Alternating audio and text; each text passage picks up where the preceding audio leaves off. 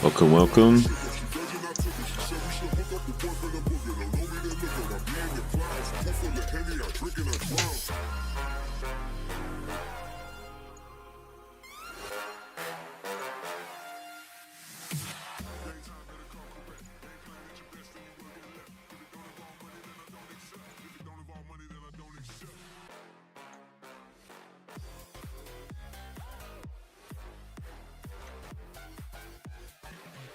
Welcome to the stream, guys. We're just getting setting up right here, waiting for SaiyanSC, who's also just setting up. We'll be getting right into the action soon.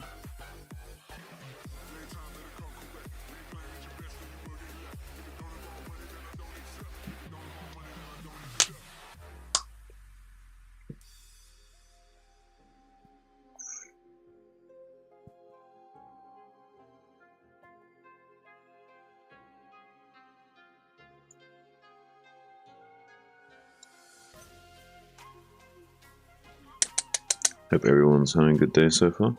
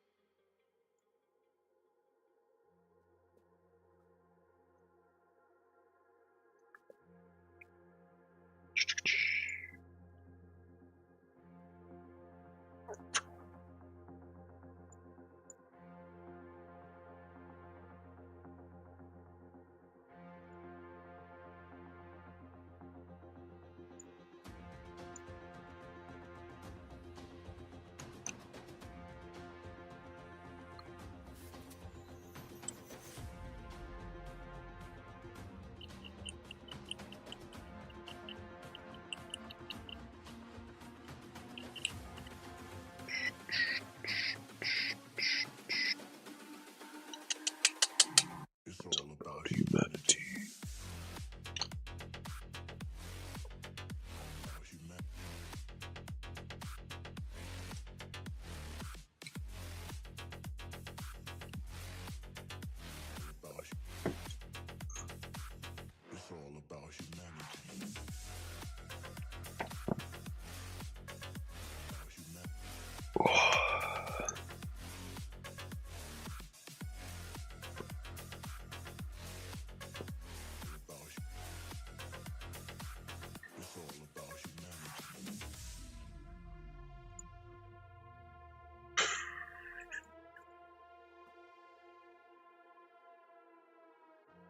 Oh, there he is.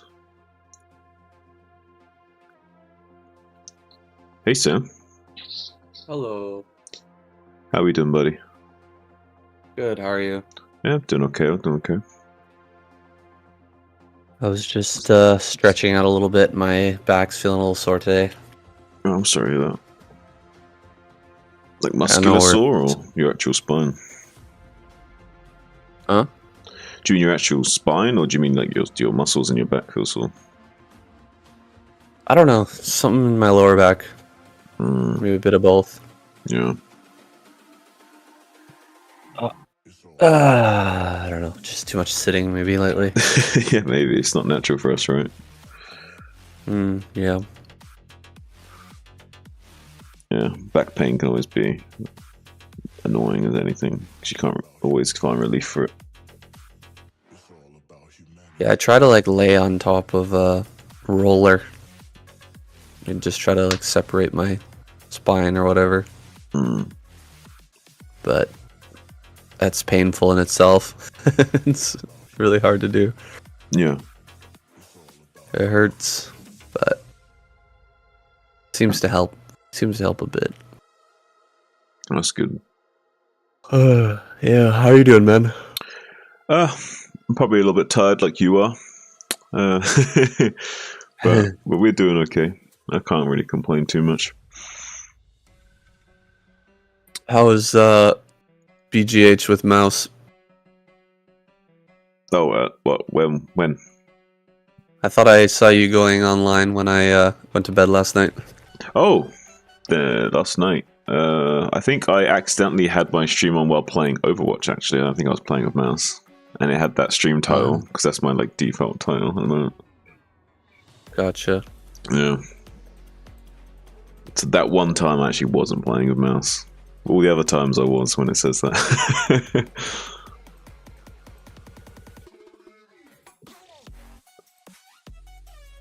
Oh, how's Overwatch 2 then? Yeah, pretty fun. Play with a little circle of friends, play ranked games together. I love playing Zenyatta. Just like, I don't know if you've ever played Overwatch or seen it. I played when they didn't have a lot of characters, like at the beginning. Do you remember Zenyatta? Because I think he was one of the originals, like little robotic monk that like floats around, cross legs, right? Gotcha. Shoots orbs. I never really played him much, but yeah, I know what you're talking about. That's the guy that I play basically. I'm okay with him. I got pretty good accuracy and have fun shooting people in the face with him. Nice. Yeah, I know that he can get kills if you're any good, but yeah, I was never like. I was more of like a tracer person, just a classic weeb. The tracer's pretty good. Anyone who knows that game knows Tracer, the standard, or What annoyed me though is all the Reinhardts. Like, why does everybody play Reinhardt? Yeah, well, it's good shield tank, I guess. It's been a staple for the game for a long, long time. Although, do you know now that they've changed it in Overwatch 2, it's 5v5, only one tank player. So it's a little bit different than Overwatch 1. Yeah, a little bit different. It's a little bit nice. Like, I mean, it's good that you can't have like 5 tanks, but then if you're a tank, everyone just wants you to play Reinhardt, right? Yeah, that's true. None of the other tanks get played. Well, in modern day, the other tanks get played more. I think when the game was younger and people were lower rank, they tend to want the Reinhardt always because it's like a safety net. It's like I can do my job easier if I can stand behind a shield. So the lower rank players or the newer players of the game, they want that shield tank to like be able to just like make them feel safe, so they don't have to worry about where they're standing. Whereas if you don't have a shield tank, I guess you have to worry about where you're positioning and stuff. You know, it's a lot harder. I guess I get it. Sort of. Yeah, whereas at high levels of play, you'll have like tanks which are like purely dive based, where like they just want to assassinate targets and get in, but that requires team coordination. It's much harder to get with a bunch of randoms that aren't necessarily playing well together. Right. Yeah. I guess that makes sense. Alright, well, we've got a sick lineup today.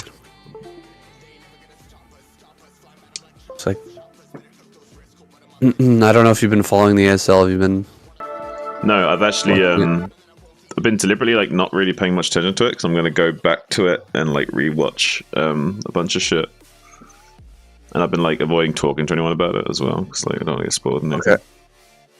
Okay. Well, at least the Protoss players they found their window to come and join KCM, I guess. So we've got good Protoss lineup. It's Bisu, Best, YSC, Snow. Apparently that's what happened last week, was they just were busy with ASL. Scheduling. I guess so. Yeah, I mean, I anticipated that might have been the case, but I think we messed around a little bit with that and gave them a hard time. Yeah, we were just joking around, but it's like... Can't you just send somebody? Just send some sacrificial lambs out to the table. Yeah, put somebody on there. Like maybe they pull an upset. Well, maybe they did. I guess they tried last time with Muso, and Muso was just like, "Not again, please." Anything but that. Leave my dignity intact. Maybe they were embarrassed. Maybe they're embarrassed. Their previous week's lineup. I don't know. Yeah. Anyway, give them a hard time again. This is a good lineup this time. Yeah, we've got Hero, Queen, Soma, Sulky. Oh, so strong. So strong. Yeah. For Zerg right now. Nice. They've been very strong recently in their lineups. I've been pretty happy with their performance. I mean, they've had some lackluster performances here and there, but overall, like, they've had some pretty stellar lineups. You can't deny that. Yeah, absolutely. There's gonna be some new heroes though coming out of ASL, man. That's the only spoiler I'll give you. It's pretty interesting. You're gonna love it. I imagine there'll be a few upsets with people you wouldn't necessarily expect to have really like been trying to get good during that period of time. Comes out with some crazy execution and build orders that like take people by surprise and shit. Yeah, for sure.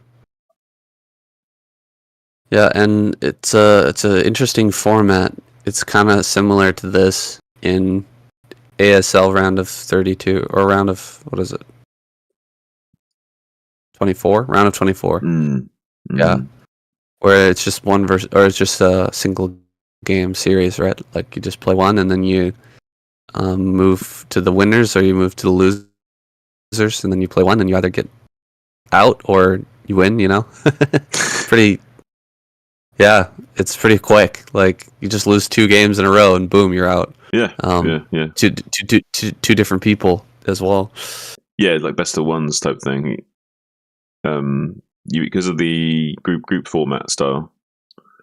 Yeah, best of ones are are deadly. Oh man, even to strong players. Yeah, can you imagine that? Can you imagine like training for the amount of hours these guys have trained for, thousands of hours, and you show up in like 2 games and you're out? Yeah, that's crazy.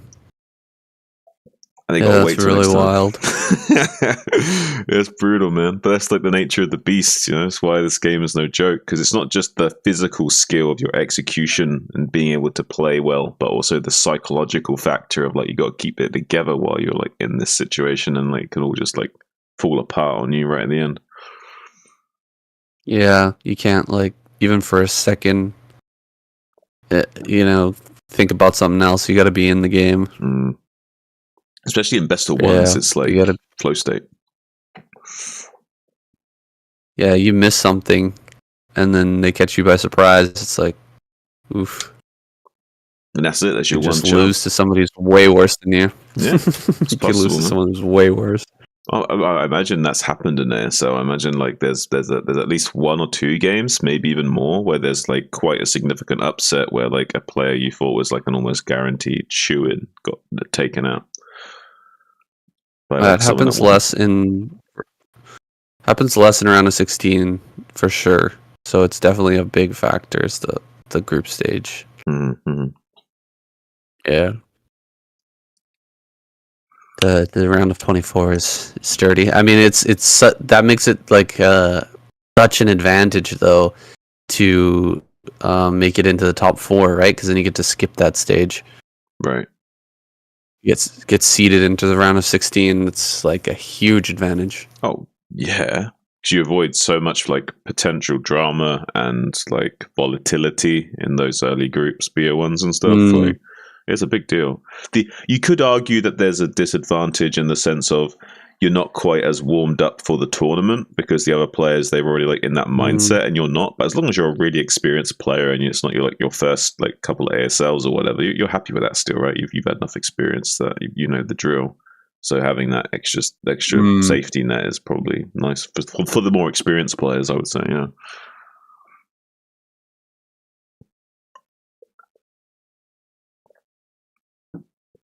But I don't know. All right.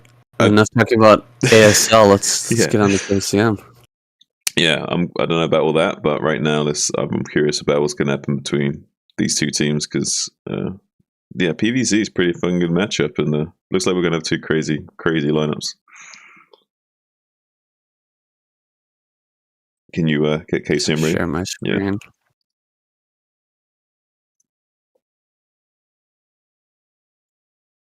Yeah. Okay, hold on a sec. I was just recording your voice, so I'll just check it. Okay.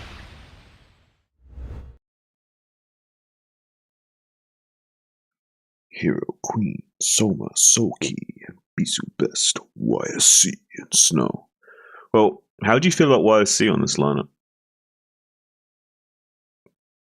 I'm not really seeing his PVZ right. compared to his PVT. I'm not sure how his PVZ is like. He's not. I don't know. His PVZ might be a lot better than his PVT. I'm not 100% about that. I'd prefer to have Rain in there, but or Mini, but it is what it is. That's the only decision I'm not quite sure about in these lineups. Like Hero, I understand. Queen, I understand. Soma, I understand. Soulkey, PC Best, Snow. All these I completely understand. But the YSC is the one I'm like, But that could, maybe they know something I don't. Maybe he's got some like PVZ specializations or something.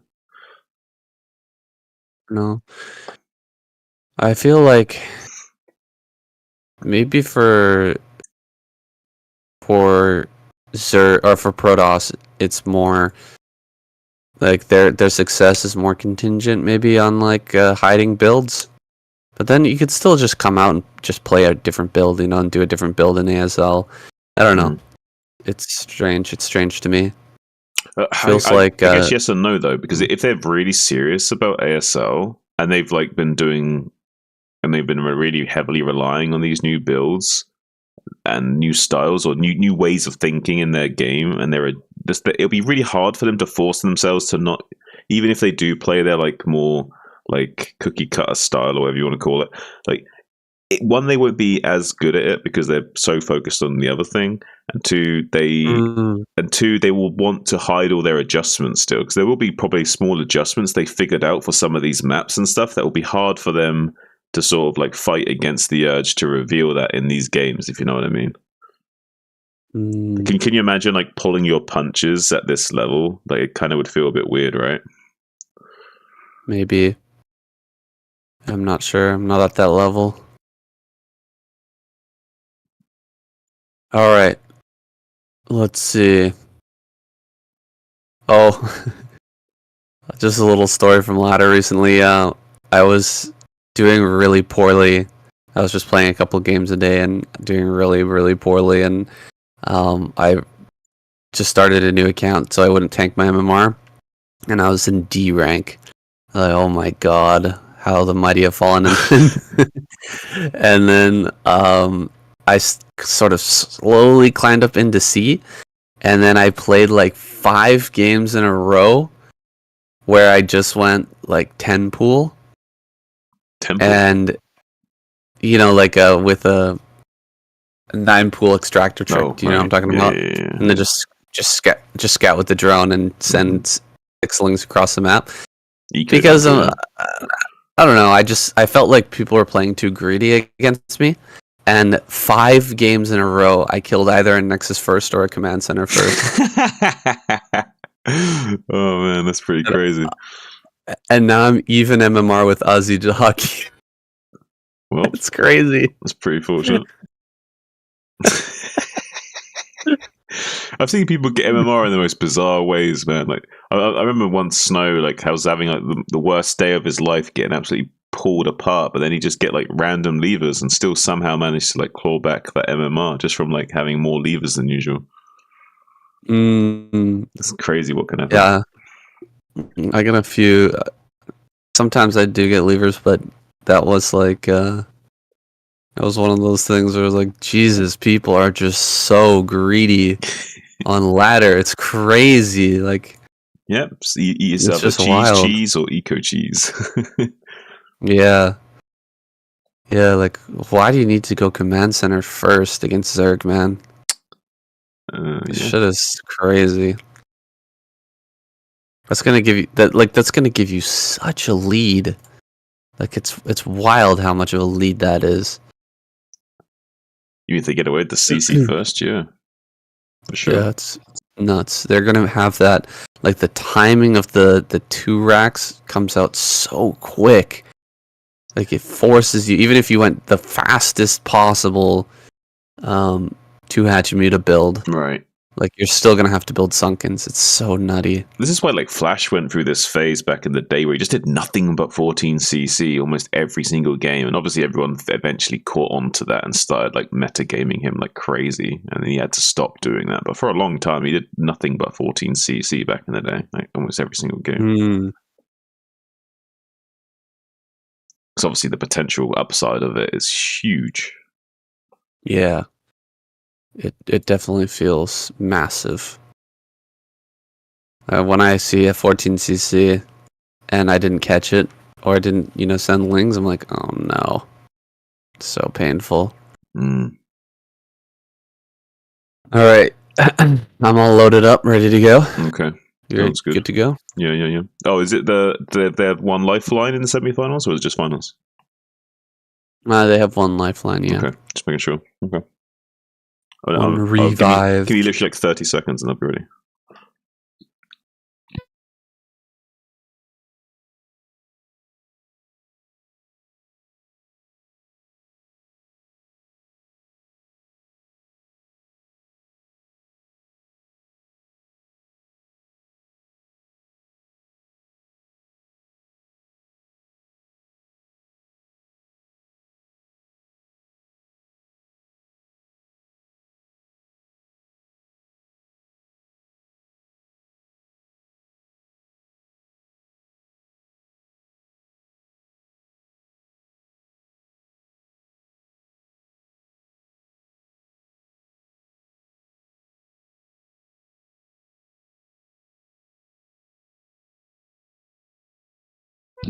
Oh, okay, man. Hey, what's up, Killer Ace? Saiyan and Son, best casters. Oh, appreciate you, my guy. You there, Saiyan? Yeah. Did you hear that? Thanks, Kill Ace. That's nice. Alright. Ready to get into it? Yeah. Let's go. Alright. 제가 윤수철 선수의 경기를 쭉 중계해 왔습니다만 이번 시즌의 윤수철은 좀 달라졌다라는 느낌이 들긴 하거든요. 맞습니다. 네. 분명히 달라졌어요. 뚜껑을 열어봐야 돼요. 이거. 그렇죠. 언박싱 해봐야지 알 수 있습니다. 자신 있을 거예요, 본인도. 그렇지. 네. 자, 준비 끝났습니다. 준결승의 1경기. Gotta play Seraph tomorrow. Hope to avenge you. Killer says, gotta play Seraph tomorrow. Hope to avenge you. What's up, everybody? Welcome to the KCM semifinals. We're getting started here with the first Zerg versus Protoss on La Compañía. Get it started. All right, bringing up our lineup here. It's looking like a great semifinals. Bisu best, YSC Snow versus Hero Queen, Soma Sulky. I'm so glad we're getting a good Protoss lineup here. I'm glad we're getting a Protoss lineup at all. I think we had some scheduling issues the last time round. I kind of made fun of them for that, but look at this lineup. So good. Got Hero, Queen, Soma, and Sulky. Absolutely phenomenal players going up against Bisu, Best, YSC, and Snow. I really like both of these lineups. It's a shame we don't have the likes of Rain, maybe, but to maybe step in for YSC, but we can't have everything. I think it's still a really great lineup, and we're going to have some great games here soon. Yeah, maybe YSC's got something special for us. He's being sent out first here versus Hero. There's a lot of new stuff that can come out on La Compañía. There's some room for innovation here, I'm sure. So we'll see what old YSC has planned for us. Is he gonna go for some sort of crazy cheese here? Will he be hopping a probe over the wall? What's gonna come down here for old YSC? Well, he's definitely got quite a few options to him, especially with this map's a little bit peculiar with how you can get this expansion in a sneaky way in the back here. But at the moment, we're just going to be seeing probably a Forge Fast expand with an overpool. I think we might even be seeing the Nexus come down a lot sooner than that Forge as well. He sees the timing of that pool, knows there's not going to be a 9 pool or a 5 pool or anything too crazy, so might be throwing down that Forge a little bit more delayed here. It looks like he's still going to get the Forge before the Nexus, but he gets in there, he checks, he sees the timing on that pool. He's going to juke around here and try to block this hatchery. It's very, very annoying, but look at that. Hero does get it down. And we're going to send the probe back inside the main just to check and see how many links are actually produced here. Cannon just about to start. This should be on time. And Hero won't be able to get any damage.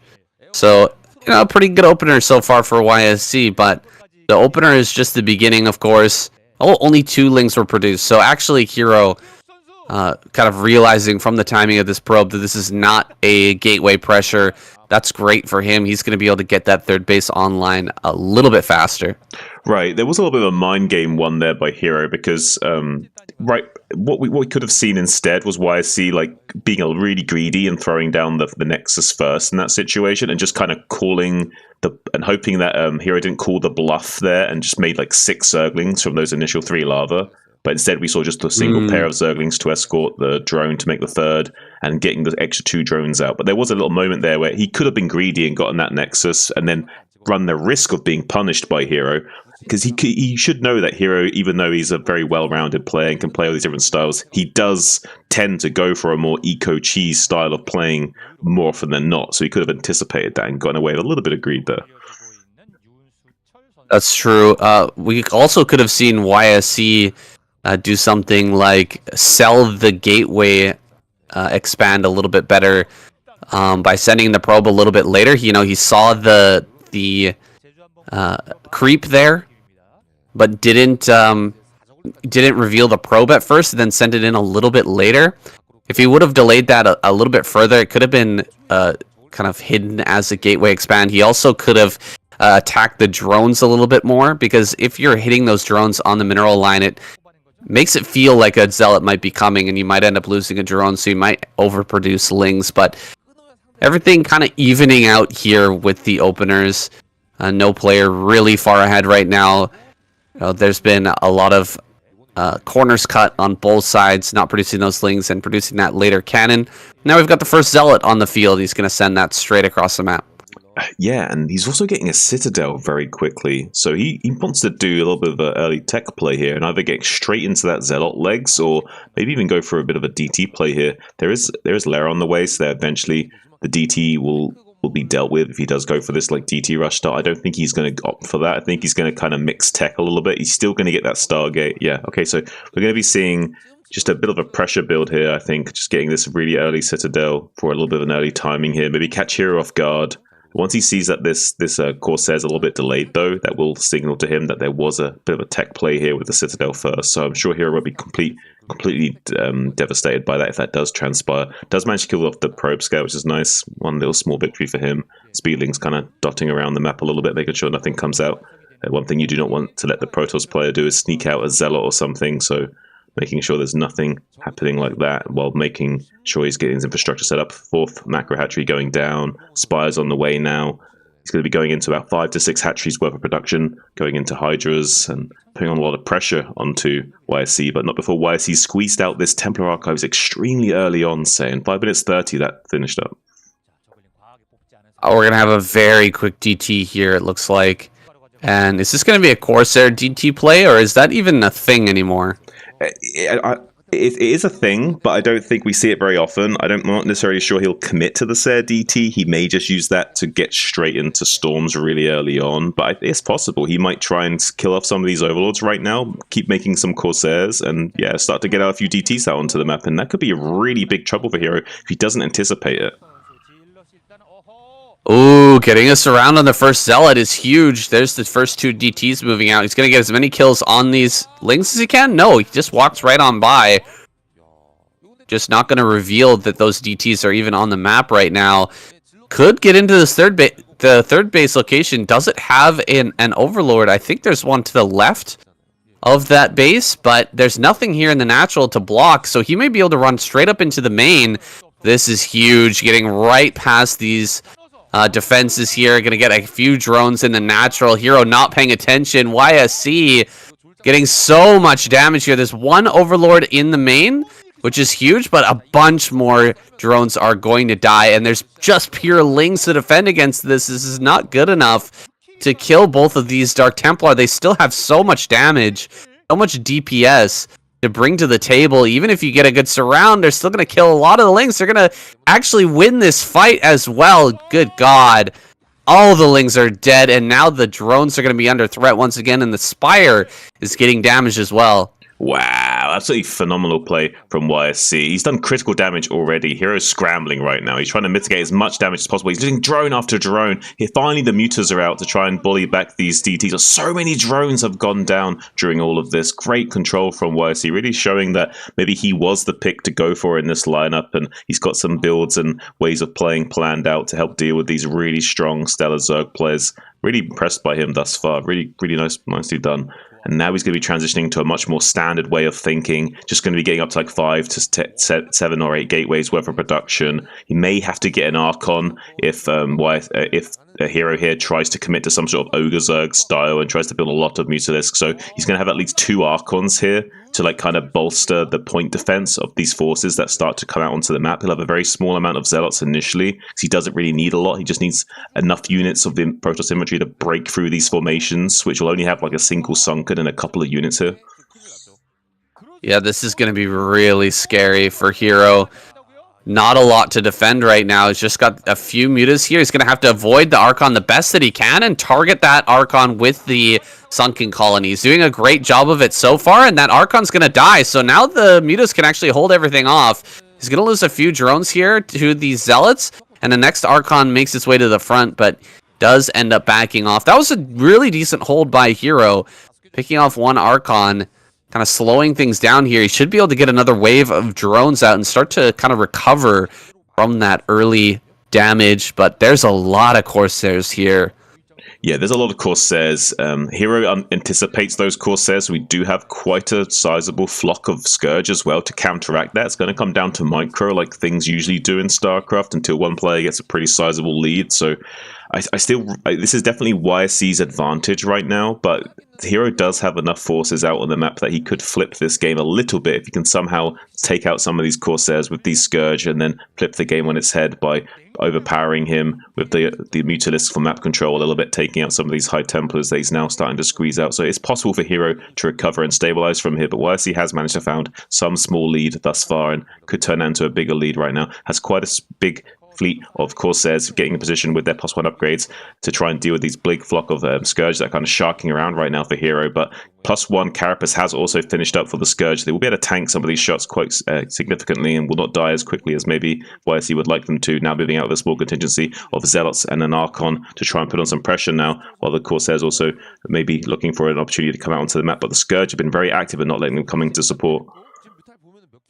Yeah, blocking those Corsairs from supporting. Ooh, really close to taking a shot there from that Archon. He's preventing the third base from coming up, and he's denying an attack here from YSC. So Hero playing this out beautifully from a disadvantage, and he is going to get pushed away for a moment, but Scourge are here really threatening this area. He hasn't brought back an Archon to push this away. He wants to keep the Archon out on the map as a threat, rather than as a defensive tool to try and get this third base up, and Hero's really punishing him for that. He's getting out a ton of Hydras now, and his drone count is looking not too bad. So we're actually going to get into a long game. I thought that YSC was just going to bowl over Hero after doing all that early game damage. It felt like an unlosable position, but it's starting to look more and more winnable here for Hero. Yeah, he still needs to be very careful. He's not out of the woods yet, but Hero did do a very good hold and did very quickly hold the phone. He's losing so much the HP on these mutas. All of the mutas have gone. Most of the Scourge now too. YSC looking very potent now, as pretty much all of their air fleet has been dealt with, and now these Zealots and Archon out on the map don't really have a lot to contend with besides this flood of Hydra. And if you can get some High Templars out on their map and start storming these clumps of Hydras in a minute, it's going to be really tough for Hero. So Hero wants to try and buy as much time as possible right now. See if he can come in here, bait some storms, skirmish with the Protoss player, and try and even out the forces right now. Because at the moment, as it stands, this is a very difficult army to deal with if he came out onto the map. So that's why we see Hero just camping by his Sim City and his Sunkens right now, because he knows he needs all the Sim City and static defense to fight against such a sizable amount of Zealots like this, especially when there's a single High Templar with 2 storms as well. Now the High Templar's boxed in and killing so many of these Hydras, they can't quite get out the way quick enough, and now Hero looking in a little bit of trouble as he gets some of his army shaved off. He needs to come in desperately for a flankenzy from the west hand side, making sure he can box in some of those Zealots, kill as many as possible on their exit. He needs to reduce the Zealot count desperately, while YSC also wants to try and maybe even double expand at this point and get up into 3 to 4 bases gradually, while Hero wants to come out onto the map and put on some pressure. He might even need to expand himself or tech up, because I'm not sure he's going to be able to break YSC. There's such a strong Protoss infantry standing army in the middle of the map right now. Yeah, and that back base, which had been denied for so long because of that Air Force from Hero, now can go down uncontested. We're switching fully over here into Lurker right now, and there's no real gas for a Muta switch or a switch back into Muta, so YSC should be able to take that completely free. Oh man, Lurker's running up on top of this. The first wave of Lurkers here are going to be used incredibly aggressively. Great storms, though, blanketing on top of those Lurkers. Actually hitting a lot of the Hydras as they run forward as well. Hero being so aggressive here, just running up on this. He gets a snipe on a Templar. He snipes another one, but the storm comes down in time and blankets a ton of the Hydras on the left-hand side, forcing everything back here. I don't think you can continue to be aggressive right now as Hero. It may be time to take a 4th base here. Yeah, I think it is time to take a 4th base. One thing we can say is that he is preventing the timing on this 3rd base for YSC for quite a long while. So he can kind of get away with dealing with this sort of Battlezerg style, just throwing units at him at the moment. But as soon as he gets this 3rd base online and ramping up his own production, yeah, we're going to need this 4th base. So Hero wisely taking this 4th in the northwest quadrant of the map. He will be needing to get that online himself as YSC starts to mine at this 3rd base of his own. Look at this big flood of Hydras just waiting, getting loaded up in some overlords as well. So he's going to go for some sort of doom drop. I think he might try and kill this third base. This third nexus is on low HP. It's possible he could just drop on top of this third nexus and maybe just pop it. I think that's what he's going to do. This is amazing. This is amazing. He sees that. Oh, and the drop down here as well. Wow, so cool. I think he wanted to bait the probes to go to the third base there, but they actually get sent to the main. Yeah, I think he can kill this, man. The Corsairs are way out of position, and he immediately recognizes it, sends his army down here. Oh, YSC is right on top of this, though. His army coming in right away, but the main base is a little bit exposed. Here we go. Some storms are coming in here. Lurker's going to burrow. Probes are going to have to be pulled away from this position. YSC a little bit slow on that, losing quite a few probes here. And this Templar could get sniped. It doesn't have the energy for a storm. Coming in from multiple angles right now. Hero just ripping YSC apart. And he gets those two Templars. Well, that's a huge win here as Hero takes that fourth base and clears out the main. Oh, man, YSC is going to get in here. But I don't think he actually has enough. He's going to lose so many Overlords, though. Oh, man. There's so much going on the map right now. It's kind of crazy to cast this. Yeah, it's a really great multi-pronged, multi-layered attack here from Hero. The one sequence that didn't quite go his way was this evacuation of the Overlord. So losing a lot of that Overlord fleet and now being really heavily supply blocked, but does have a sizable army coming in, and it's boxed in this Protoss army quite critically on into this third base area. And now with the forces split up like this, he can start to really come in here and to really rip YSC apart. He needs to desperately get these High Templars out from the natural expansion up here to help, and the Hydras are trying to bully them back and screen away this reinforcing army while the rest of the Hydras come in and just rip this expansion to pieces, decimating the Protoss. And now another Overlord with a Lurker drop in the natural expansion, going to be shutting down mining there, maybe killing a lot of these probes. So really great play from Hero, absolutely all over the place today, really on fire. I can see why they've been picking him in these weeks. He's just been playing like an absolute god recently. I'm really happy and really pleasantly surprised to see him. GG. Wow, so impressive to see Hero bring this back from a deep deficit. YSC just not able to close there. The Doom drops were so potent in bringing Hero back in this game, and if only YSC had been a little bit more defensive with those Corsairs, that couldn't have happened. That's really what those Corsairs are there for after the Muta threat has been removed from the game. Sniping Overlords and preventing drops, that is their function. They just were not in the correct place at the correct time, but Hero gonna move forward. I can't be sad about that. We've got more great games, guys, coming right up.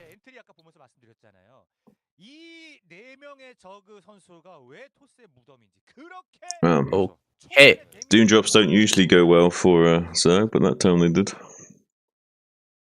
He's so good with drops. It's crazy. I think, unironically, I've said before in the cast that Hero's really well-rounded, but I really mean that. Like, he's one of the most well-rounded Zergs out there. Like, he can do most of the things that you can do with Zerg, but he can do them all really well. If that makes sense. 1 second. Can you watch this? Thank you.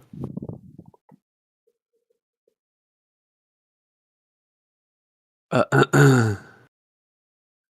right, let me cross off YSC. I mean, good effort from YSC. I liked his build. I liked his execution. The one thing I really didn't like was his follow-up with the small Zealot Archon contingency. Like, there's like 3 Zealots in the Archon. Like, he did kind of miss-microed that a lot. He kind of got a bit... He tunnel visioned a little bit too much with that and gave a bit of a window for Hero to come back. I think he could have done more critical damage with the Zealots and Archon. Yeah, I think had he just kept that Archon at home to help get the third base up and operational, you know, the Mutas were like harassing that in the back. 2 Archons there just completely shuts down that harassment, and then he gets the third for free. And then he can just go, get further and further ahead. But he just got delayed so hard because he not only was the attack lackluster, but he just didn't have the army back at home to actually deal with the Muta. So, well, I think he wanted game-ending damage right then and there. He wanted to take out the Sunken as well, and he wanted to have his cake and eat it. He wanted to overpower Hero completely, which he really that was really not going to happen. Though. He should have done either one or two things. He should have kept the icon back at home, like you said, for the anti-air, or he should have just ignored the sunken and just gone straight into the drone lines right at the start and just like ravaged the drone lines even more. Yeah, he could have done that. And I mean, he had 2 Archons, and one of them wasn't even present for the fight. Remember that? Like, he sent them across the map, and then he didn't send them both in at the same time. Which really doesn't make sense. Well, yeah, his mindset was, I'm going to kill this first Sunken and maybe lose this first Archon fighting the Muters after I kill the Sunken. But eventually my Archon's going to die, and the other one will then replace it. But that just obviously didn't transpire the way he visualized it, probably.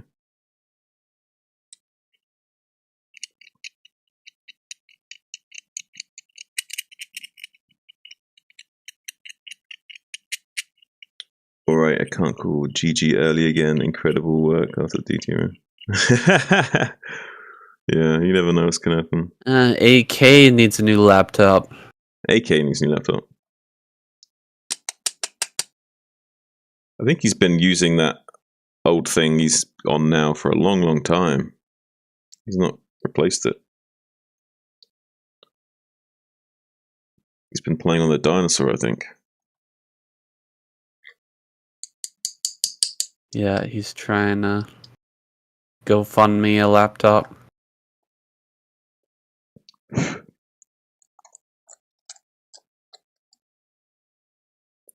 wish him all the best.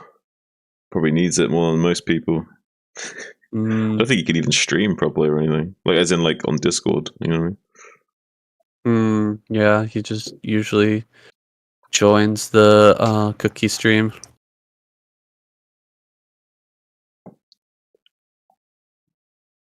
Drops it underutilized in ZVP, says Killers, probably in ZVT too. Yeah, the problem is that drops can so easily go wrong in PvZ. Like, literally one storm and the drop is over. If they have the High Templar in position, it's your attack is over, pretty much, essentially. Yeah. There's a storm on the Overlord.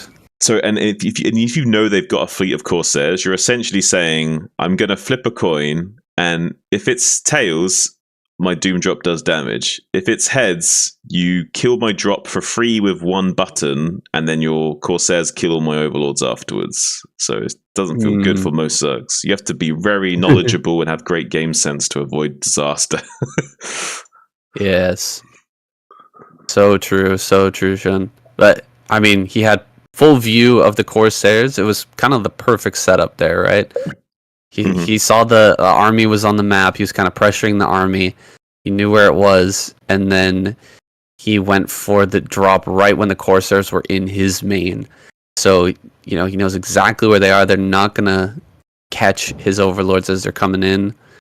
And then also, the drop can fly straight through the third into the main as well. So he was able to drop in multiple locations and not just lose everything. Like, if he had only dropped in the third, everything, yeah, the storms would have just come in. You know, he would have been trapped against that wall and just completely crushed. But it was a masterful maneuver because he's attack. Yeah. He wins either way, because either he sends his army. He doesn't send his army and keeps it near the natural so he can defend his main and his third, and in which case he just drops into the third and kills that nexus. And if he does send his army to deal with to protect the third, then he just keeps going into the main. So it's a win-win on that first prong. And then he's got, but then after he drags the army away from the natural to the third, he's then got the lurkers at the natural because he knows the army's then going to be out of position. So he gets the free probe kills and mining deny. He forces the probes from the natural into the main, and then he knows he's got higher probe threat because he's just about to drop the main as well. So he's like setting himself up in these like multi-layered attacks, and then he's also coming in on the west with the Hydras to box in and like threaten the army and keep the army distracted to make it slower in getting back to the main to defend as well. Yeah, these are some like incredibly high level strategies that require insane like sophistication and control, and then on top of that, like the strategy behind it all as well. And that's something that YSC just can't keep up with, and that's That's why, Hero can lose 10 drones in the early game, Isn't it and nuts? still come back. Isn't that nuts how It's good wild. these players are in this game, Saiyan? Like, they can be that That's good. wild. And they can do a combination of moves that's just too much for your brain to keep up with. It's gnarly to me. Yeah. Yeah, it's wild. It's wild. Do you know what it reminds me of? In like you ever seen Fist of the North Star? That like that ancient anime, or like the where it's like he's punching really fast. It's the meme that comes from it is the like you're already dead, like the Shinderu, whatever it's called. Whatever. Oh yeah, that's where that meme comes from. Fist of the North Star, right? That you're already dead meme. Now in that, have you seen the punching one where he's punching really fast? From the same anime. Okay, well, anyway, he's like going, punching really fast. That's basically what Hero's doing. He's like just and just like overwhelming him with so many punches in such a short space of time. It's like physically impossible for him to weather the storm. Doesn't have the experience. Doesn't have the like wherewithal, I guess, to see everything that's going on. He's just kind of like putting out fires everywhere. Like a hurricane just hit his base, you know what I mean? Yeah, it's literally checkers versus chess, though, isn't it? He's like just dealing with it, like, oh, I need to deal with that. Oh, I need to deal with that. Oh, I need to deal with that. But Hero's like, oh, I know you're going to react to it this, and this way. So I'm going to set it up like I put my knight here, I put my bishop here, and I put my queen here, and then suddenly checkmate, motherfucker. Like, yeah, exactly.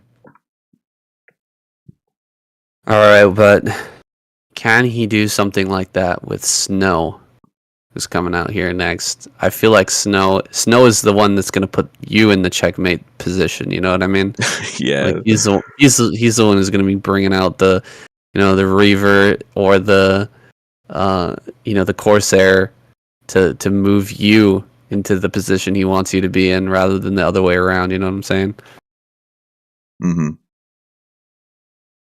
Well, let's find out anyway. You ready to go, or you want a short break? I'll actually grab a quick drink to make sure I don't get a dry mouth during the cast, but give me like literally less than a minute.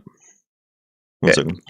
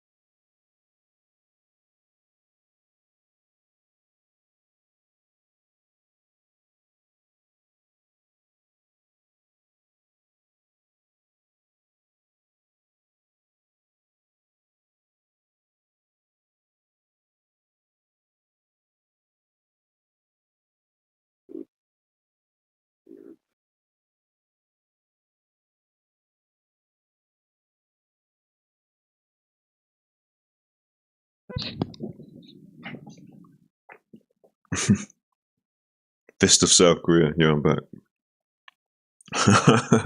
All right.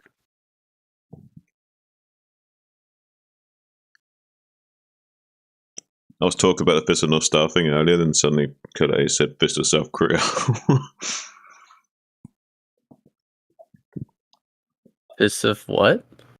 I was talking about the anime Fist of the North Star, and suddenly Kale said Fist of South Korea. Made me laugh.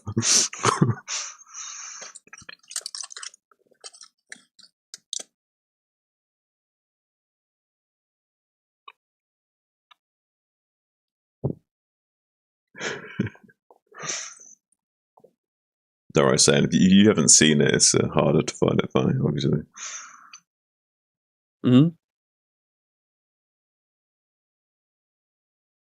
I guess it's like the slap game. It's faster to initiate something than to react to it.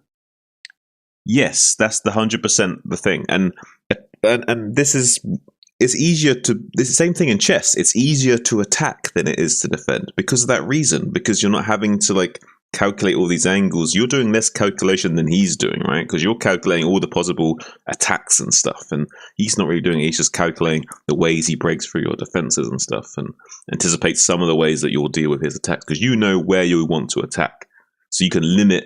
You can narrow down what he will do based on what you do. Because when you do something, there's not that many things that he can do to deal with it efficiently, right? So you can narrow that scope down and analyze multi-layers of attack. Because he's no way on the fly going to be able to calculate, oh, if he does that, then I need to do that because even though dealing with that is better, I need to do it this way around because that way, then when he does the other thing next time, then that's not going to screw me over. They can't really think that way on the fly unless you're someone like Flash who's got all those moves kind of pre-planned out. Like he's got the like in chess where they like do their planning ahead of time. They know the lines of all the different attacks and stuff that you can do in the early games. So they already got that mapped out. They didn't have to think about that. Someone like Flash has got most of the game mapped out. Whereas these other guys, they haven't. So it's easy to catch them off guard with that sort of stuff.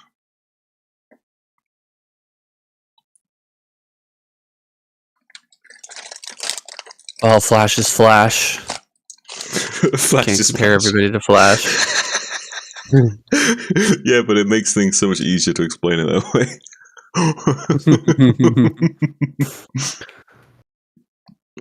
Well, this is going to be a great game, guys. I think we should get this one started. I'm really excited.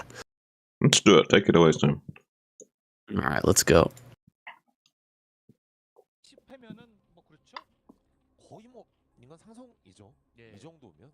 Okay, game number 2. This is exciting, guys. We're gonna have Snow versus Hero on Invader. This fantastic new map that we haven't seen that often, but guys, I am really excited to announce, if you haven't already heard, that this is a new ladder map now. We've got this map on ladder, including this map plus all the other ASL maps have just been added to ladder. A universal win for Blizzard, I feel. Wow, that's actually really cool. I'm excited to see what some of those games are going to look like. It's really nice. I'm sure people like Artosis are going to be happy about that. You usually see them complaining about the map pool not being updated for quite some time. I'm sure there's a lot of players out there that feel the same way, not getting the maps updated. It's definitely a nice change, I think. A big win for Blizzard. Yeah, absolutely. It's been one of those complaints that's just been going on for so long. And it's such a free win, really, for Blizzard to do something like that. There's no cost to them at all to just use the ASL maps. Like it takes them 2 seconds to add that to the map pool. It's not like they have to develop the maps on their own or anything like that. So I'm shocked that they hadn't done it up until now, but maybe a bit of that Microsoft influence coming through. I'm not sure. But anyway, we're going to see way more games on this map, as well as some of the other ASL maps here coming up soon on the replay side of things. But for now, Snow here, going to go ahead and grab a Nexus first. Damn, so he's completely identified what's coming here from here. He's even blocked the natural and forced the base over there to the third. So he's going to get away with so much here. This is the maximum greed right now, going for a Nexus first straight into Gateway. Wow. By the way, Hero's so good. Okay, so right now we got like an economic arms race between these two players. We went for a 12 hatch. We put that at the third base for Hero here. And Hero Snow's response to that was, well, I'm going to go Nexus first then, buddy. And Hero's like, well, okay, I'll just take another hatchery. And Snow's like, yeah, but I can block that with my probe. And Hero's like, no, you can't. And he actually gets the hatchery down, and I'm kind of blown away by that he was actually able to bully away the probe enough to buy enough time that the drone had just barely enough frames to actually get into animation to build the hatchery. It's really, really impressive by Hero. and they're going to be just going up into a normal game after the fact, throwing down the gateway and then the pool and the forge and the gas. They're doing more or less the normal build order after the fact. It's just the way they're navigating right now is really aggressively economic focused, and Snow going to be going straight into that fast core as well, not wanting to waste any time building any cannons or anything he doesn't need like that right now. But he will have to eventually make one cannon, because Hero could kind of call his bluff right now and make some Zerglings. But right now Snow knows that he's built enough drones that he only has room to make one pair of Zerglings, because he's now supply blocked. So until that Overlord hatches, he knows there can't be any more than 2 Zerglings coming to him, because he's confirmed the amount of drones that Hero's made. Right. So we are going to have that cannon here at the front, and it will finish in time. So Snow going to be completely safe here. And yeah, I love what you were saying about that third base able to go down there before the spawning pool ever came up. Looks like these Lings are trying to run by. No, they will be forced back. I think that's one of those things that doesn't really get talked about often enough. You know, Artosis does talk about how there's that RNG factor of SCV dancing on top of the building. You don't hear it very much, but there's a bit of RNG to whether your drone does a little spin, like a little doggy getting into his bed before he throws down the hatchery, right? Or not. And that can be the difference between getting your hatchery on time and being delayed by 30 seconds or more, because you have to throw down, or even longer if you have to throw down your spawning pool, or you have to fight the probe to try and get that hatchery down. And he got a bit of RNG luck there, combined with some skill and pushing away that probe. He got the 3 hatches up before pool, and he's going to be feeling really good here. But first Zealot's coming across the map. It actually just puts on a little bit of pressure and then backs away, because Ling speed is done, and that's quite a few Lings. Yeah, it's actually kind of scary. As long as he doesn't get distracted by chasing around the probe, which he shouldn't, then there's no way the Zealot could come into the third base in time and kill some drones. A lower ranked player maybe would attempt that play while trying to distract the Lings out on the map, but once seeing that Ling speed and someone of Hero's caliber, he understands fully there's no way that Zealot should come in there and risk dying for free. So going to be just backing off after maybe trying to threaten him to make some extra Zerglings if he didn't make any already. Going to be getting his I think +1 air weapons on the way, +1 weapons on his ground as well. Then probably going to go into armor. Is Snow wanting to ramp up his technology and his armor and his upgrades as quickly as possible to try and catch up in the curve of this game. He knows he's a little bit behind, not by much though, since he'd go for that Nexus first, so he's still pretty comfortable himself on his side of the fence, but still probably ever so slightly behind Hero, I would say, at the moment. Hero's got a pretty decent drone count right now, but he does have to produce some sunken colonies, because this pretty quick +1 upgrade here has just kicked in, and speed is done. So the SimCity is going to be incredibly important. We've got Zealots hitting multiple locations at the same time. He's going to try and get some drones here. Lings are going to be popping over here to this third base. Some mutas coming out here, but a little bit too late to save all these drones. And one drone actually gets caught behind the mineral patch there. That sucks. I think we're going to have to see a extractor made and canceled here to get that drone free. Zealot's coming back into the third base while one runs into the main here. There's one at the natural too, blocking the mining. So Snow doing a great job multitasking right now and hitting all different locations at the same time. Hero losing quite a bit of his economy. We'll push everything back now, and since the Zealots have been pushed away and we've got map control back on the side of Zerg, we're going to be able to hit a big round of drones here and kind of catch back up in that count. Yeah, I would say that right now it's looking like this could get out of control for Snow if he's not careful. Someone like Hero is very good at navigating this early to mid game phase. Snow is really strong once he gets going, though. So, oh, look at this damage in the main base of Hero. These 2 Zealots going absolutely nuts right now. So much damage is being done. Not only are these drones dying, but they're not mining right now. That's also one of the bigger factors, is that they're not actually producing any additional income for him at this present time. And this is a lot of drones not mining at the moment. So, yeah, really bad news for Hero. He doesn't lose too many more. Oh, he gets another drone. Snow's absolutely insane. He was manually clicking on those drones to find the low HP ones. There was only 2 that were one-shot, so great play by him, managing to pick off another one of those. Archon now on the way to provide more anti-air splash against those Mutalisks that are going to be flocking and sharking around soon. While he slowly gets up his fleet of Corsairs, he needs at least 6 of +1 to be able to start one-shotting these Scourge consistently. Right now, Hero are going to be also going to be transitioning into that pure Hydralisk production to put on more and more pressure going into the mid-game phase. Riding up to Mutalisk all over the place here. He sees this incoming army and has to start producing a lot of Hydras here to hold this off. Otherwise, he could end up losing quite a few Overlords at the bare minimum. That's a pretty decent setup there with all of those hatcheries on the left-hand side and the Sunken tucked away in the back. He is going to be able to push this away. Oh, moving shot here from Snow. Nice split up there, though. Hero going to keep most of those Mutalisks alive, but not a large... Oh, another one getting caught here. Great job by Snow. It's very difficult to get that moving shot going, but... he does it excellently. Now going to be able to come in and harass some of these Overlords. We still don't have Overlord speed, and we're going to lose a few. More and more things going wrong here for Hero. And just going to retreat to the high ground here and fight these Mutas. Snow backing away very nicely onto a third base. He's looking fantastic right now.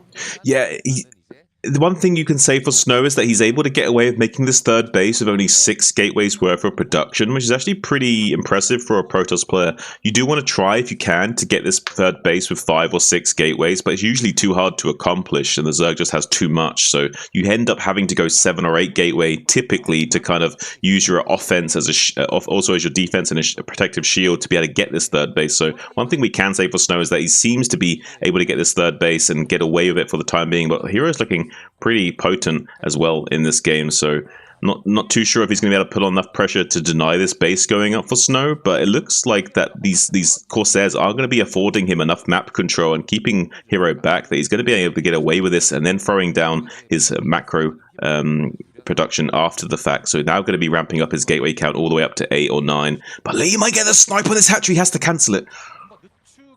Ooh, that's rough, having to cancel that right now. And at the same time, an army moving forward here with some Templar as well. Storms could come down on these big clumps of Hydras and kind of annihilate this position, but he does back away, recognizing that he may be getting overwhelmed here and surrounded there with Hydras coming up from the rear. So Snow just falling back for now.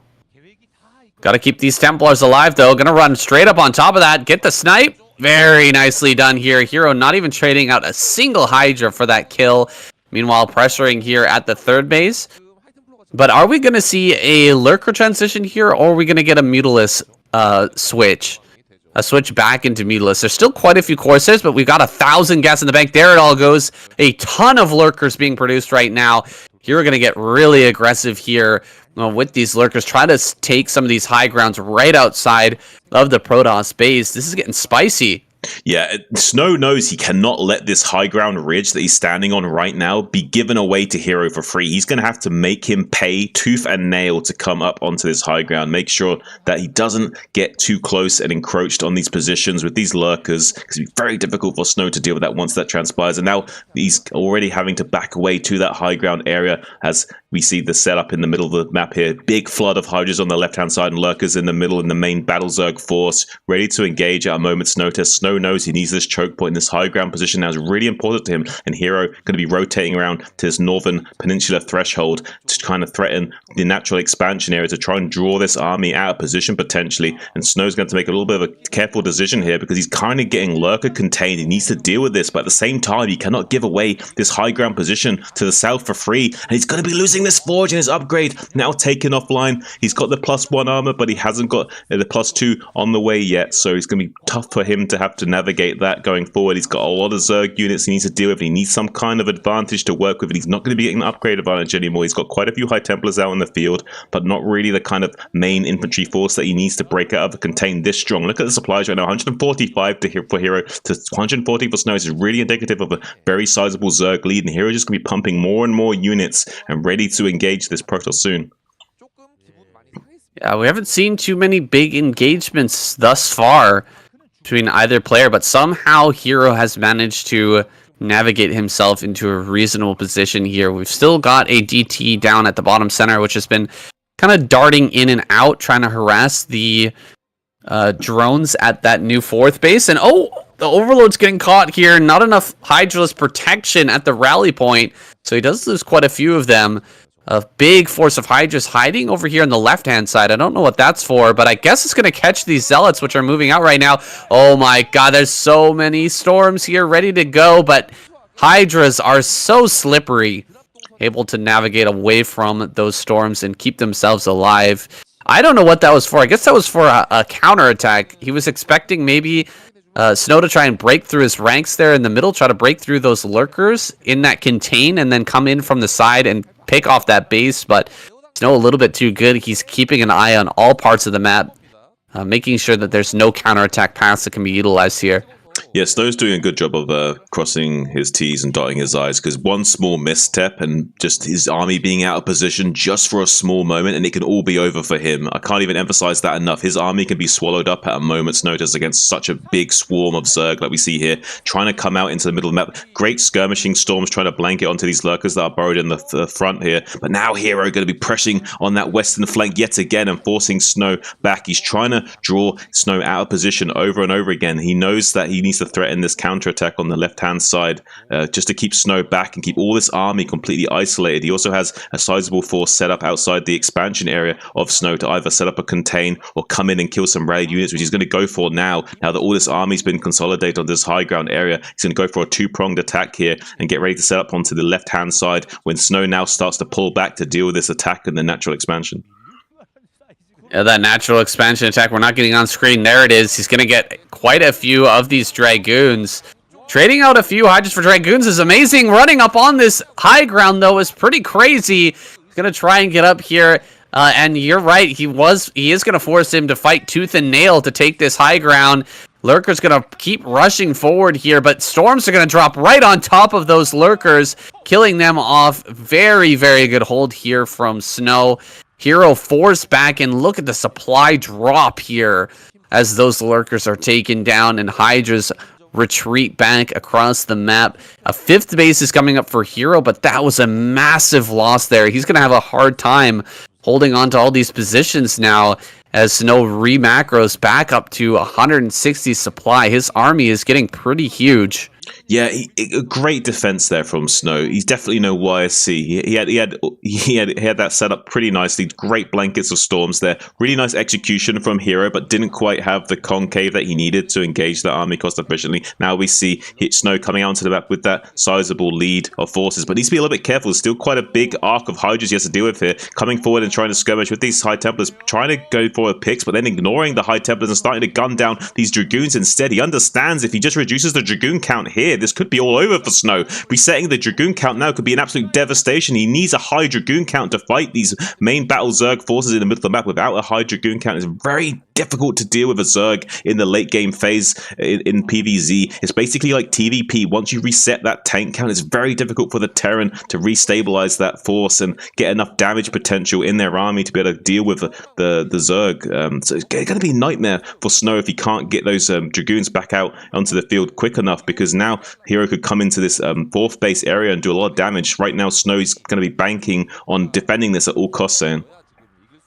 Yeah, not having enough zealots, sufficient zealots with that army really hurt Snow there.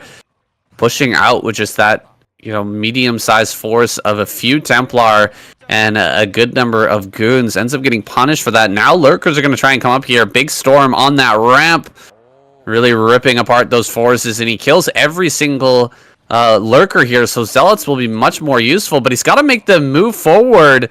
Loses a Templar there to a couple of snipes from these Hydras. Just so much damage from Hero coming out right now, and you can see that earlier snipe on the Forge is kind of playing a part here, because we're going to have an upgrade advantage now for Hero, who's getting up into 6 bases. 6 base Hero. We still haven't seen a Hive yet, but I think that should be coming soon as well.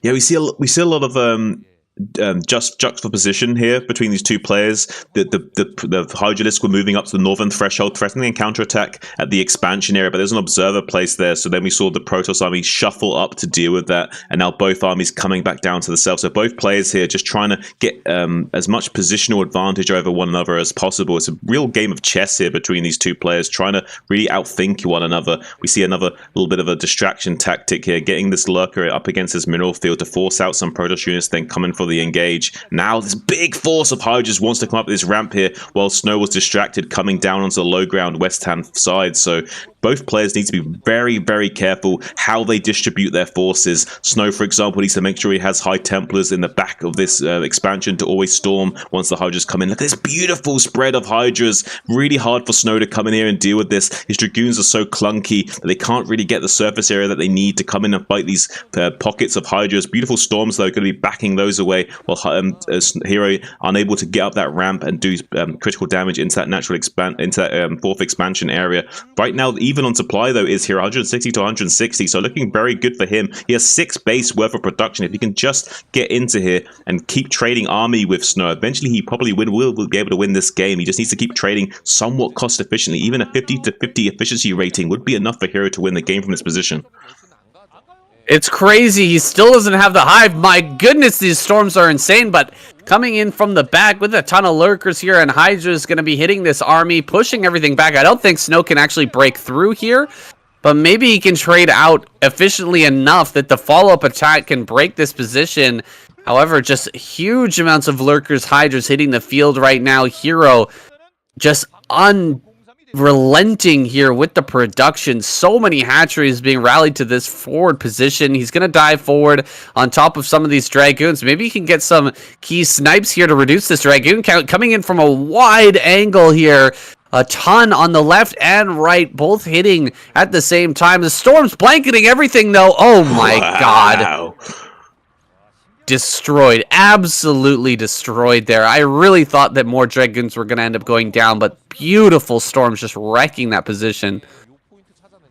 Kind of crazy storm saying Snow's playing like an absolute god right now. Like, honestly, Hero probably should have won this game against most Protoss players. He would have just swallowed them up. But look at Snow here with this counterattack on the 3 o'clock as well, taking out this drone line while having his forces pressure the bottom left expansion. Hero wants to keep engaging these forces over and over again. But look at these storms as he tries to engage, losing so many Hydras to these Psionic storms. Beautiful storms from Snow from start to finish in this game. Those 3 Zealots still raining down havoc on this 3 o'clock position, trying to get on top of those Hydras while the drones come back to mine here. Finally, Hero going to be dealing with those Zealots by sending a small contingency of Hydras to deal with that and mop that up. But look at this, all the drones are trying to be evacuated, but they get splashed down by the Archon. So many drones going down, having to evacuate this position as well. Hero losing this base is really a bit of an issue here, because he's now going to be down to 2 bases worth of economy. He's mained out on his main and his natural, and now his third is almost dried up as well. He's only got this base at this 3 o'clock, which is only just now being resaturated. So now he hasn't really got a lot going for him. It's basically like 1.5 bases worth of economy, since he can't mine his bottom left, saying.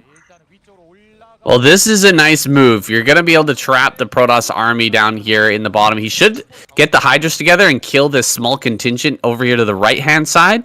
And then the rest of the army is going to be trapped on that high ground. Now, Snow will be able to eventually, bring up more forces to kind of sandwich this. But a move like this can really put the hurt on a Protoss player. Another Zealot army moving around the side will have to be contended with, will have to be stopped here by Hero if he wants to stay in this game, because that's one of his last mining bases, as you were saying. These drones are going to start to go down really, really quick, so Hero going to have to pull those drones away. Oh, great lurkers spines here from the low ground. 5 kills on that lurk. I'm not sure how many on the other. Drones are going down here at this center right base, though. Zealots are going to finally be cleaned up, but there's not much economy left at that position. Snow mining on 1 base right now, as is Hero. It's actually kind of crazy. Oh no, Hero's kind of mining on 2 bases because he has this 5th base area to the sort of 630 location, but he also is not really saturating his bases properly at the 3 o'clock and his 3rd, which is now starting to be mined out. He's now just starting to saturate that base, so he's finally going to be able to keep up with Snow in production for a short time here. But it's really tough for Hero to have to deal with this because he's slowly getting his forces dwindled down to a nub by Snow, just being relentless in his pursuit of this southwestern threshold of the map. And he's I can't believe that he's able to take over the quadrant this efficiently, but he's having to work really hard for it. He's still got 4 Templars blanketing these Hydras as they start to set up a bit of a flank here. Hero's desperately trying to get any kind of position that he can come in here and start to mop up these forces. He needs to cut off the head of the snake before Snow can keep reinforcing it over and over again. If he can't do that, he's going to be in a bit of a trouble here. This Battle Zerg style cannot stay relevant forever. He needs to do a lot of damage soon, and he can't let the Protoss player take another base. He needs to win here and win here now if he needs to if he has any hope of stabilizing himself in this game, because unfortunately for him, Snow will eventually checkmate him by taking this expansion in the bottom left. There's not going to be a lot Hero can do about the hive tech. Oh god, so many storms, man. My poor Zerg eyes just watching Hero play so well here and just not be able to do anything with his Hydra because there's a storm for every occasion. You get a storm, and you get a storm, and you get a storm. Oprah Winfrey over here just handing out storms by the dozen. Snow blanketing everything that comes forward, and I think this is the breaking point now. Snow has out-skirmished Hero in this game and will now finally break down this hatchery, and with that falling, I don't think there's much hope left of a win in this game for Hero. Yeah, coming forward here, just Dragoons en masse with tons of storms to back them up. More than enough to deal with this Battle Zerg. And yeah, we just not going to be able to take it any further. And guys, I did say earlier that, you know, Hero was going to get the upgrade advantage, but if you don't get the Hive, you can't get +3/+3. And so he never got that extra upgrade, and he never got ahead of Snow there. You know, Snow was able to get the +2/+2. He eventually would be getting into +3. I didn't see that, if that was finished or not, but you just can't stay on Battle Zerg forever. You're going to have to transition eventually, and we just didn't see that there from Hero.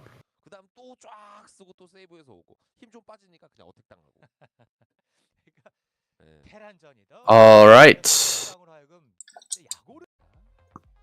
Crazy game. Yeah, that was a fun one. Like, both of those players were playing a very good game of chess with how they were positioning their armies and threatening different locations. I really understood that.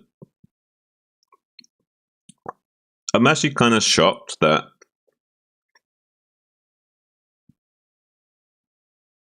I feel like Zerg players should make more of an effort to sweep the map for observers and stuff in the mid to late game phase. You know how like in PvT there'll be like a small group of goons that go around and like clear mines out every now and then. I really feel like Zerg should start making a habit in the mid to late game phases of just like having a small pocket of Hydras, go around with an Overlord and just sweep out the observer like in the middle of the map or whatever. So that when you do go for like that pressure play where you move your army to the other side of the map, they don't see it. Because I think that's one thing that these maybe high level Zerg players are lacking, is maybe like just killing the observers more in that mid to late game phase and taking away that vision potential of the Protoss player, because it allows the Protoss player to just reposition their army perfectly if they do see the Zerg move around. Yeah, I'm just thinking like even like 2 pairs of Scourge, you know, each Scourge kills an observer. You've already got your Overlords spread everywhere. You should be able to find the observers and just send them, you know, like, oh, there's an observer, just send one Scourge. Find, you know, there's one over there, just send another Scourge. Right. Just pick them off. I mean, easier said than done, but I feel like that is a really good trade, and removing the vision from the map, like you said, is huge, and just removes the ability for the Protoss player to observe the chessboard. You know what I mean, and make exactly reasonable plays. Yeah, because not only because not only can they react to what you're doing, they can distribute the amount of units they need exactly. Like he knows that he only needs to send X amount of units once he sees your army moving up there, right? Because he knows how much army you're committing to the attack as well. Right. So yeah, it makes it bad for us on two fronts. Makes sense. Makes sense. All right. Do you mind if I have a really quick break to have a vape and then we'll go? Sure. Do you know who we got next, player-wise? Let's see. Soma.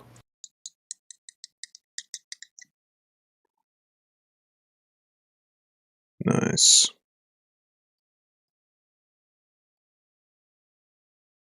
Who's your favorite like Zerg to watch in PvZ?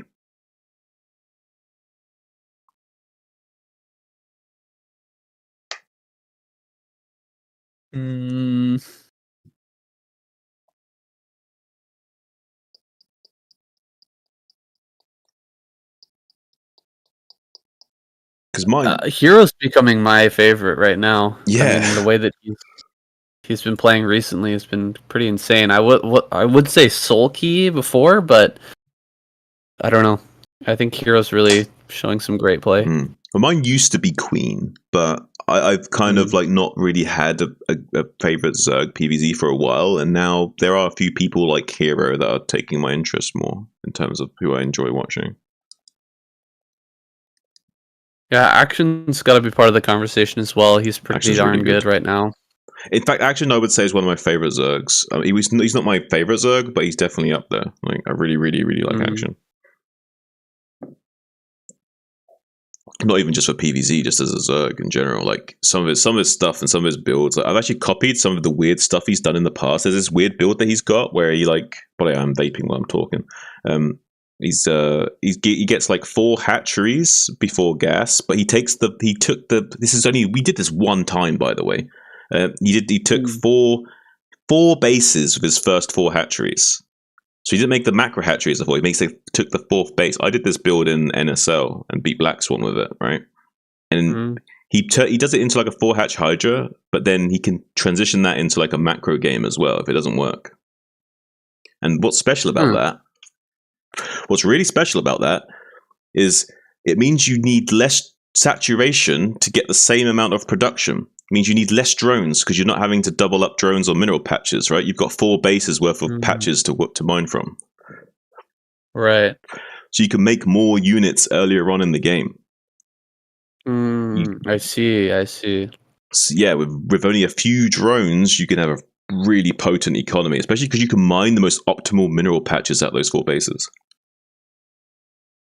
So you could have that's high level. So you could only have like 4 drones at your natural, and like 4 drones, or maybe a bit more than that. Maybe say like 5 to 7 drones at your natural, and like 4 to 3 drones at your 3rd, and like 2 or 3 drones at your 4th base. But they're all mining the best mineral fields, so your mineral production is like crazy. The only problem I see with that is like, since your gas is going to be slow, you're gonna not have like, and your Hydra's den is gonna be a bit later. If you're going right into Hydra, like you're gonna buy the Hydra den, and then you're gonna buy the layer, and you're gonna get the Hydra's upgrade, and then you need to get speed for your overlords. So like you know what I mean? Like, you don't get there that early. That's the thing. You basically you get the gas pretty quickly after the 4th hatchery. Like you're getting it. Yeah. You get it quick enough that you can deal with the Corsairs that are being rushed out against you. But yeah, you basically delay the lair and you delay the OV speed to make sure you get those Hydralisk upgrades out earlier enough. Right. And then you can't attack, right? Oh, you can. It's just you have to, ahead of time, know that you need to have those overlords out on the map so that they can then like sneak in if they do use DTs to defend. So like I'll hide one of my overlords so that I can then like sneak that over afterwards later on in the game. Well, assuming that they're diligent with their Corsair, you can't attack. But yeah, you can. You can. It's just you have to wait a bit. You have to wait. So yeah, there's a bit of a downside. But the point is that you don't have to attack. You can literally just make nothing but drones and go up to like 70 drones if you wanted to, and just like go up to Hive and just take half the map and just be passive if you wanted to. You've already got 4 base, so yeah, you can just go straight in a Hive and make lurkers. I like it. It's interesting. I want to see some of it. I saw Calm do a build recently in my ladder series where I can't remember who he was playing against, but I think it might have been Snow. Actually, I'm not sure on that. And he went for like he got blocked at his natural, so he put his hatch down like in the like macro hatch location.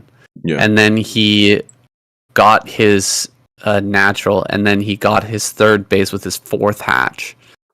And then he got gas and went for a like a +1 armor build with mass ling. Yeah.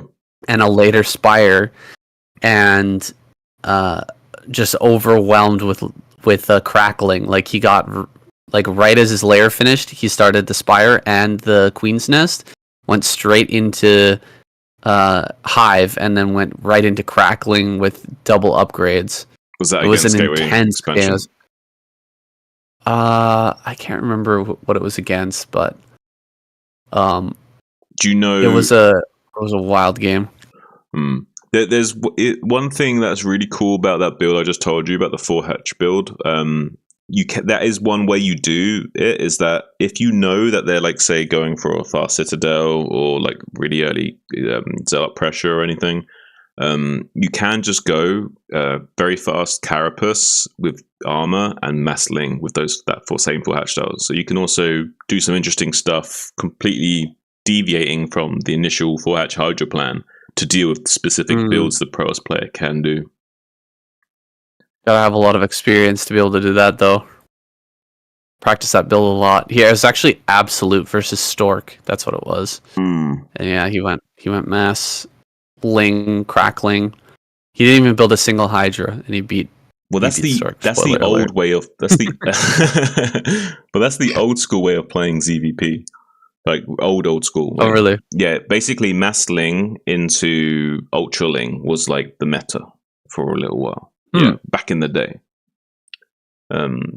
Obviously that went out of style quite quickly, but yeah, that was the original meta, was like trying to overwhelm with big floods of lings and armor upgrades and going straight into cracklings, and then having ultra ling for the late game with defiler support to like break expansions of Darksworn. That's interesting. This is a long time ago. It seems strong. I've been like playing around with it because I'd been losing a lot of games recently in my ladder matches, so I was like, I'm gonna try this. So I started playing that style.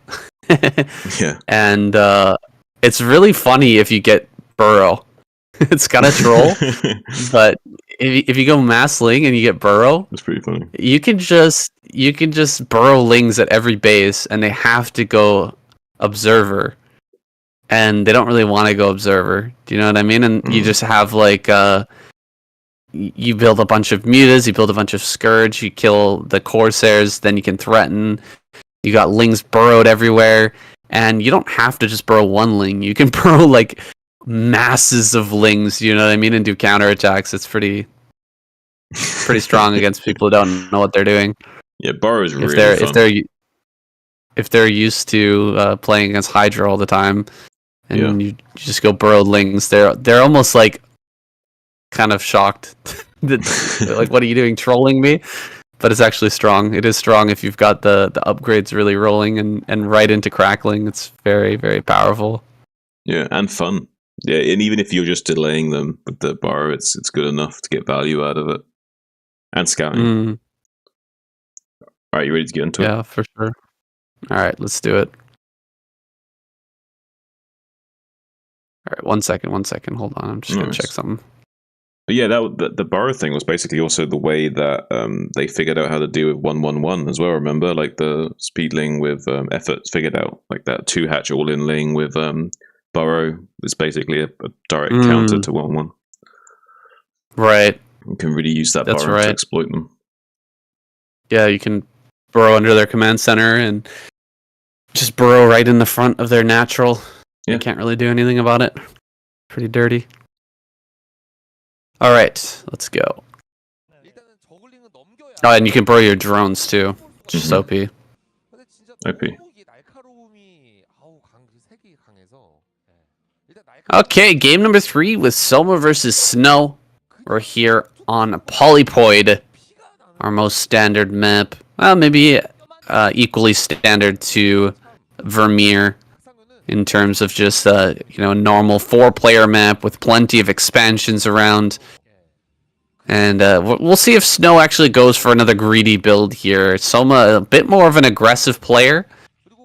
Well, liable to throw down that earlier spawning pool and try to get some pressure going here. Yeah, both players are really on top of their mineral optimization. For a while, until just now, they were manually boosting the second patch from the bottom just to squeeze out a few extra mineral cycles in this game here. Every little helps. And it looks like we're going to be seeing a nice little gateway expansion up against the overpool from Soma. I'm really happy to see this on both sides. I wanted Snow to go for a gateway on Polypoid here, and I really do like Soma not wanting to take any chances and just getting this overpool to be extra nice and safe. I really like that. Yeah, this is the most standard way that Zerg versus Protoss plays out on ladder. This will be the build that you see the most often from either the Zerg perspective or the Protoss perspective. It's kind of essential that you learn how to do this build. And oh my goodness, is someone going to take the center left? This is the closest base to his opponent. This is a little bit dangerous here. Soma, once he figures out where his opponent is, he might be kind of forced into going for a really aggressive play here. It's going to be very difficult to defend this base.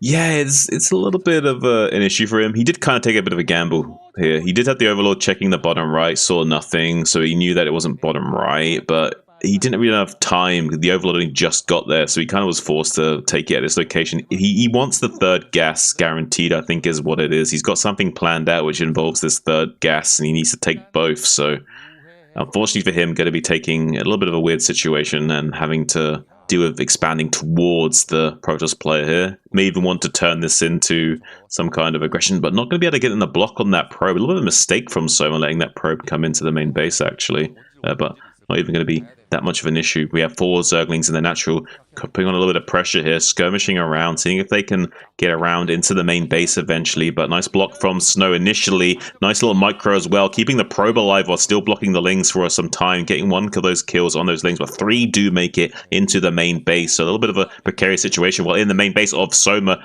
the Zealot and Probe trying to go to work on the drone line, starting to micro really well against these Zerglings and taking them out one at a time while the Snowman's distracted, microing in the main base of Snow. But so far, Snow's getting the better end of this. Doesn't quite get the probe in the main base, and meanwhile doing a lot of harassment in Soma's main base. So really well played from Snow there, disrupting Soma to the absolute maximum of his potential. I'd say Snow definitely came out ahead of that trade, Sam.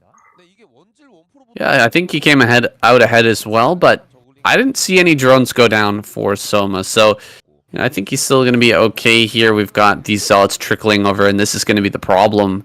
This is the difficulty here for Soma, is that this base is so close to this Zealot train here. As they trickle across the map, they're going to arrive super quickly, and we're going to have to produce a ton of lings to deal with this. 3 Zealots here are going to be able to tuck themselves in that corner as well if they decide to. There's a nice little spot here between the mineral patches there where they can hide. Great surround now from Soma, but excellent microing back here from Snow as well. He's going to get himself into a tight little position here. Still able to get some pretty decent surface area, though, is Soma, and it looks like he will clear this out, but just barely. And yeah, not a bad hold at all. He should be able to transition back into drones from here, assuming he didn't make too many links to follow this up. Yeah, he will be able to make a few additional drones to resaturate. He may even want to go for a bit of a counterattack. Because here's one thing we can say for Soma right now. He killed so many Zealots. So now what he can do is go for a free hatch Hydra potential here and just bust down Snow before he can get going. He's only just now throwing down this Stargate at 5 minutes, which means it'll be a long time before he sends out the Corsair to scout. So you will not know about this Hydra Den for quite some time. So Soma can squeeze out a few of these drones here and maybe go for some kind of pressure play with these Hydras, but it will be very difficult for him to accomplish that because he has to first saturate his drone count, which means all these lava right now can't become Hydralisks. So it's unlikely that he will kill Snow by going for any kind of play like this, but he could do some kind of fake Hydra burst and contain him. But I think maybe the wise decision for Soma here will be to maybe try and play a macro game where he instead just makes a few Hydras to be safe against the Corsair, maybe threaten the idea of some kind of Hydra contain, but I don't think he should go for it right now.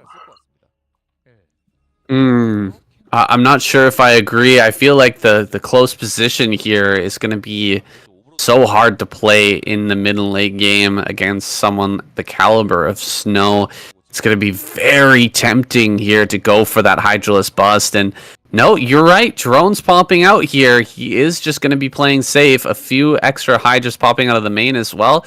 A little bit more than you would expect if he was just going for, you know, a completely defensive play here. But maybe just going to put on a bit of that fake pressure you were talking about earlier.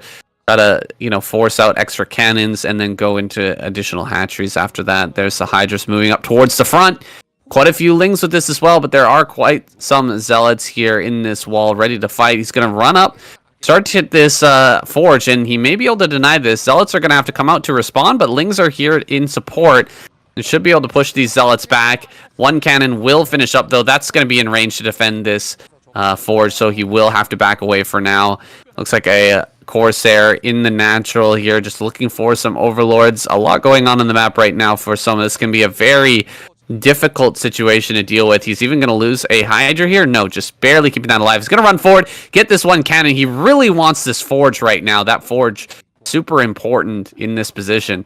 Yeah, he needs to go quick as well, because once the fourth Zealot pops out, it becomes a little bit trickier to deal with this. So he wants to get the damage done now, so it's a guaranteed kill, because he actually made quite a few Hydras. I'm surprised by how many Hydras he made. I guess he really wanted to force a lot of cannons from Snow, and he might even try and snipe another cannon here. Yes, he did go in for another snipe on the cannon, because he wants to open up this position, potentially on the right-hand side, to keep Snow focused on making as much defenses as possible right now. He could also commit to the bust fully if he wanted to. He's kind of had a lot of money banked up in lava, but he's not quite pulling the trigger yet. He's still making macro hatcheries and squeezing out some production at the moment, so he has the opportunity to go for a kill move here, but with this Corsair coming around and checking exactly what's going on, it'll be very difficult to catch Snow unawares by that, so he instead might opt to transition here after forcing Snow to make so many cannons already. Yeah, it looks like the transition point is coming. We've got an Evo chamber, we've got the layer now. Got Hydras here defending these Overlords. Quite a bit of Overlord supply has opened up now, so plenty of drones can be produced. We're going to have Zealot speed here, so Snow will be able to turn things around and start to push back these Hydras, but, you know, Soma, he prevented that upgrade, slowed that down. He's going to be feeling good here. I don't think we have +1, do we? No, +0. So these Zealots are not going to have that really important timing with the +1 to actually put some damage onto the Zerg. And with the Evolution Chamber finishing up already, he's going to be able to start that upgrade about the same time as Snow. No double upgrade here for Snow as well. No double Forge here in the main. So we're going to be even on upgrades, which is a pretty big win for the Zerg overall. And Snow going to be going straight into that 8 gateway production. Wants to be able to catch up in that curve as much as possible. Doesn't have any army to really speak for, so needs to get a big force out soon. Has a small force of Zealots that are going to be trying to fight this Hydra army. He's just barely got the critical mass of Zealots that he needs to get some damage done.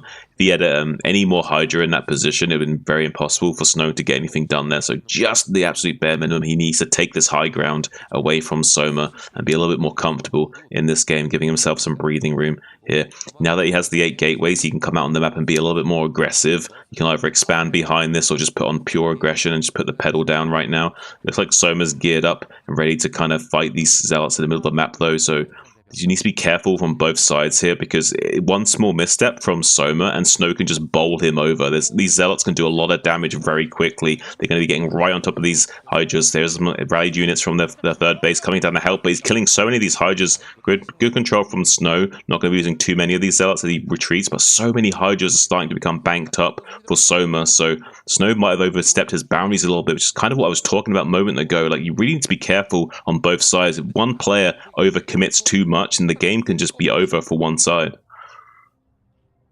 Like, fourth base going to come out here now.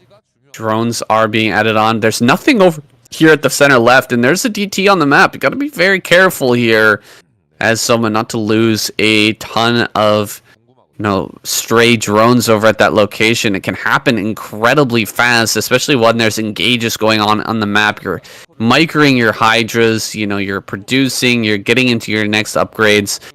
Suddenly one DT can sneak in here and get a ton of kills and really ruin your game plan. So he's got to be careful of that. I think we're going to see a lurker transition here, but equally likely we could see a Mutalisk suddenly spawn out of all of these hatches. He did go for that all-important third gas, as you're talking about before. So 3 gas here have been added on very, very quick. He's got a lot of potential for some early tank here coming out soon. Well, considering how adamant he was on taking this as his third, I would imagine that he definitely has that in his plan. So he's definitely going to be banking up on a lot of gas for the opportunity of either a big muta switch here to snipe all the High Templars, or maybe just to dump into lurkers soon. But nice big force of Hydra is going to be denying any Zealot pressure at this third base location. Very important that he doesn't take any economic damage here.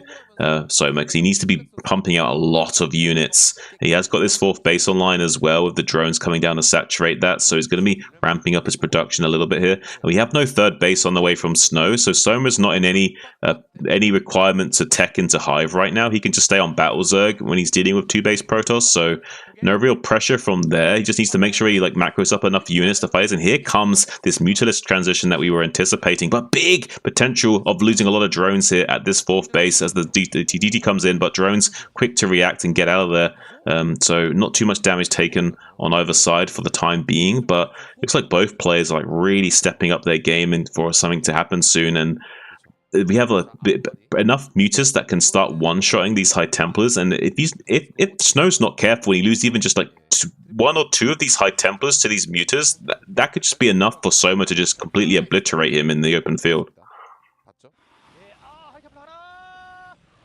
Yeah, look at this, diving right in on top of these Templars. He's going to get 2, 3, and maybe even a 4th Templar here, and with that last Templar going down, Hydras are going to dominate this position. Snow knows it. He's got to back away here to his reinforcing Templar. We've got none in the natural. Soma has a huge opportunity here to kind of take over this game, but Zealots are going to counterattack around the side. Maybe they can pick off this 4th base while all this chaos is going on. They are just going to try and focus that down right away. And actually, Soma retreating here. He's not going to go for the killing blow. Instead, going to try and save this, and he doesn't manage to save that base. Great thinking on on his feet here, Snow. Losing all those Templars, really getting put into a very difficult position, but he maneuvered that perfectly there with that Zealot counterattack, managing to force Soma away and give himself actually an advantage now in this game. Yeah, really, really nicely done by Snow, kind of flipping the situation. Oh, beautiful, beautiful storm on that massive clump of Hydras. Snow, you're an absolute god of your Psionic Storms today. Keep it up, buddy. Really nice to see. Now the Mutalisk coming in again, starting to putting down some Mutalisk glaives on these Dragoons, while the big clump of Hydras start to go to work on this Zealot Goon army. There is no storms right now to fight this back, so if there was just barely enough Hydras, he could overwhelm this, but so far Snow's done a good job of holding his own, but right now he's losing all of these Dragoons over and over again to Soma, and now Soma's starting to slightly come out ahead on supply. He's going to be mopping up pretty much all of these Dragoons as well, completely resetting the infantry siege count on Snow, which is a really, really bad news bears for him to have to deal with. He has got 3 High Templars with Storm about to be ready. He's now finally getting this 3rd base online. Probe's just transferring there, but Soma's looking pretty good. Even though he lost that mineral only, he had this base coming online at the 3 o'clock, and now he's going to be taking the gas there, so that puts him up to 4 gas worth of production here. So, and now with the 4th also going to be refinishing up, that's pretty good for Soma. We do have this nice little counterattack from Snow, though. He identifies that this base on the right-hand side needs to be dealt with. You can't just let him get away with that for free, so it's going to be putting a lot of pressure there and keeping some units occupied and dealing with that for the time being. So, might be able to claw his way back into this game in the production curve here, but looks like Soma understands that right now all he needs to do is just deny this 4th base going up for Snow, and he's going to be in a pretty good position.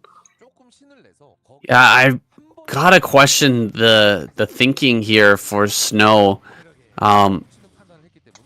He did an amazing move with that Zealot counterattack to pick off the 4th, but then, you know, with almost no Templar, decides to move back out on the map again to put on more pressure. It felt like a moment where, you know, just kind of sitting back, grabbing that 3rd base would have been putting himself in, you know, a get more ahead sort of position. But, you know, he tried to win more there by continuing to attack and ends up getting overwhelmed and shoved back. Losing all of that complexity in his army means that Lurker transition here is very, very likely. We can see Soma pop out a ton of Lurkers with no Dragoons. You're going to be really suffering here as Snow. Looks like he's producing a lot more of those Dragoons, but still a far cry from the army he had previously. Now going to come up onto this high ground. It appears that Snow is likely to grab his 4th base here, but Soma, already with the contingency plan, he's adding on more mutas. Surprisingly, more mutas coming out here. Actually, a shock to me. I really thought that we were going to have Lurkers coming out now, and 6 o'clock is going to be taken. So going up to 6 bases, Soma going to take this long. Yeah, I'm actually kind of shocked right now. Soma's not messing around, but Snow's in a world of hurt, saying he's mined out in his main and his natural. Even though he's got this 4th base coming online, he still will be reduced to 2 base worth of economy and production as a result. And we've got this big fleet of mutas just sharking around, going to be coming in here, taking out some of these High Templars before the fight even starts. So many Hydras out on the field as well. It's going to be a real nightmare situation for Snow to deal with. If he loses even just a few of these High Templars to these mutas, he will not have enough Psionic Storms to weather the storm, pun intended, that Soma's going to be able to launch on him soon. Soma's like really ramping up his own production right now, starting to take more expansions around the map. 6 o'clock's already on the way. The bottom right is also going to be coming up soon. Soma's not pulling any punches here. He really wants to take out Snow soon. The 11 mutas are coming into this 12 o'clock position to start getting on top of these High Templars. Beautiful storms from Snow, but not quite enough of a storm dodge here to save the lives of these mutas. Kill the 2 High Templars, and now the Hydra's coming into this position to break it open completely. There is some Dragoons to fight these mutas, but Dragoons do not fight too well against mutas. So those mutas are soaking up a lot of those photon shots from those Dragoons. But beautiful storms as these High Templars make their way up to this 12 o'clock position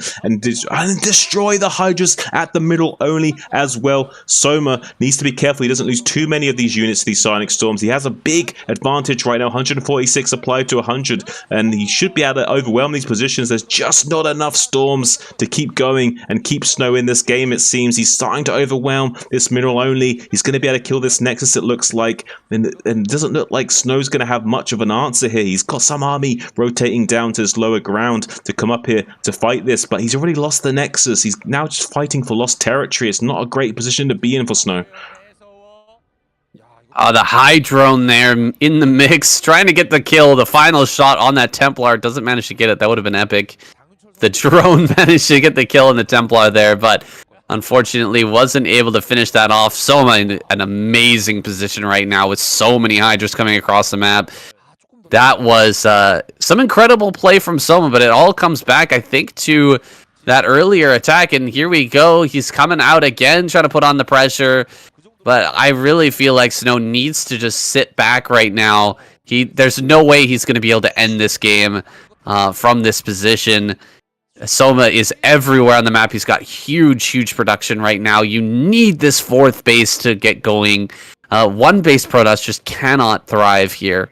Right now, Snow is like the last days of Rome. He's stretched too thin. There's no way he can defend both his 4th base and his middle only at the same time. Eventually, Soma is going to gobble him up one way or another. Snow's got a small force on the left-hand side that's now being assaulted. He rotates his army to come down to deal with it, but that was exactly what Soma wanted as his main army force comes through the choke point. But Beautiful Storm's going to be dealing with a lot of those Hydras, forcing Soma to back away. Snow doing a lot with a little right now, but unfortunately for him, the supplies are still heavily in favor of Soma. 150 to 100 supplies, still really ahead is Soma. Has now this high ground taken away from Snow. Once again, I don't feel like Snow's going to have enough forces to take it back from him after the fact, so I don't think a 4th base is going to be in the works for Snow anytime soon. This is going to be a little bit of a death by 1,000 cuts from Soma as Snow gets bled off a few units at a time. Soma coming in from behind, trying to pick off one of these High Templars with those Hydras and really start to reduce the unit count one at a time of Snow. He's taking out the Archon as well. Really going to be dwindling down this Protoss army all the way down to a small little nub here and eventually taking him out of the game. It's so sad to see Snow just making those small mistakes that have become a bit of a calling card here for this Protoss player. I have so much respect for this guy, but it seems like his game understanding, like his real tactical play, is lacking against someone the quality of Soma.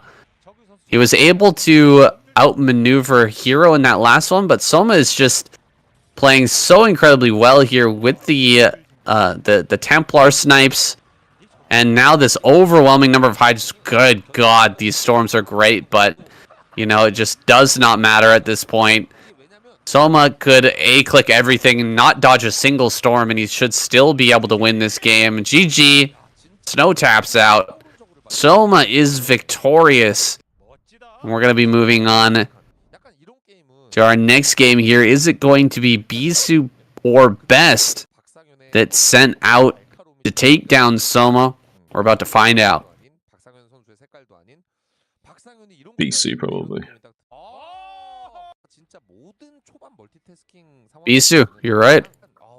I would send out BC. It'd be suicidal to send out Best now. While Soma's already warmed up, you don't send out BC. You don't send out Best. You send out BC. You send out Best afterwards. You send out Best. Yeah, you send out Best to fight Queen in the game 1 or Sulky in game 1 or something like. You definitely don't want to fight a warmed up Soma with Best right now. It's not a good idea. I'm gonna take a little leak, and I'll be right back.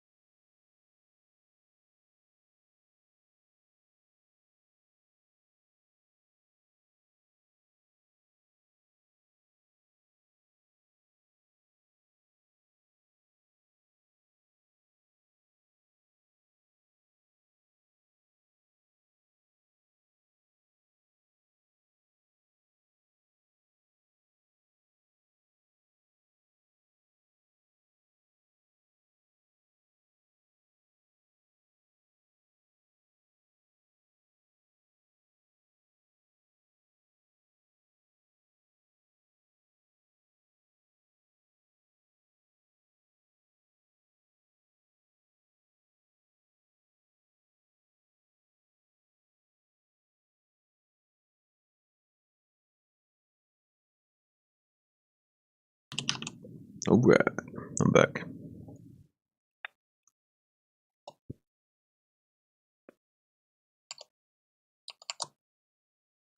You there, Sam?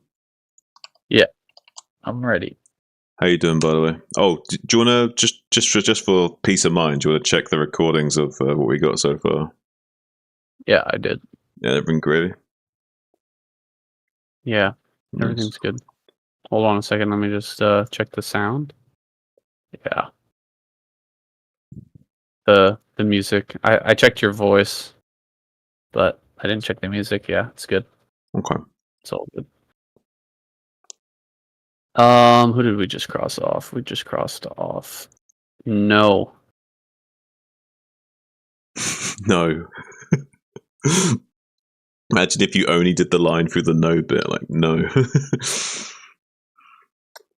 No snow. Poor Snow. No show snow. Do you agree? Do you agree? Do you agree with me on that? Like when you lose that many Templar, and then you somehow sneakily kill the 4th base. Like, why are you still on the map? You know what I mean? Like you've got the third up, and it's just about running. You don't have any Templar, maybe like 1 Templar with your army. Why? Being on the map is Why would you ever push out? Being on the map is not the issue, though. What is the issue is him committing to the fight, because it's hard to say for sure, though, because from the Protoss perspective, he might have had a critical mass of goons and zealots to just barely overwhelm the Zerg. From his perspective, he may have felt that way. And then there is times where that is the case, where you don't need Storm and you just kind of like bully the amount of Hydras they've got. And they can't, and even though they've got a lot of hatcheries, they can't quite get enough Hydras out quick enough, because you keep killing them like a few at a time, and they can't quite get that big mass that they need. So there are some situations where you can just bully a Zerg out of the game like that. So maybe he genuinely felt like, I've just barely got enough goons to do that. But I don't think that was a good phase. I agree with you that wasn't a good phase of the game to attempt that. I feel like he should have just had his units out on the map to threaten the potential of something happening, just to keep the Zerg in check, so he can't just like run up and take the high ground for free or something or whatever. Like, keep the army out on the map, but not necessarily engage the Zerg. Like, I feel like maybe he just misread the situation. You kind of had it pegged well when you said about you feel like he didn't kind of really understand the game state fully in that situation. That was kind of true. He didn't identify just how many Hydras that Soma could have had at that moment, which he should have done. Like, he should have identified that was a potential. He knows how many Hydras this guy can make in these situations. For whatever reason, he didn't feel like he was behind. But yeah. Right, like, I mean, when he lost those Templar, he did fall all the way back, right? He went all the way back to his high ground, and then he saw the like mass of Hydra, and Soma was like, okay, well, I can't just take a high ground against you, right? And with Templar like filtering in from the rally, you're eventually going to hold. Right. So he backed away.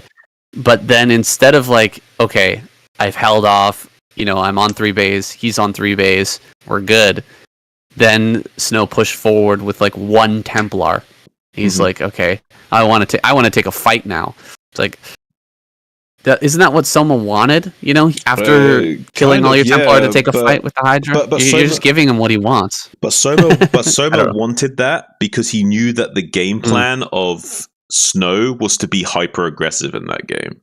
So like Soma identified what Snow was already going to do. Snow was going to do that more or less no matter what happened. That's the way he wanted to play that game. He wanted to be hyper aggressive on that 2-base early production, right?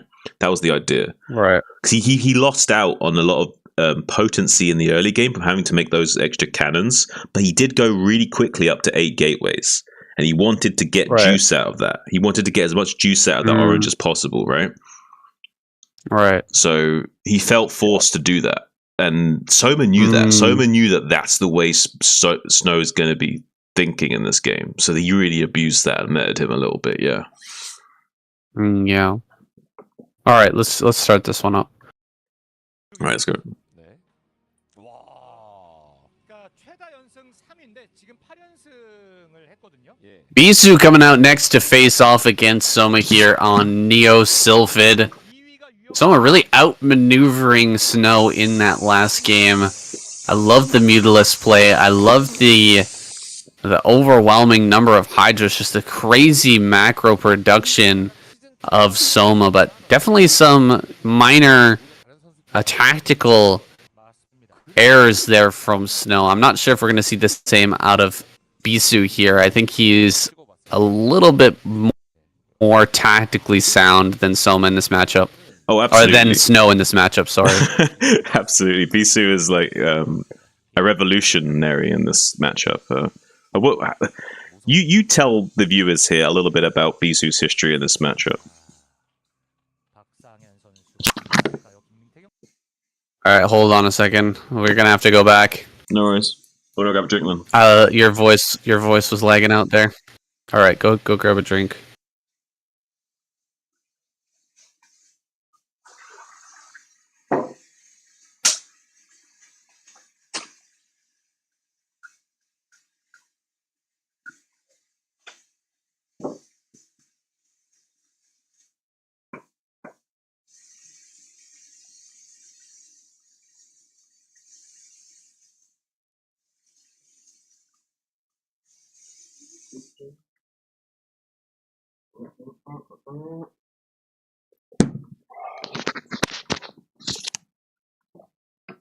I'm back.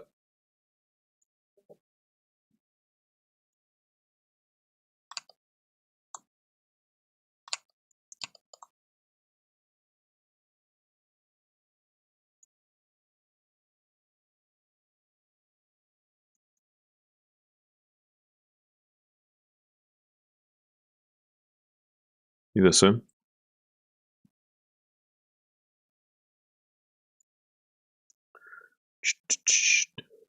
Alright, while I wait for him.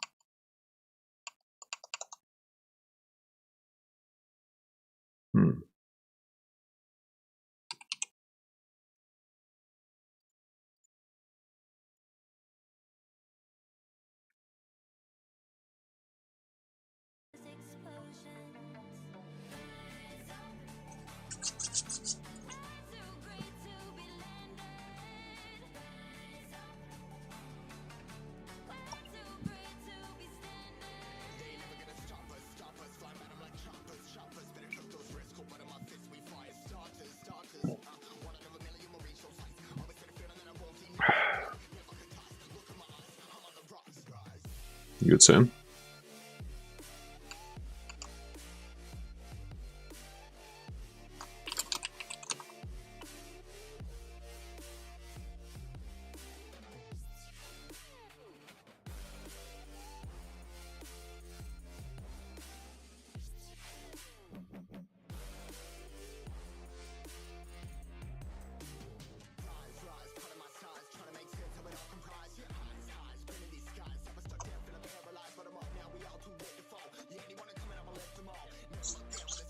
Bisu.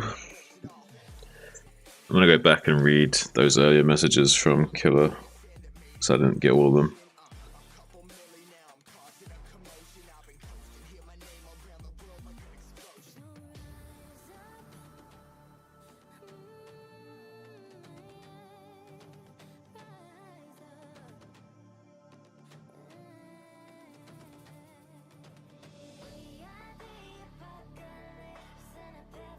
Oh, what was it you watched with your bros growing up? I'm back. Oh, hey, what's up? Yo. How you doing? You alright? Yeah, I'm alright. Your voice sounds good now. I don't know what's going on. It was like the long. It was long. You know what I'm talking about?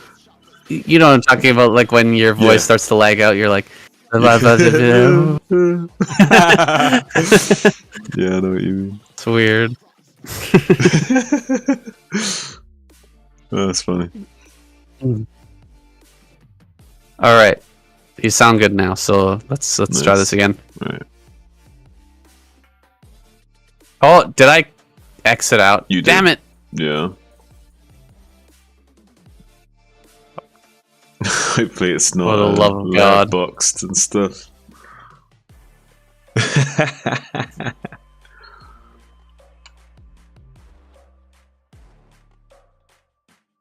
Not this shit again. Oh, Shiva. We have to restart Discord. Okay, I'm restarting. Yeah, I'll do it as well, just in case.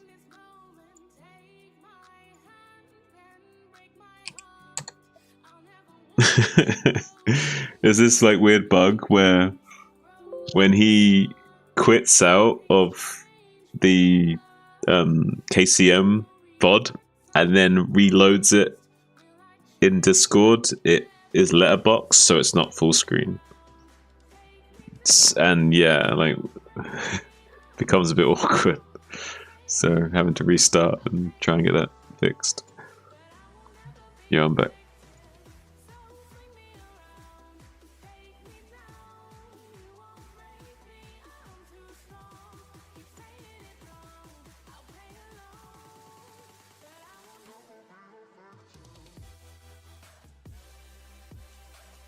All right. Go.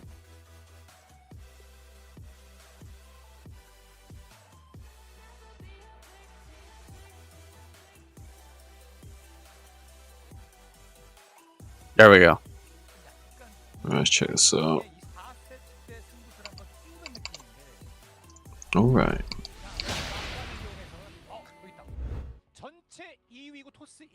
All right, we ready? Yeah, let's do it. 진짜 잘하죠. Okay.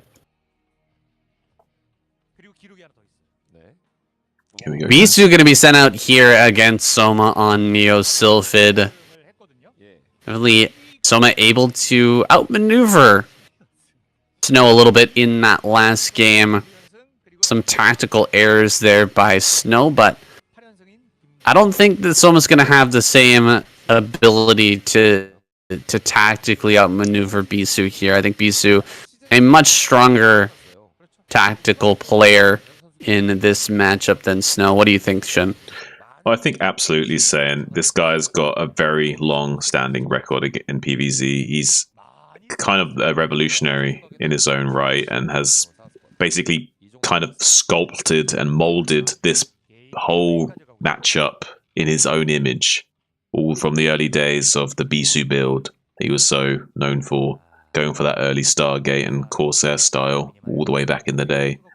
And he's really kind of turned this whole matchup on its head and showing us exactly the ways you can play this matchup and thinking about it in a totally different light with this sort of Ser or Ser DT style. And yeah, like now in the modern day, we've got so many ways of dealing with that as Zerg, and it's really interesting to see how even though we've got these modern solutions to these old problems, we still see the more or less same tried and true way of approaching this matchup that Bisu himself forged in the fires of his mind.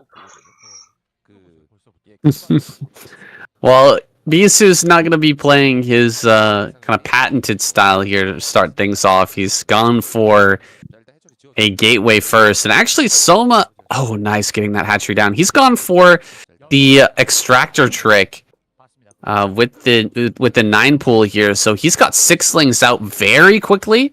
And he's going to really put on the pressure here to this gateway expansion. This is scary for Bisu right now. Of course, Bisu absolutely capable of holding on against this. But Soma is going to have a real opportunity here to put the hurt on Bisu. And he's going to have to be super, super careful fighting with the Zealots and Probes to keep himself alive right now. This 6 slings against just 2 Zealots and a few Probes is very scary. Not only do you have to worry about losing Probes and Zealots, you also have to worry about letting these slings into your main base. So that's the main concern here for Bisu, going back and forth. So far, Soma not able to do anything just yet, but he's splitting off some lings, getting ready for that run by. He's going to try for it. No. backs away here, and a third base is going to come up for Soma. He's really looking for this, and these Lings are so slippery, able to keep them all at high HP as well. He's going after a probe. He gets one. Might get a second probe here as well. Really good control so far from Soma, but Bisu outmaneuvering. He gets the kill with the probe as well, finishing that off. It's a big win there for Bisu as he sends that probe back home. You hit that probe on 5 HP as well, so just one more hit and you would have gotten the probe. You did delay the Nexus being built for quite some time, but there's still a bit of a win for Bisu. They're killing so many of those Zerglings, and Soma's not going to be too happy about that.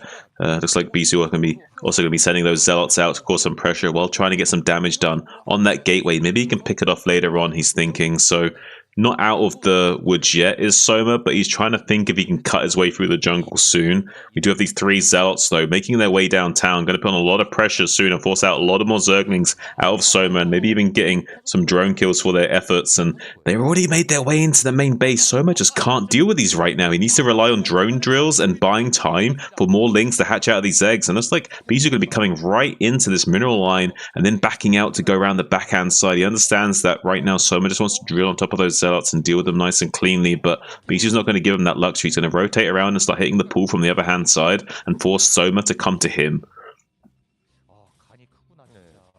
Yeah, putting the pool in danger here is going to put a timer on this, but great surround here from Soma. Absolutely fantastic. He's going to completely crush this.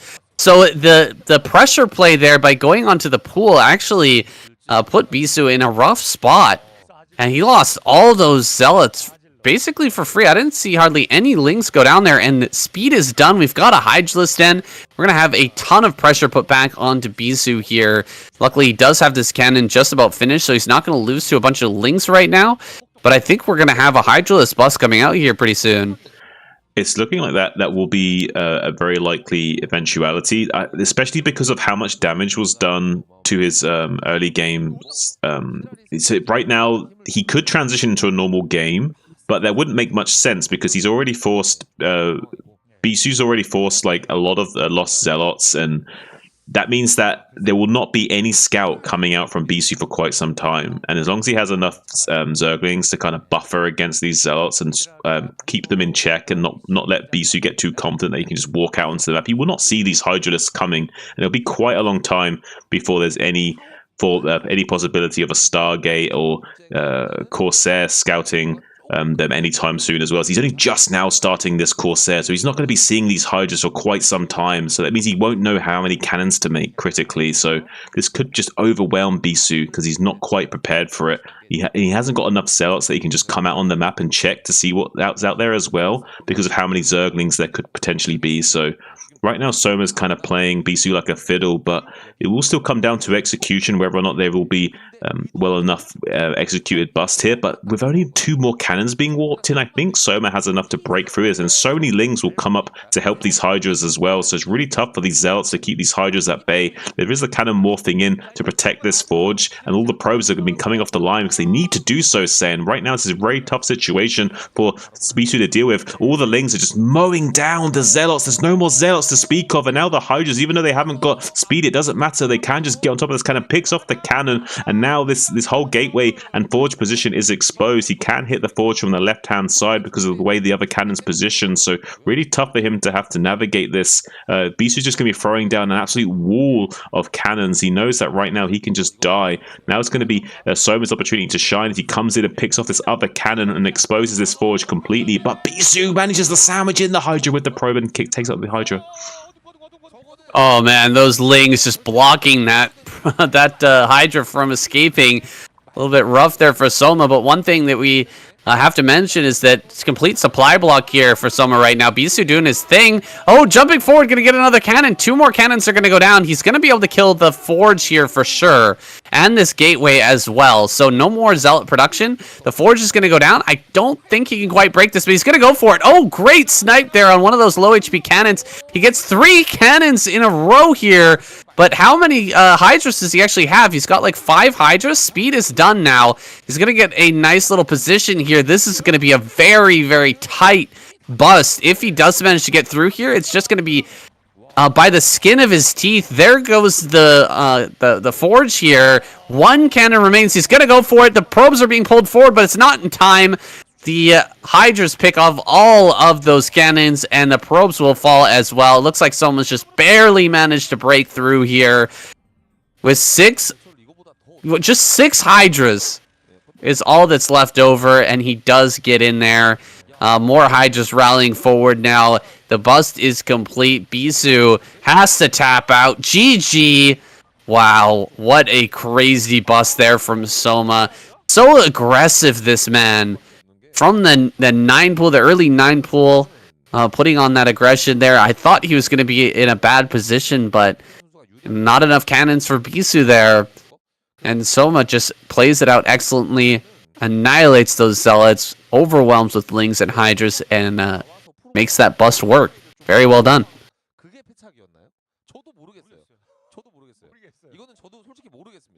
All right. Damn. Soma on a roll. Yeah, that was a really well executed bust. It was really hard for BC to do anything there, and like, Soma could have made a misplay and like committed too quickly with the Hydras to the probes and cannon, but he waited the perfect amount of time and waited for the probes to be out of position just ever so slightly, and then pounced on the cannon. Flawless execution. What do you think? I feel like maybe it's a better idea in that type of situation when you've got like a Ling Hydra bust where they've mass-produced Lings. It might be better to just put cannons farther back, not against the wall. Like he had one cannon further back, right? And then he started adding on more cannons, but they're all up at the front. Mm-hmm. And for a fact when they're going for that type of bust that they're not going to have a Hydraless range. You know what I mean? Yeah, but he might. He could. But here's the thing is that he could go range speed, especially when he's got that speed plus range. Yeah, what I'm saying is you mean he won't have the range early on, like right at the start? Yeah, right at the start, he's not going to have that range, and then yes, you're gonna like. You're probably going to lose the forge, but this is the issue. When you send your zealots out and you lose all your zealots to the Lings and Hydras, then you really don't have a good chance of keeping your cannons alive. You know what I mean? But if you build your cannons farther back and you defend at the wall. Mm-hmm. Then the Hydras are just they can't run forward and snipe cannons, so they're gonna have to stand there and kill the wall. But then all your cannons will finish. Do you know what I mean? That's usually the case with Forge Fast Expand, but because BZ went Gateway Expand, he didn't want to do that. He didn't want to pay that price. He was trying to optimize because he wasn't just thinking about surviving the bust. He was thinking about making sure he can win after surviving the bust because he could still be behind enough that Soma transitions and still crushes him, right? I don't know if you can like that was not a 9-7-3, you know what I mean? That was like a 10-4-1 or something like that. Yeah, it was very low economy. Yeah, it was.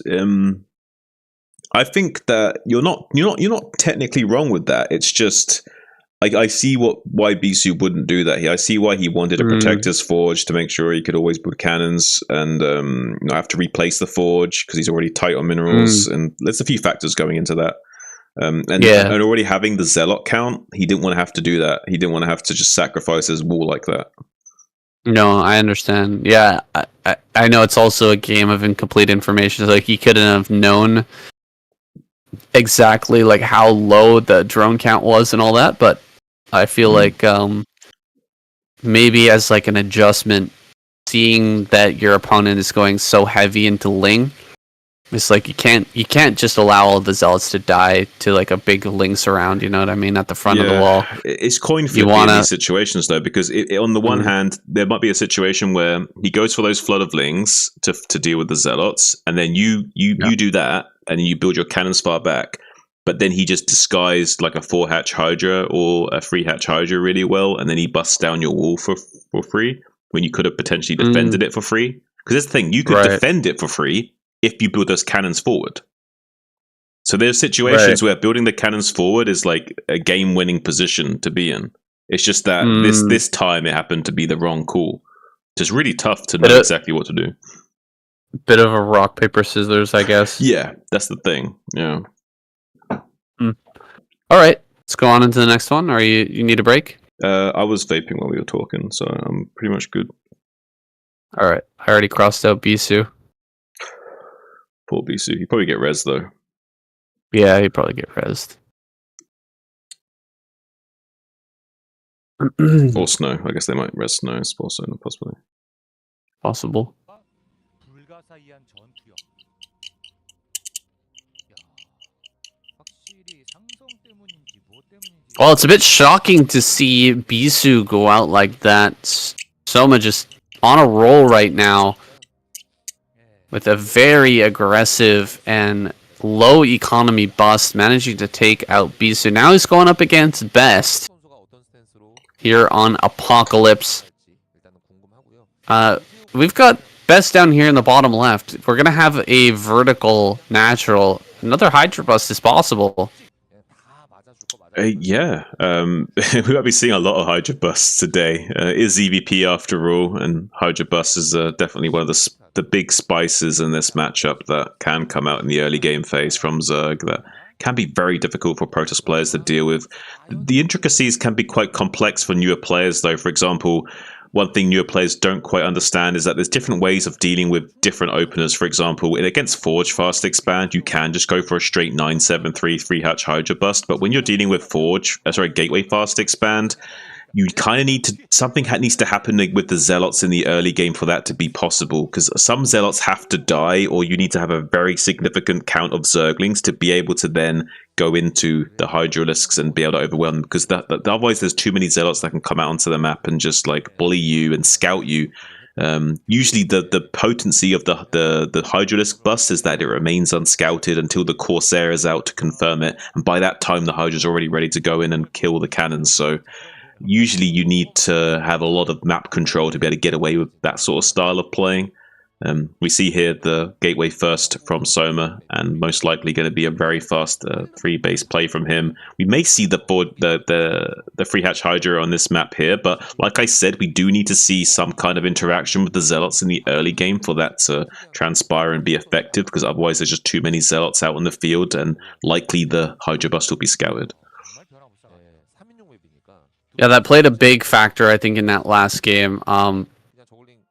The initial 3 Zealots that made their way into the main ended up getting taken down with very few Ling losses. Usually we would see the Zealots kind of camping in a really difficult position that will end up bleeding off a lot of Lings.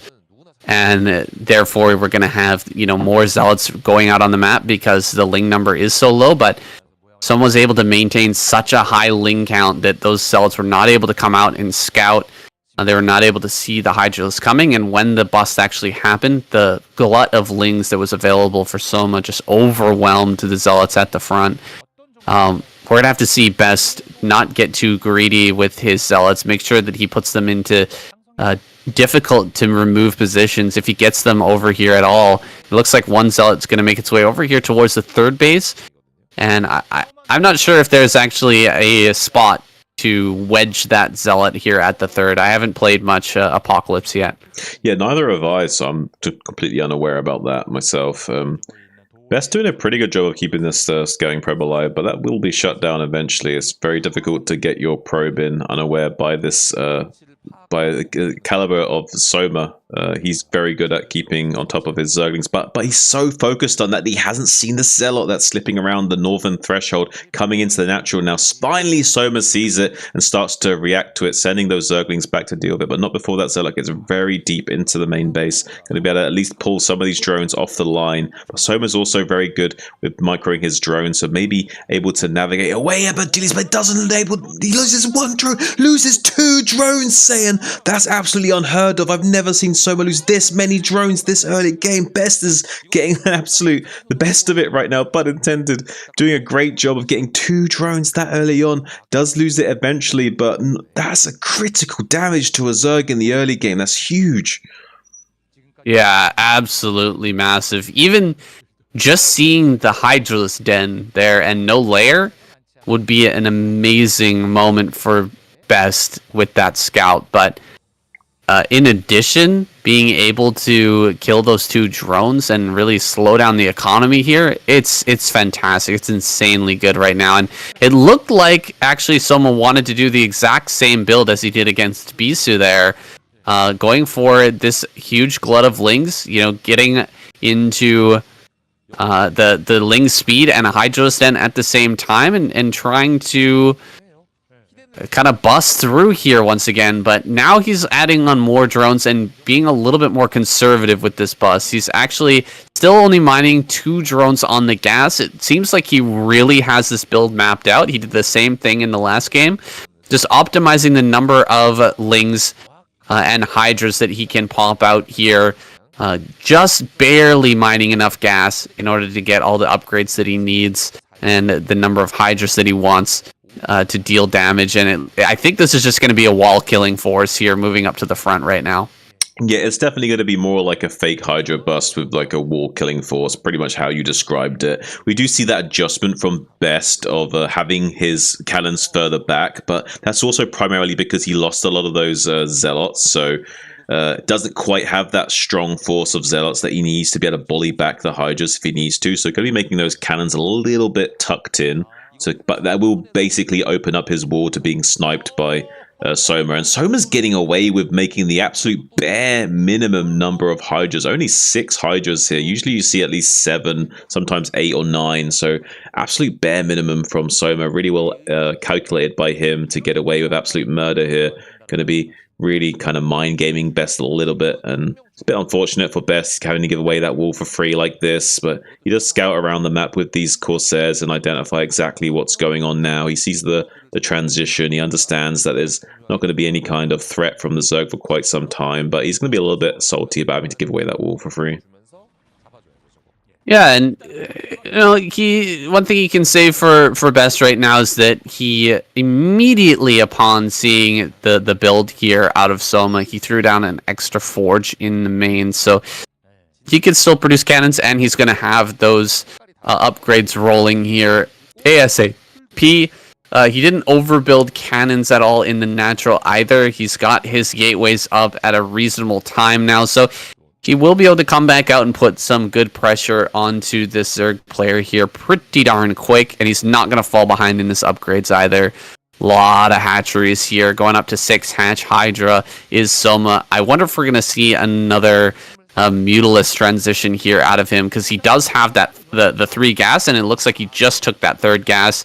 We have halted Corsair production as well. No Corsairs being built anymore with only 2 on the field. I think Muto transition is looking pretty good right now.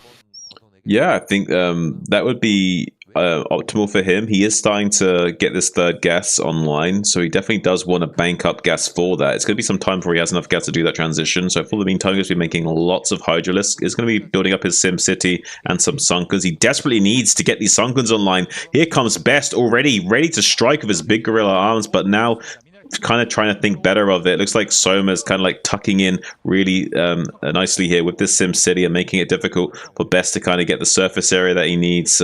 Best has got the big strong arms, but not quite the big strong mind that he needs to crack open these positions. So it's going to be just chilling back and waiting in the wings for the time being. Soma's so good at setting up these like really impenetrable bases where it's just that everything's mapped out with the Sim City and the most optimal sunken placement. I was a little bit worried for him there that how late the sunkens were, that maybe Best could just come in there and clobber him, but luckily the hatcheries were set up in such a way that he could just reduce the surface area and deny that from happening.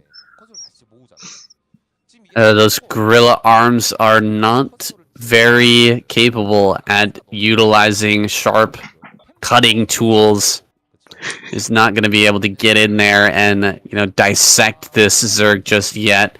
He really needs to get himself into a position where he can smash through these positions. Oh, here we go. Templar. Oh, he snipes a Templar. Big snipe there from Soma, just sacrificing about 3-4 Hydra to get these Templar. And oh, another great storm comes down. But, with those 2 Templar being killed, now the Sim City here is going to be so useful for Soma. Only 1 or 2 Zealots can actually attack. Oh, he kills that one Hydra. Now he can move forward. He's got to get the egg in position. One egg moved over there to the left-hand side. He gets the egg up, but it's not blocking. More Hydras coming down here, but Best kind of getting through this position. He's even going to kill that Evolution Chamber. One upgrade did finish, though, so I think that that's going to be fine for Soma. All of the Zealots are going to die. That was a really crazy moment there as those Zealots were coming through that wall. It looked like Best was just about to break through that position, but Soma holds on with the Templar snipes and the reinforcements, keeping himself alive here in this game. That Evo Chamber, though, does need to be replaced here pretty soon. Triple Evo Chamber here in the main, actually. Wow, okay, so yeah, we're going to be maybe seeing a transition into Hive relatively soon with these triple upgrades coming online. I would say this went pretty well for Soma. He killed so many Zealots. So many Zealots died during all this. And yes, he killed the Evolution Chamber, but yeah, we've already had the upgrade finished, so I don't think that's going to be a bit of an issue for him. Going forward, I would say this definitely favors Soma a little bit. 94 supply to 116, so it's pretty even still. It's not like Soma's really ahead or anything. But Best is still just wanting to barrel down, doing a few fake charges against Soma and keeping him in check. Has quite a few High Templars being built up in the natural expansion force so far. Will be wanting to come out on the map very soon, is Best, while he tries to take this third base. 4th base here out in the way for Soma. Doesn't need to get in here and deny this third from Best. He's just going to power up and most likely go straight on into Hive. Lurkers are in position to push away these Zealots pretty much everywhere they are needed. Zealots are going to try to run by here. Actually, a little bit scary. Okay, he is going to back away. That would have been a bunch more lost Zealots there and a reduction in that force that could have actually triggered a counterattack from Soma. So glad that Best pulled away from that attack there. A drop going to come through in towards the main. Whoa, really? Whoa. That Overlord. That Star Sense. Star Sense just moving in. I don't think he actually saw that, though. Because, you know, he's not really moving anything towards the main. He still does have some Hydras back here and an Overlord, but he's not moving a significant force back here to stop this, nor is he trying to catch that drop as it's coming in. So this is going to catch Soma a bit by surprise. He does have some forces here to deal with this, but he's going to lose quite a few drones. This is actually nuts. Like, he didn't see that, but how crazy is it that he just happened to move that Overlord right at that second? Yeah, crazy what you see some of these players do. But sometimes it's a bit of luck. Sometimes you think that it's maybe something like their spidey senses are tingling or something. Lost quite a few drones in that main base just now. Kind of impressive from Best that he got away with that damage, considering Soma just was like lucky enough to spot that, but didn't quite take notice of it. And now the forces of Best completely out of position. Might even catch one of these High Templars if he's not careful. It's a really weird situation for Best to be in, but luckily he's not going to lose too many of these forces, and the High Templar doesn't go down. But it would be devastating for him if he lost even just one or two of these High Templars. It takes away so much of the wind out of his sails, and it looks like Soma's objective in this game is to kind of attack the muscles of the gorilla and take away his fighting strength and eventually overpower him. Yeah, he's really trying to overwhelm him here with the economic play right now and getting into Hive. We're going to see Defilers out here in this game, and we're going to see how Best decides is best to actually deal with that. Will he be going for Dark Archon? It's been kind of popular. It's been kind of trendy lately to go Dark Archon in these situations. I'd love to see it. He's trying to break up this high ground. So many Lurkers here, actually. This is very scary. Lurkers being brought back from that 4th base to come and try to overwhelm this. Here we go. Lurkers very aggressively running up and burrowing here in the front. The Zealot number has almost been cleared away. A lot more Hydras are making their way to the front. Lings are coming up as well. We don't have Crackling just yet, but Best actually holding this high ground a little bit. The bottom part of this high ground is very important. As long as you're up here on the high ground, it's much easier to fight for your way forward against these Zerg forces. Fighting up onto high ground against Lurkers is always a big challenge. He's just going to sit here actually and wait until some Hydralists come forward and then take another trade here. Absolutely insane. It's a great tactical play from Best. It looks like he is considering giving away that high ground, which maybe isn't the smartest decision I've seen, but Maybe he's just trying to bait out Soma into moving down and taking that position away from him and then coming back up to engage.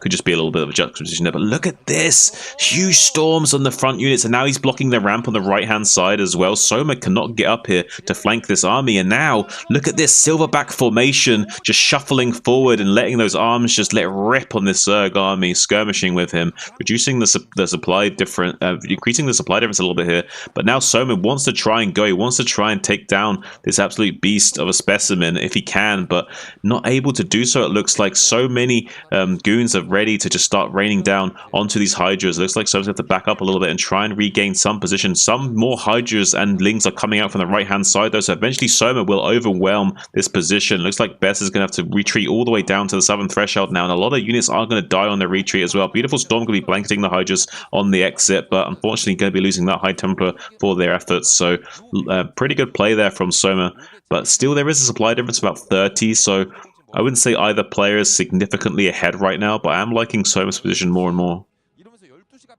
Yeah, Soma has the cracklings out now. He's going to have Defiler here soon. Shuttle making its way here in towards the main. Looks like it is going to be spotted by Soma this time. He's going to be able to deal with that pretty easily with a group of Lings making their way over here to respond. Of course, DT can take out a lot of Lings, but with this number, I think you can just surround and kill. Oh, no reaction here from someone. Needs to get these on the move. Looks like he will clear that out. Meanwhile, Best moving over towards the top center here, making sure that there's no additional bases. Setting up on the high ground now. Lurker is going to spread out here. It's very important that Soma keeps an eye on this army and moves his Lurkers in response. To get the bulk of his forces, the bulk of his Lurkers into position to deal with wherever this army decides to go. He has some good information on the map right now. He's got some good Overlord spread. So, you know, so far he's done a good job of reacting, but Best still has opportunities here. He still has windows where he can sneak in, and he's on 4 base to 4 base, mind you, as well. Right, I do think the 4 base versus 4 base favors Soma in this position, but one thing we can say is that Bess is doing a good job of trying to keep Soma on his toes. The only issue he's having is that, like you say, he's so fluid in his army movements. Look at this spread of units from Soma. He's just set up and ready. There's no real hole for Bess to take advantage of. That does sound kind of bad now that I said it, but right now, almost 180 supply is Soma is creeping up to right now. This is absolutely crazy in PvZ in any matchup for Zerg to get this kind of supplies, so Bess is going to have such a swarm to have to fend off right now, but someone like Soma will still have a hard job controlling this many units, so it's going to be still tough for him to manage to make this happen, but he's going to start throwing Zerglings at Best now, trying to trade some Zerglings off for High Templars, scouting around, trying to shark for what he can manage to get.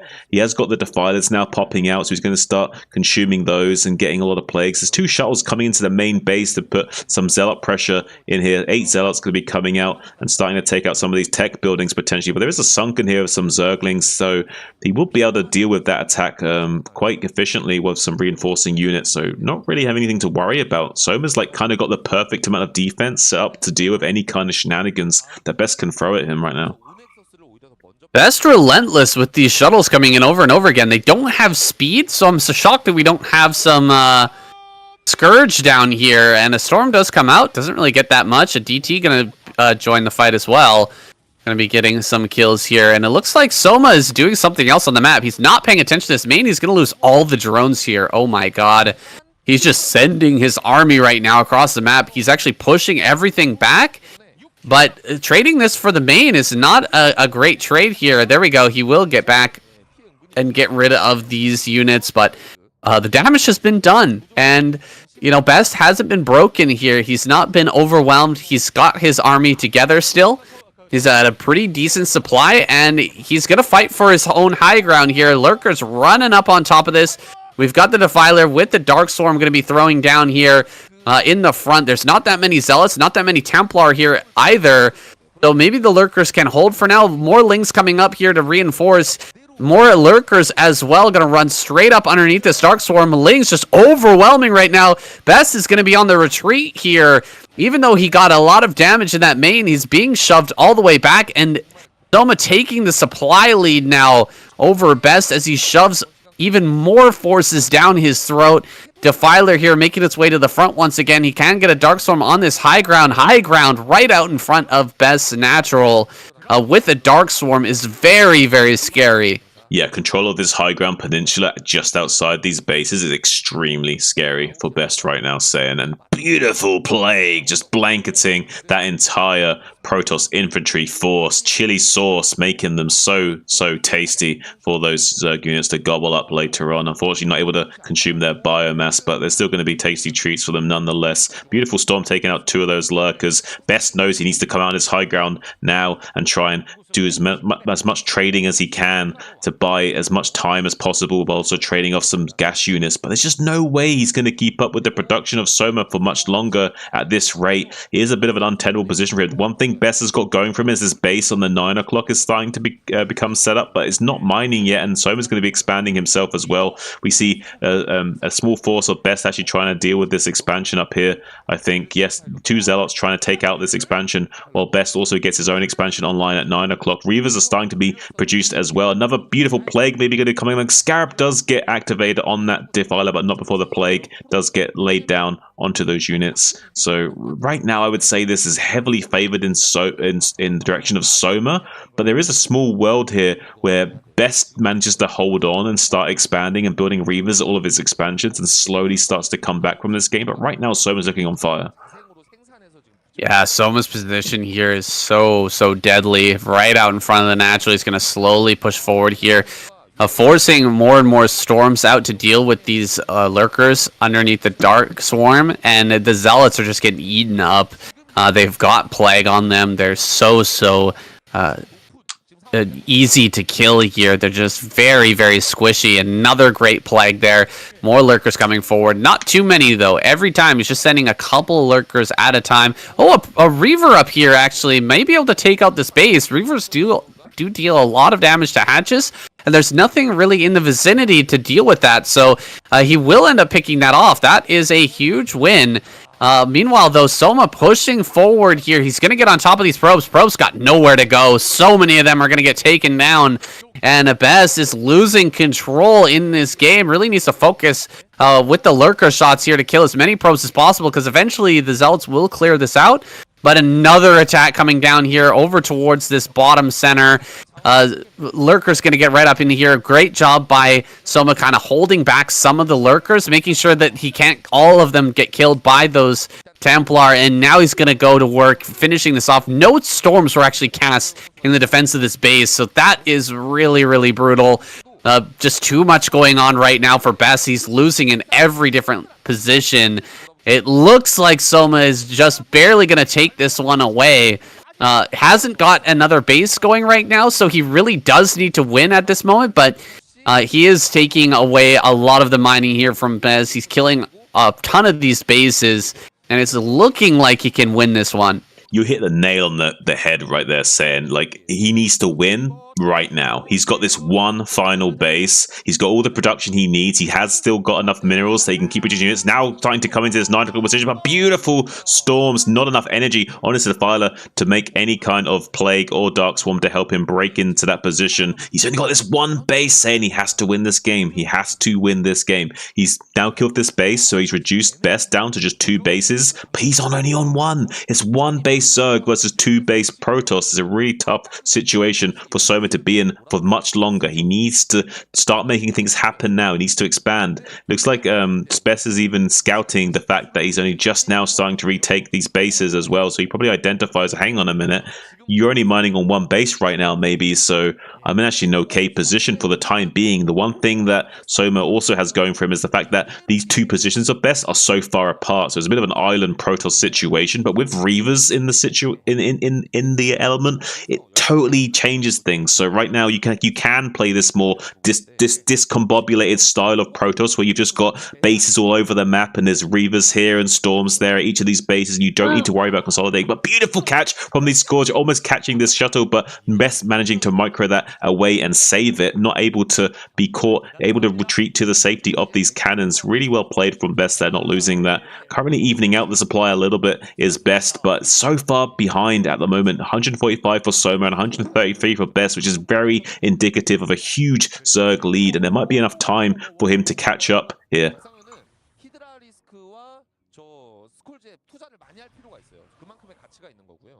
EG's flying here into the main. Sorry, I was just biting my fingernails here watching those Templar flying in. Oh my god! Huge storm here, killing so many of these drones. Oh, these situations make my palms sweat, man. This is so crazy right now. With the shuttles flying around, any one of those shuttles getting picked off without dealing any damage could mean a loss for Best. Any big storms could mean a loss for Soma. There's just such important moments happening here right now that's going to affect the rest of this game. It looks like Soma's still holding this position outside the high ground with so many lurkers. It's kind of unreal.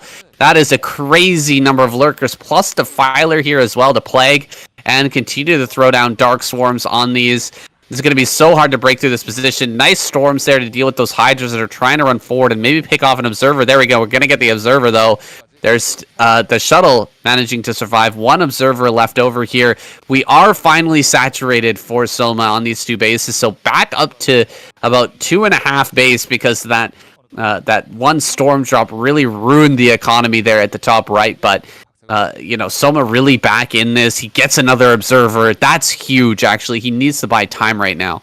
He needs to buy quite a lot of time. But right now, Best is slowly becoming mined out. He's losing this economy in this other area. So he's now down to just one base. All these minerals have just become dried up. So he's lost that economy on that side of the map. And he hasn't actually got a big saturation at 9 o'clock either. So his mineral income is very, very slow right now. He has a lot of Archons barreling up into this high ground peninsula, taking out so many of these lurkers and clearing out all of these big minefield of Zerg units in this area, but not without paying a big hefty price of losing a lot of those units. And there's still just so many lurkers back there. I don't know how he's going to break out of this position without a huge amount of Dragoons, and even then there's going to be Dark Swarm to make that impossible. So unfortunately for him, he's going to be relying on Reavers and Storm, and he hasn't got enough of these gas units to make it work. He's trying to cut this tight little ramp on the left hand side, but it's making it even easier for Soma to deal with these forces. It's looking really rough for Soma here, saying. I mean, for Best here, saying.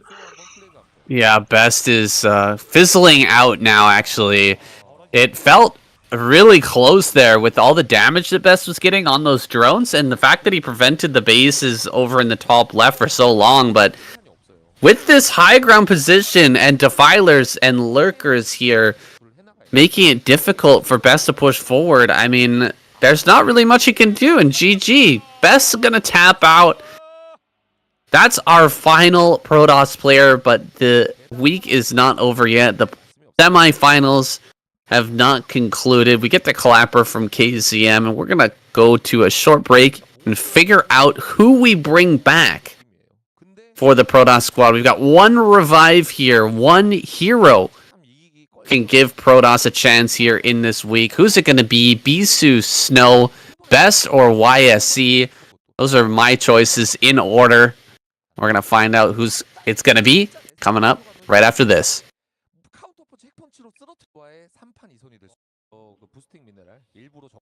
I agree with your choices, by the way, in order of like, yeah, definitely in that order.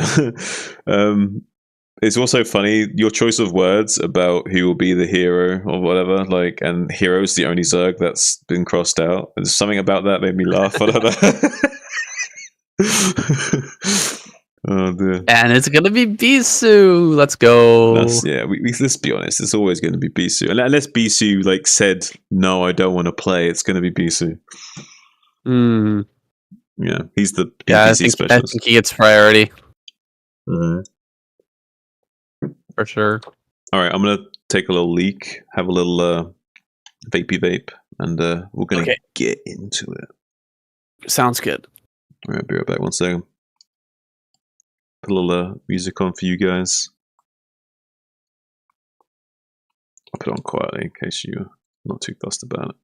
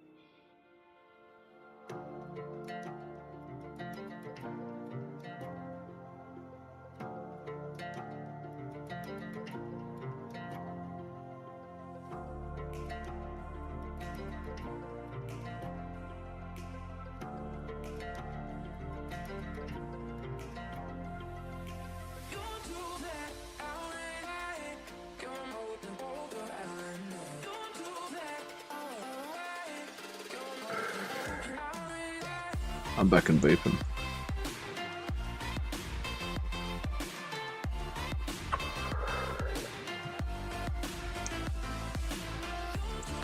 It's gonna be BC versus Soma in the final match, guys.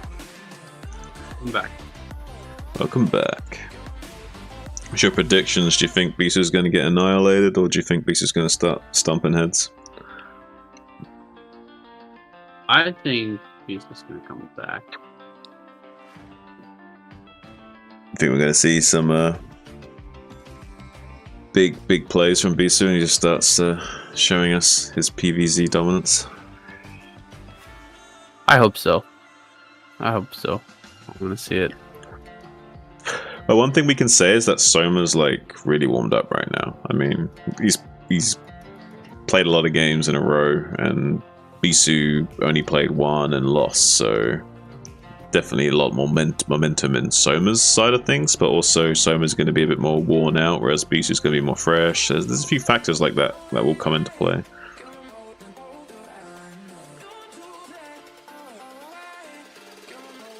Alright.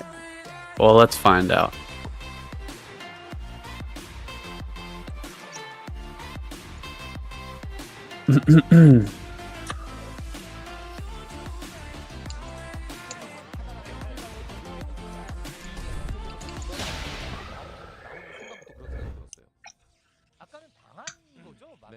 Okay, it's gonna be my first choice here. Bisu being sent out with the revive, going up against Soma.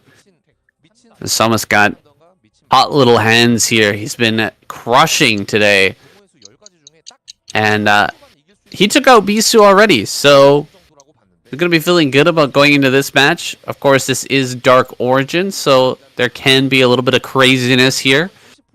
This is a bit of a wild map. What do you think are your predictions here, Shin? Do you think Bisu's going to be able to turn things around here for the Protoss? I think Bisu can turn things around for the Protoss, but I also know that Soma's really warmed up right now, and Bisu's only played one game and he's lost one game, so Bisu's got a lot to prove. So it could go either way. I feel like Bisu will have his work cut out for him, and it'll be tough on this map because Soma will be able to navigate this map fairly easily in the early to mid game, but maybe Do you know what's saying? I'm just gonna say I feel like BC will actually turn things around here. I think that BC will win this game against Soma. I don't think he will beat all of the players in the Zerg lineup, but I think he will beat Soma here. Well, the all-kill prize is off the table right now, so even if Bisu does turn things around, he won't be able to get that all-kill prize. Neither can Soma because, he wasn't the first Zerg player to be sent out, so all-kill prize off the table. I still want to see more games, though. Bisu, I hope he does manage to, as he predicted, take out Soma here and make this into a really good series. Kind of run through this Zerg lineup and maybe take us to a game 8. That's just a pipe dream at this point, but Bisu absolutely capable of doing something like that. Now getting this Zealot into a tight little position here behind the third base is going to be experiencing some pressure here, though, as Lings are sent across the map. This Zealot probably should go to work on that hatch, or maybe try to run into the natural right now, because most of the Lings are out on the map. Okay, Lings are going to come back now, and the Zealot has not moved. So actually great play by Bisu, kind of predicting how Soma's going to play this one out and getting the most out of these first initial Zealots. Yeah, I can't fault Bisu's way of thinking here, and now he's finally going to start coming out with this Zealot because he wants to hit this egg in case there's a drone coming out.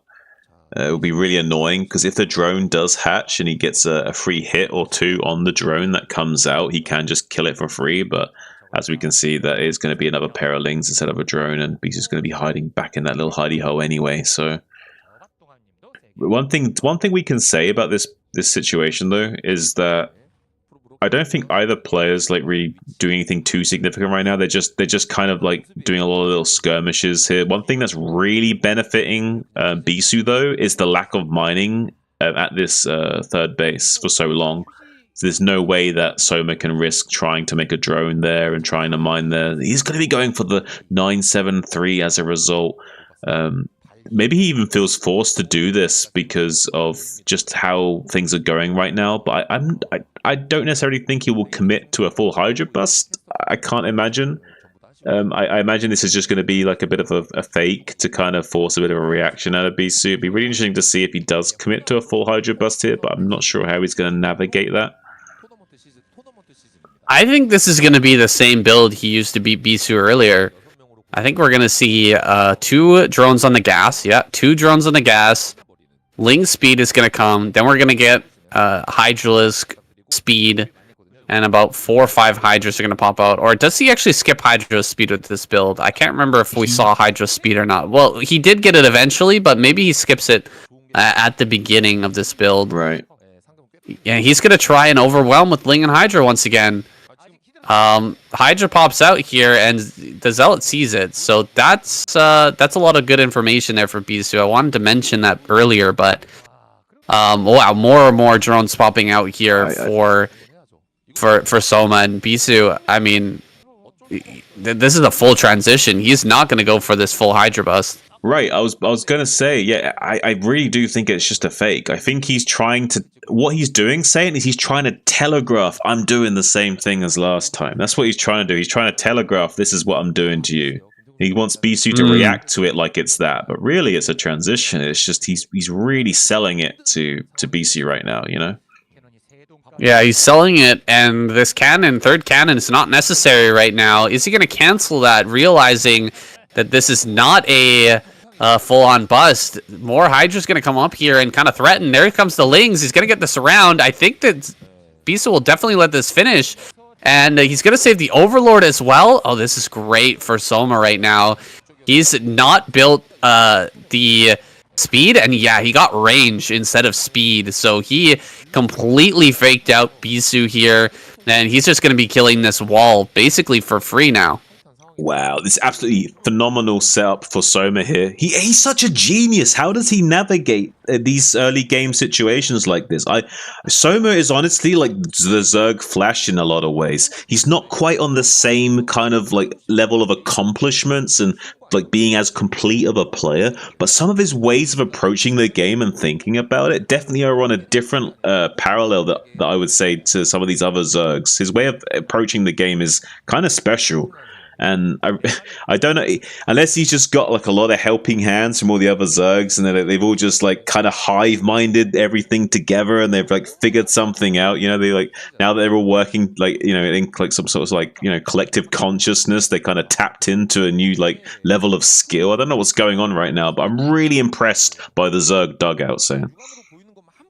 Yeah, this is such a cool build. This might be kind of a new and special build in its infancy here that we're seeing right now. The I guess it's like 942 something like that drone count, with only 2 drones mining the gas, and then into speed and hydras with speed to bust. But it seems like it transitions so well if you decide not to go for that, because you can completely deny the gateway first Protoss player from scouting the map with the Zealots, with the speed lings. Just completely deny that scouting, and then you send just a few hydras to kill the wall, and they have to build a ton of cannons in response, and then you get into this great drone count. Soma's just in such a good spot right now. He's got a huge number of hydras. He's blocking the ramps here. Looks like we are going to see these Zealots make their way across the ramp now, so this has been broken. But back at home, Soma has a ton of hatches. He's got huge amounts of drones, and his production is just going to be fantastic here. He should be able to hold this Zealot attack off, no problem. Yeah, as long as he doesn't make any critical errors here with how he positions his hydras and engages these Zealots, he can be in a very good spot. But Bisu is also very good at how he controls his units, so we'll be looking for any potential for to take advantage of a misstep from Soma. He might even try and force a mistake as well, as he keeps trying to come in over and over again, kind of sharking around, looking for any kind of weakness that he can take advantage of. But Soma's also hatched out quite a sizable amount of Zerglings to kind of act as a meat shield against these Zealots, and he knows there's no +1, so it takes 3 hits for these Zealots to kill these Lings, so getting maximum value out of these mineral units as well.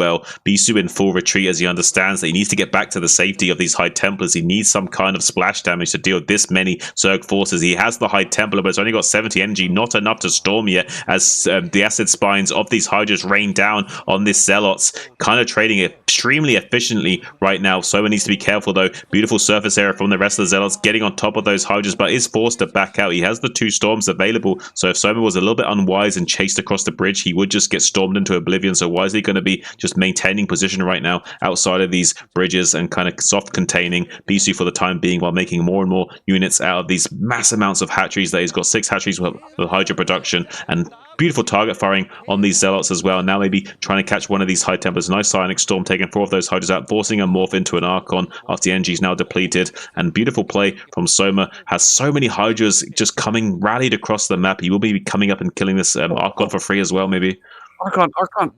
Oh, this Archon, this loss is huge, man. Losing that Archon so bad right now. Gonna lose some more Zealots here as well. Soma just absolutely outdoing Bisu here in this game. Looks like a probe gonna come back though. Probe, this is some special tactics from Bisu. He's gonna hop this DT over the mineral patches here. He's got to be very careful not to allow that to finish mining. But he does manage to slip it over. Very nicely done. This is gonna slip right in here undetected. Oh, he sees it. No, he doesn't. Soma has no idea. He's building a bunch of mutas right now. Soma going for that play that he's been...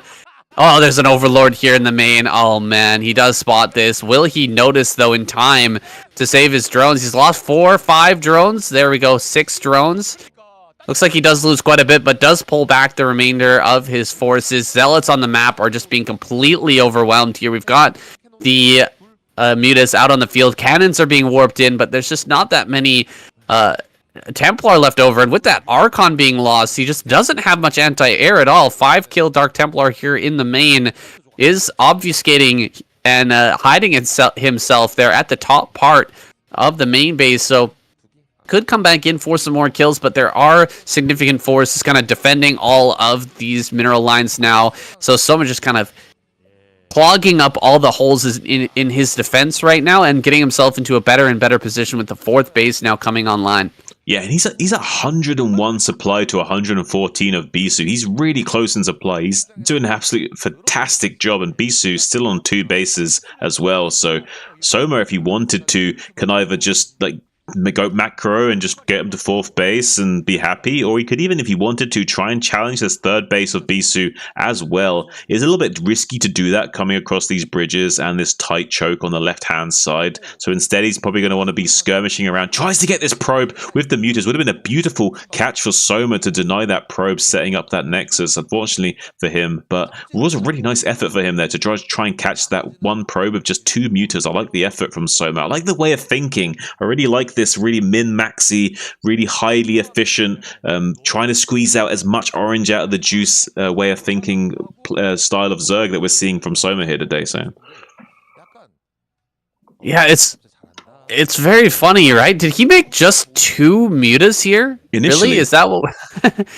Has he made any more mutas, though? I feel like he made 2 mutas just to like get a little scouting going and to scare Bisu into making like 4 cannons in his main and natural. I feel like that's actually really worthwhile and like a 200 IQ play if that's actually what he did. No, he actually does add on more mutalists now. He's gone up to, what is this, 10 mutas. He's going to try and go for some for some snipes here. Maybe some snipes on Templar. Observers are also a great target. There's that first storm. He kills the Templar immediately. Gonna fly straight through. Look for some more Templar here at the bag. He eats a lot of damage from those Dragoons flying through, but he can come back in here and snipe these Templar once again. Here we go. One more Templar goes down. One more Templar going to fall. Can he get it? He does. He gets that last Templar. Complete surround here with the Hydras hitting from all angles, and just pure Dragoon is not going to be enough. Soma going to overwhelm here in this position. Absolutely fantastic play from him. Once again, going for that Hydra's transition. Oh God! So many Hydras getting wrecked there. That was crazy. Might actually give Bisu a fighting chance here. Yeah, I mean that was a delicious blue goose sandwich for a while there, just nomming on that. Cleaning house, all those Dragoons just biting the dust, but then the Hydra's getting absolutely annihilated trying to come across the bridge there to that Psionic Storm, so evening things out quite significantly. Just that one storm, isn't it crazy how strong Protoss is? They push one button and suddenly the game's even again. That's crazy. Yeah, absolutely insane. Just, you know, few Hydras on the reinforcement path. He probably didn't have them hotkeyed yet. They go across that bridge at an odd angle and end up getting smoked. Now coming up here, gets another snipe. He's gonna try and get the Nexus. The Nexus. Oh, he gets the Nexus. Oh, that's so painful, Bisu.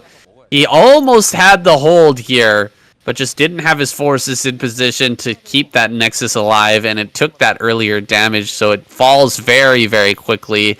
And you know, these probes do not mine very well. Unfortunately, on this map, if you mine from the 3rd base and the Nexus gets killed, they don't return the mineral patches to the natural. They actually return the mineral patches to the minerals to the main. Right. So it's very, very inefficient. Because the Nexus is actually closer to the 3rd than the natural, just by air. For whatever reasons, the probes are going to actually go this direction, so very, very frustrating here for Bisu. He's losing so much mining time here.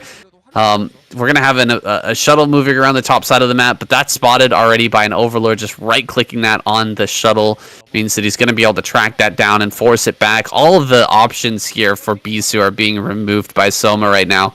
Yeah, he's going to be going all the way up to 5 base soon. It's going to be really scary. And yeah, like you say, this is a very old game, Saiyan, so it's based on like the distance of hex tiles only. So that base is closer to that base. So unfortunately for him, he's going to be sucking up. That's even worse case for him. He's going to be long distance mining for quite some time. And look at this, Hydralisks in a nice little situation, able to get on top of one of those high Templars and pick it off there, reducing the Psionic Storm output for Bisu is going to be huge here. Not only baiting storms, but also sniping these high Templars is critical for reducing the potency. That is basically the one thing that makes this matchup balanced balanced is these big Psionic Storms kind of leveling the playing field.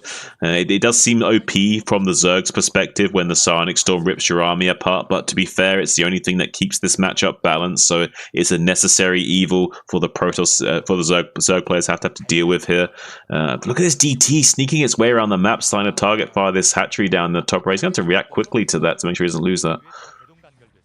Yeah, gets another DT over here at the third. High Templar? High Templar? Oh, no! Loses that shuttle. I hope there wasn't any High Templar in there. He really could have gotten a lot of damage with that had he dropped. But we're going to take a fourth base now for Bisu. Bisu going to try to extend himself out a little bit farther, but will it be too far here on the map? We've got Lurkers mixed in now. We should have Hive coming up here soon with some Defilers hitting the field. Things are going to get really spicy here for Soma. Soma actually holding the middle of the map is extremely critical on this map, Dark Origin. Middle of this map it's just crazy important that you're able to hold this position here.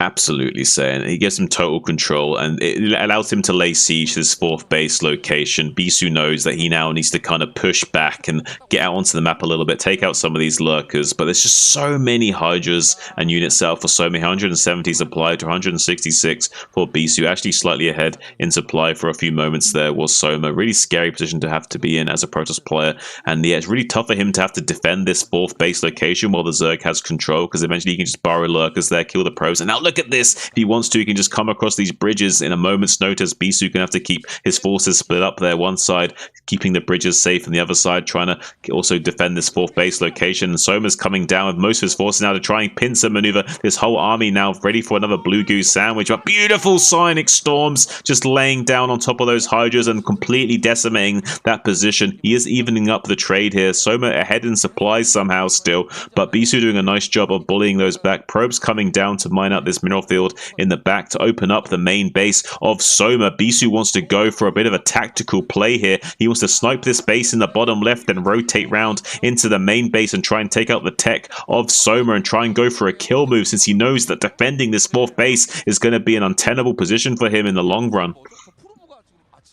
Oh man, he's going to lose a ton of probes that are falling back. He's going to get some zealots here into the main base, which is something, but Soma's overwhelming this position, taking Bisu to task here, forcing him back up onto the high ground. Oh, a lurker egg on the ramp. Oh, it's so painful. Oh man, you almost feel like the cringe here from Bisu as he spent so many probes to try and get this play going, and he gets the zealots back there only to find the lurker on the ramp to defend that. Soma just clearing out every possibility here, shutting down Bisu at every turn, not allowing him to take any ground.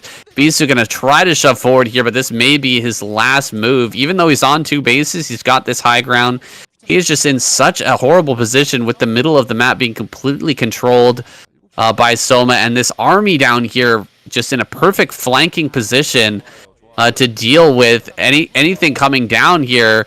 The Hydras are going to come up from the bottom, and these Lurkers are going to push down from the top, and he should be able to just control this army and crush it.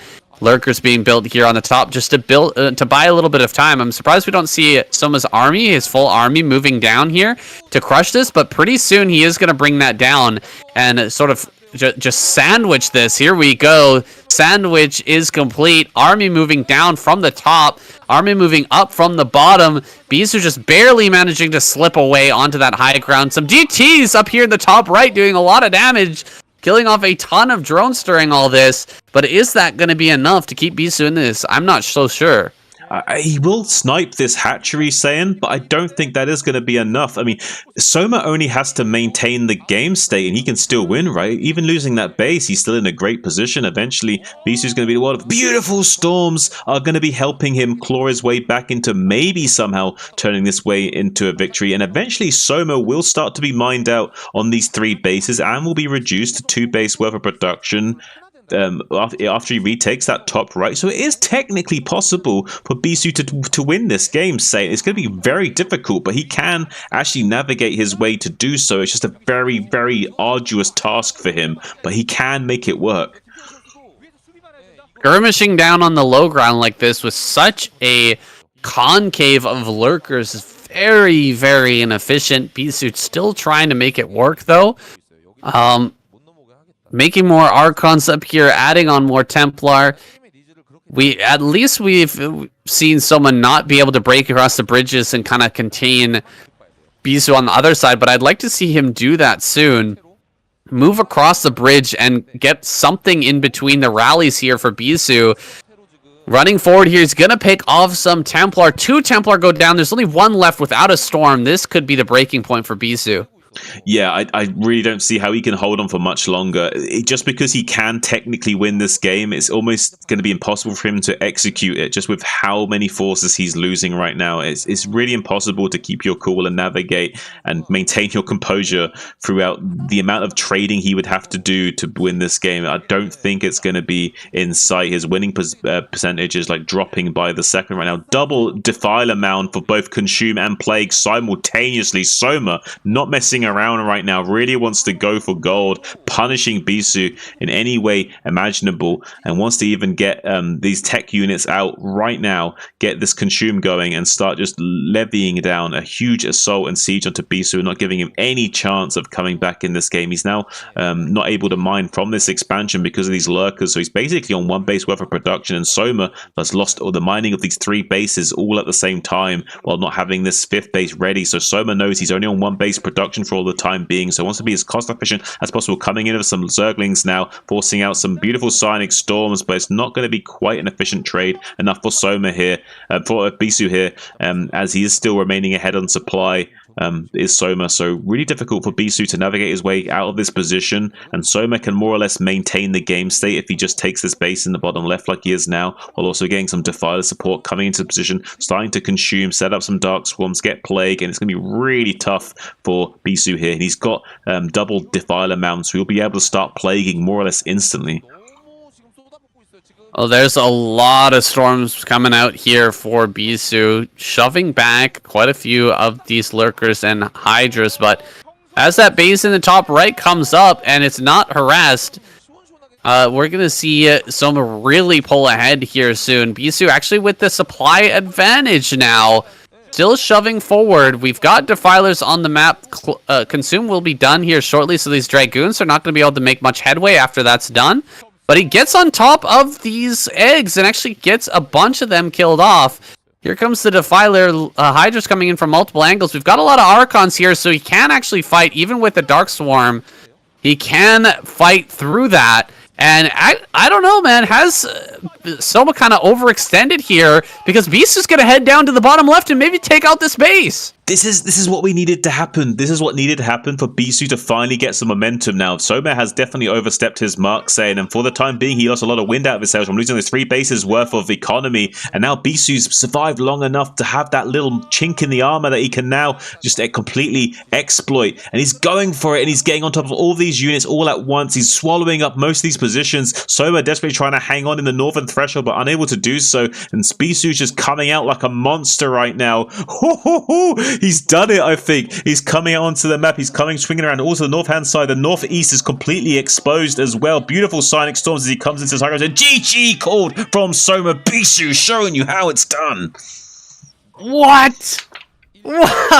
He brought that one back. Oh my god. Incredible play from Bisu there.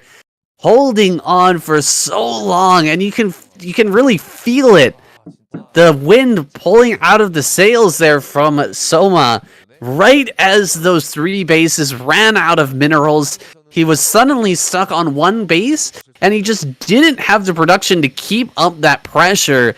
And eventually Bisu managed to break out just as that next base was coming online for Soma. He gets out on the map, he breaks through before the Dark Swarms and Plagues come into effect and wins that game. An incredible performance from Bisu, and he's going to maintain this series for us We're gonna go on to even some more PvZ action, guys. I am just over the moon excited about this player right now, Bisu. Can he make the comeback and take down all these Zerg players? I'm starting to become a believer. 슬롯에 조금 카운터 맞으면서 스토리가 또 이렇게 완성이 됐네요. 그런데 아까 방금 그 채팅이 있었어요. 이래도 3명을 이겨야 돼. My goodness, man. My goodness. I told you it was possible. I told you there was a way he could win. It's hard, but he could do it. Unreal, dude. Oh man, I knew it was possible, but I didn't think he'd pull it off though. Like I was like thinking, he's kind of losing his opportunity a little bit here, but then he managed to pull it off. That's ridiculous. I mean, I saw his window. I just didn't think he would be able to pull it off. Wow. How fucking good is this guy, man? That's crazy. Oh shit. That's crazy, man. It's nuts, man. I thought he was gonna die at like taking the third. Remember when all those Hydras were surrounding the goons? And like he killed every Templar with the mutas, and then he was like about to kill the third base and every goon, and then like 10 Hydras died on the ramp, right, on the bridge. Yeah, literally that one play of storming the Hydras on the bridge just gave him that tiny momentum that he needed to completely stabilize the position, get the fourth base, give him some kind of life in the game, and just not allow Soma to just muscle him out of the game. Because if he didn't get that fourth base up and running when he did, he's dead as well. That's crazy. That's crazy. It's crazy that he's got that much experience that he knows he just needs to cling to life for that long and just wait out the timer of those 3 bases being mined out. And then he knows there's wind lost out of the sails of the Zerg and he can finally make his play. But he knows that he has to survive up until that point. Wild. Absolutely wild. Alright, we got Queen coming out. You ready? Or you want to take a break? I need to at least get some more drink, so hang on a second. Alright.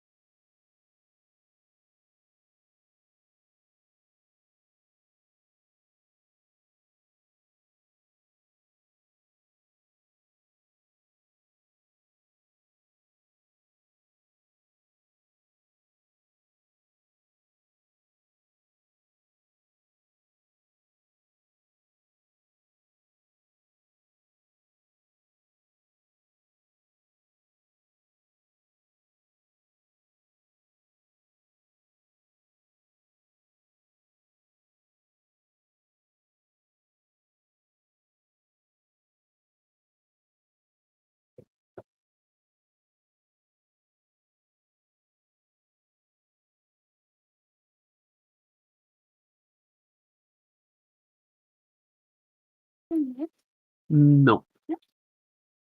Not yet. Yeah.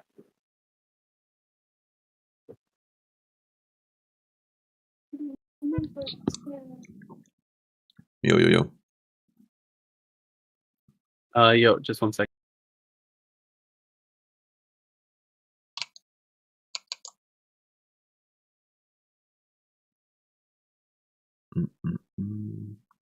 Hope you guys are enjoying the cast so far. Some pretty wild games.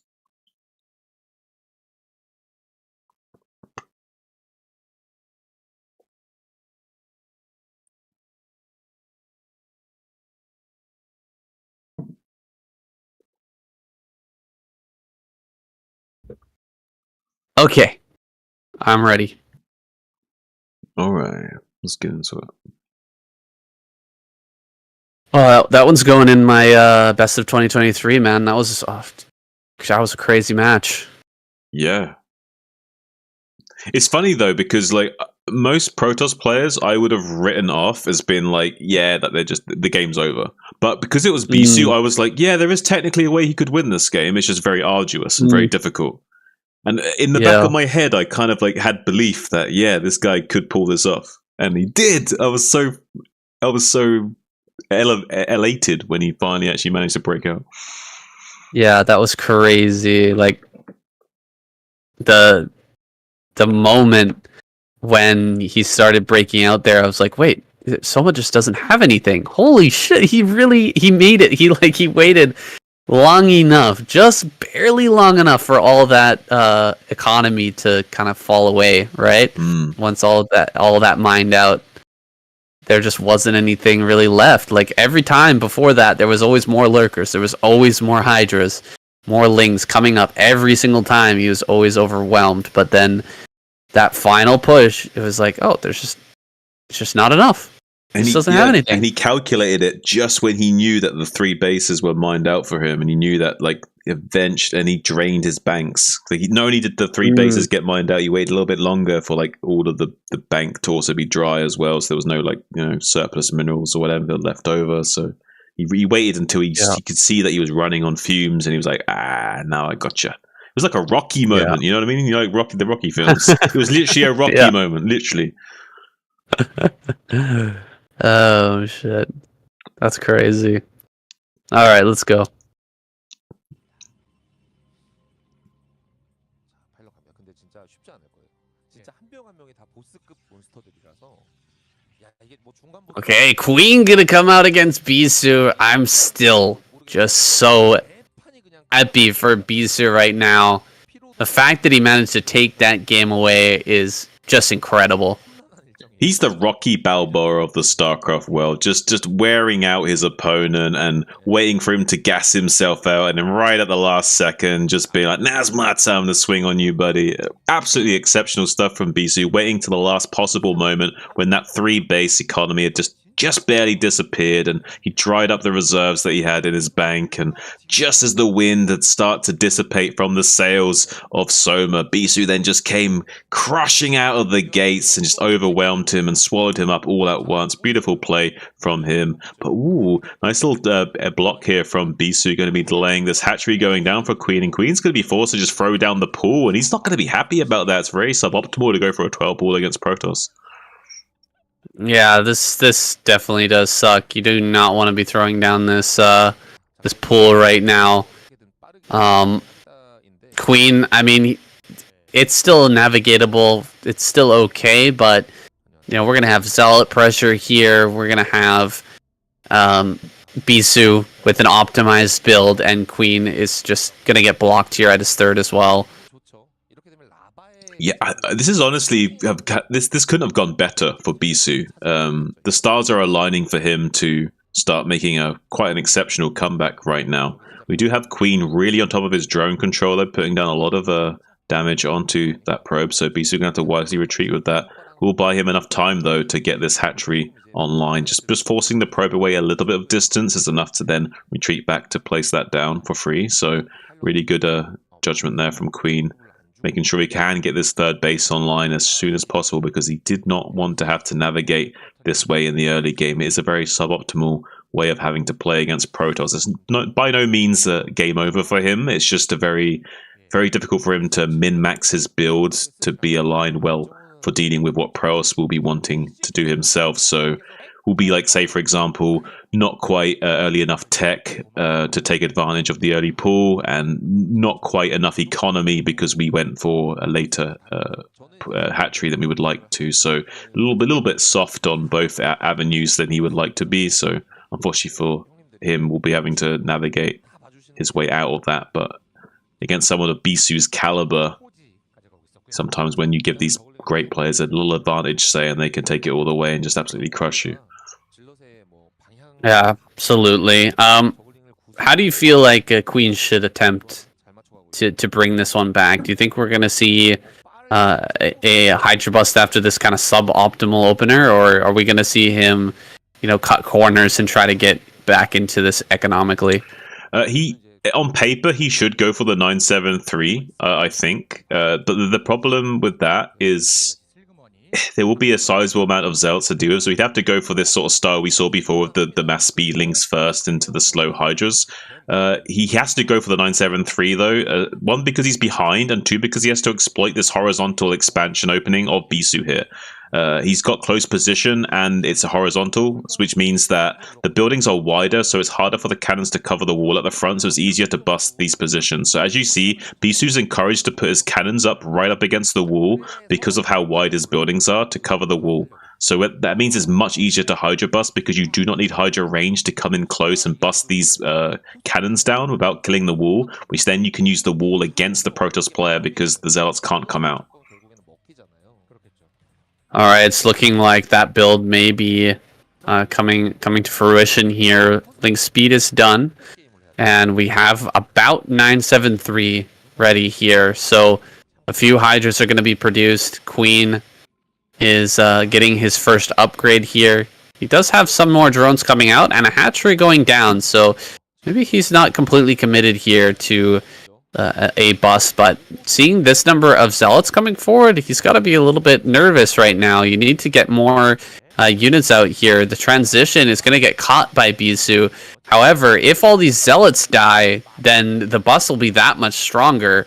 It's all going to come down to what's popping out of these eggs and whether he's able to keep all these Hydralisks alive. Here we go, Zealots coming forward here. They're going to try and go up this ramp, but Ling's on the ramp already. This is a great catch by Queen. He's going to block all this from getting up this ramp. He's going to kill all of these Zealots, and the counterattack is going to be deadly, I think. It's going to be very hard for Bisu to hold on. He'll have to build a ton of cannons. Oh, he will need a lot of cannons, and he knows that there's no way he can identify exactly how many Hydras there will be, so he will probably just blindly make cannons now. He kind of has to. He'll make at least 3 initially, and then he'll start adding a 4th and then a 5th, and he may cancel the 4th or the 5th depending on how many Hydras he confirms in the upcoming phase. But one thing to be said for is this Hydras did follow the Zealot all the way to the top right, which gives a little bit of breathing room for Bisu to maybe think, he can't be that committed to busting me, so maybe 3 cannons is enough for now.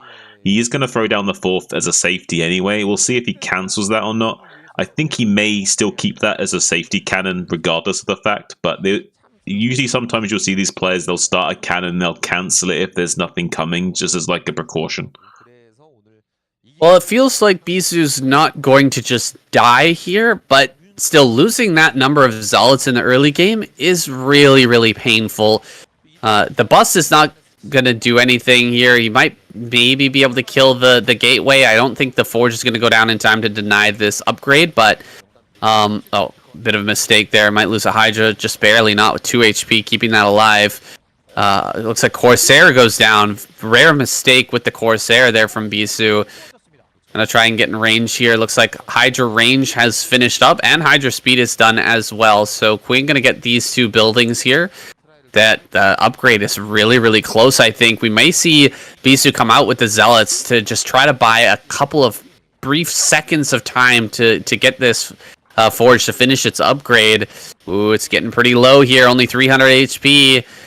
Is it going to finish or not? He's coming out with the Zealots. He's going to try and fight this. I would love to see him target. He does just target down the Forge, making sure that he finishes that off, and he stops the upgrade. A huge win here for Queen. It's a really big win for Queen. I'm actually surprised that Bisu didn't pull the trigger on that at least like 4 or 5 seconds quicker, just to kind of guarantee being able to bully away the Hydras. What he wanted to happen there was to do a follow-up play of the Zealot legs finishing, and then him getting a wraparound on those Hydras as well, potentially later on, which he is now attempting to do now, getting into 12 o'clock position before the Hydras can get up onto the ramp. So it's still going to work out nicely for Bisu. Good surround on those Hydras before they can get into the mineral line. Going to be taking out a lot of their hit points, and unfortunately going to lose that Corsair to those Hydras before losing the Overlord, so not going to be able to supply block Queen further, but is getting on top of that Sunken Colony, and is going to be able to take that down. The drones can't drill the Sunken Colony, and now it's a little bit bad news bears for Queen as Bisu's opened up this position. Beautiful drill there from Queen, going to be trying to help these Zerglings out on that ramp, but it's a little bit not too little though, unfortunately for him, and those Zealots are now going to get on top of all of these drones, and Queen in a world of hurt now as Bisu Bisou not only denying the mining here at this 12 o'clock base, but has already killed so many drones. There's more Zealots also poking at the natural expansion, threatening a run by there as well, and getting on top of all these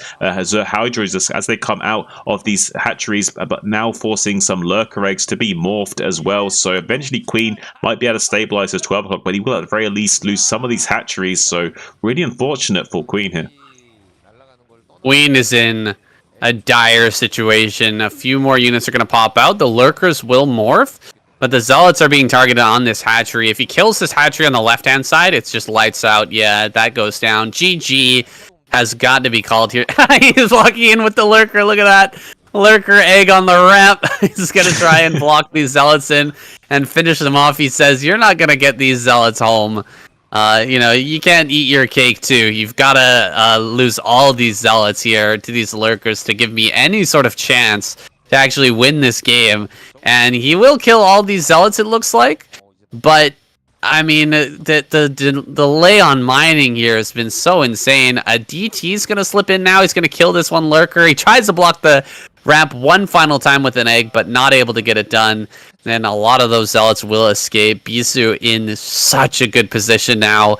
Hard to even imagine Queen being able to win from here. He's got a Queen's Nest coming down, so he's gonna like Hail Mary, punt the ball across the field right now with a Defiler transition and see if he can hold on to 3 base. Maybe eventually get into a 4th with that.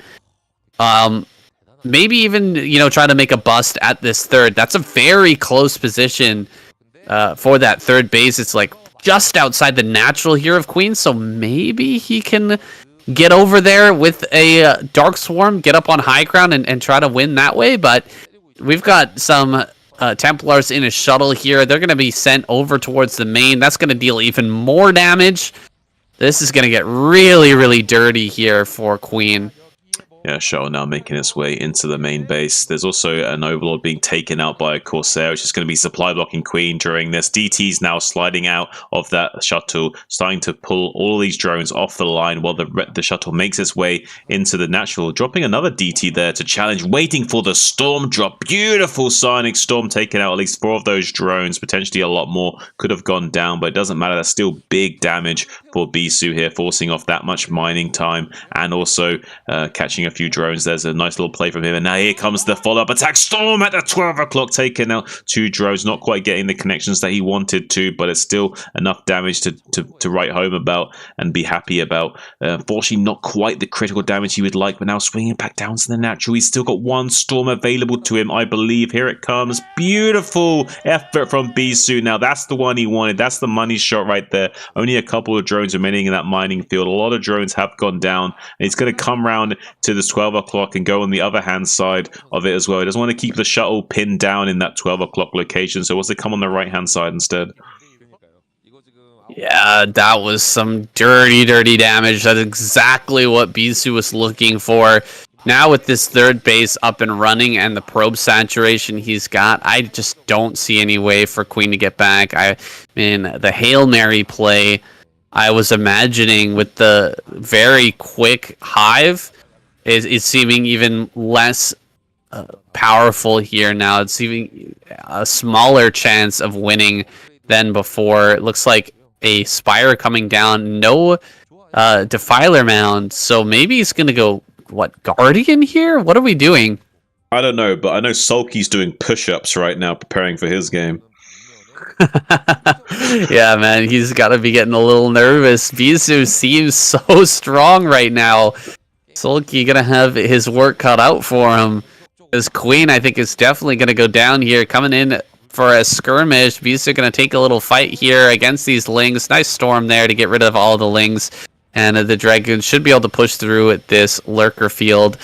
A little bit too stacked up on these Lurkers at the top there. Oh, storming his own observers, though. That's a little bit unfortunate. Dragoons are going to be able to push forward. More storms are coming out. Zealots are going to run forward now. Most of these Lurkers are very, very low, so the Zealots are going to be able to break this position. Reinforcements coming up here as well for Bisou. He's just going to overwhelm this position. A few more Hydras do pop out. Lings try to jump on top of that Archon as it's morphing, but it morphs out in time. And Abyss are just going to push through here. Queen, whatever his plan was with that hive, well, it looks like it was a Defiler Mound. Defiler Mound in the back there, just not going to be in time. Queen is going to get taken out, and Bisu is going to go on to the final Zerg player here in just a couple of moments, assuming Queen taps out. Bit of a fantasy timing here. Wow, Bisu, the patriarchy, Protoss, taking out Queen right now, unfortunately, for the Zerg. Going to be reduced down to just one single player. GG is called. Sulky waiting in the wings. Going to be quaking in his boots right now, saying. 앞으로 2경기 남았으면 해볼만 해요. 오히려 지금 아까 그 박상현 선수와의 I was just waiting to see if we got the clapper, but we didn't get one. 상황이 언덕이죠. 보통 맵에서는 이제 앞마당에 That was impressive. Holy shit. I thought that Queen had such a good spot there in the early game, man. Right? I mean, the first couple of hatcheries getting blocked was bad, right? Yeah, it was suboptimal. Yeah. But at the same time, he got the wall, stopped the upgrade, didn't build that many hydras, and then managed to retreat. It's just he didn't get into the mineral line in time, right? Like, had he been in a good spot, like in a good spot with his hydras there as that attack came in, he probably could have held that and most likely won that game, but he just lost so much. Oh, so painful. It's crazy how like StarCraft's a game where literally like 2 seconds is all it takes to make or break a game. Like it literally can come down to those tiny like second, like, and that can be affected by how optimized your like minerals are at the start of the game and stuff. It's crazy to think about how like it's like they're speed runners. You know what I mean? Like everything's got to be so perfect because if you're just slightly behind the curve by a couple of seconds, you're just not fast enough. Yeah, absolutely. All right. I gotta cross off Queen here. Oh, let me take a little vape actually. Sure. God damn. God damn. God damn. By the way, 2 things. Did you find the my like non-commentary funny of just being like, I don't know, but Sulky's doing push-ups right now. Did you find that funny? And 2, that was good. And did you like I don't know if you caught the joke I made at the end. I called Bisu the patriarchy Protoss because he was beating Queen. I didn't get that. I heard the patriarchy Protoss, but I didn't get the reference with Queen. I thought it was a good one. Yeah. I actually thought you said the patriarch of Protoss, but I mean, either way, equally true.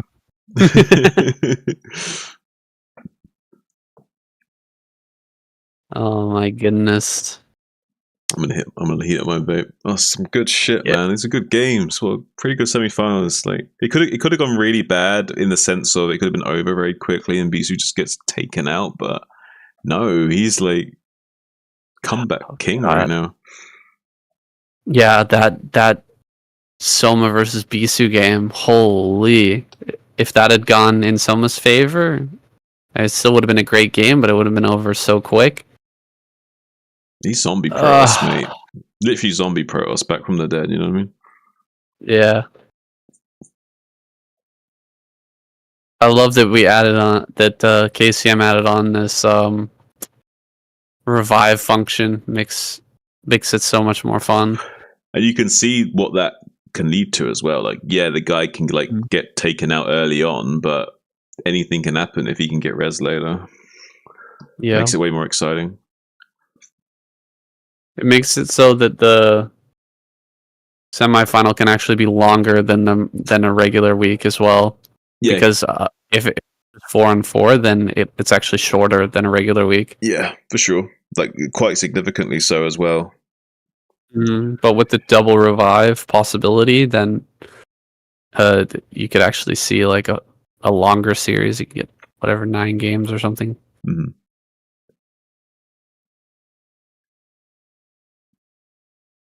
So, what's your predictions? I think Bisu will take out Solki, and then we'll have to revive like Hero or Soma. I think that's going to be the thing. Yeah. That might be my bias as a caster, though, wanting to see great games, but I think Bisu can do it. There's some slight bias there, but I also think that you're still actually fairly on the money. I think that's very possible. I think, yeah, but if anyone's going to do it, it's going to be Bisu.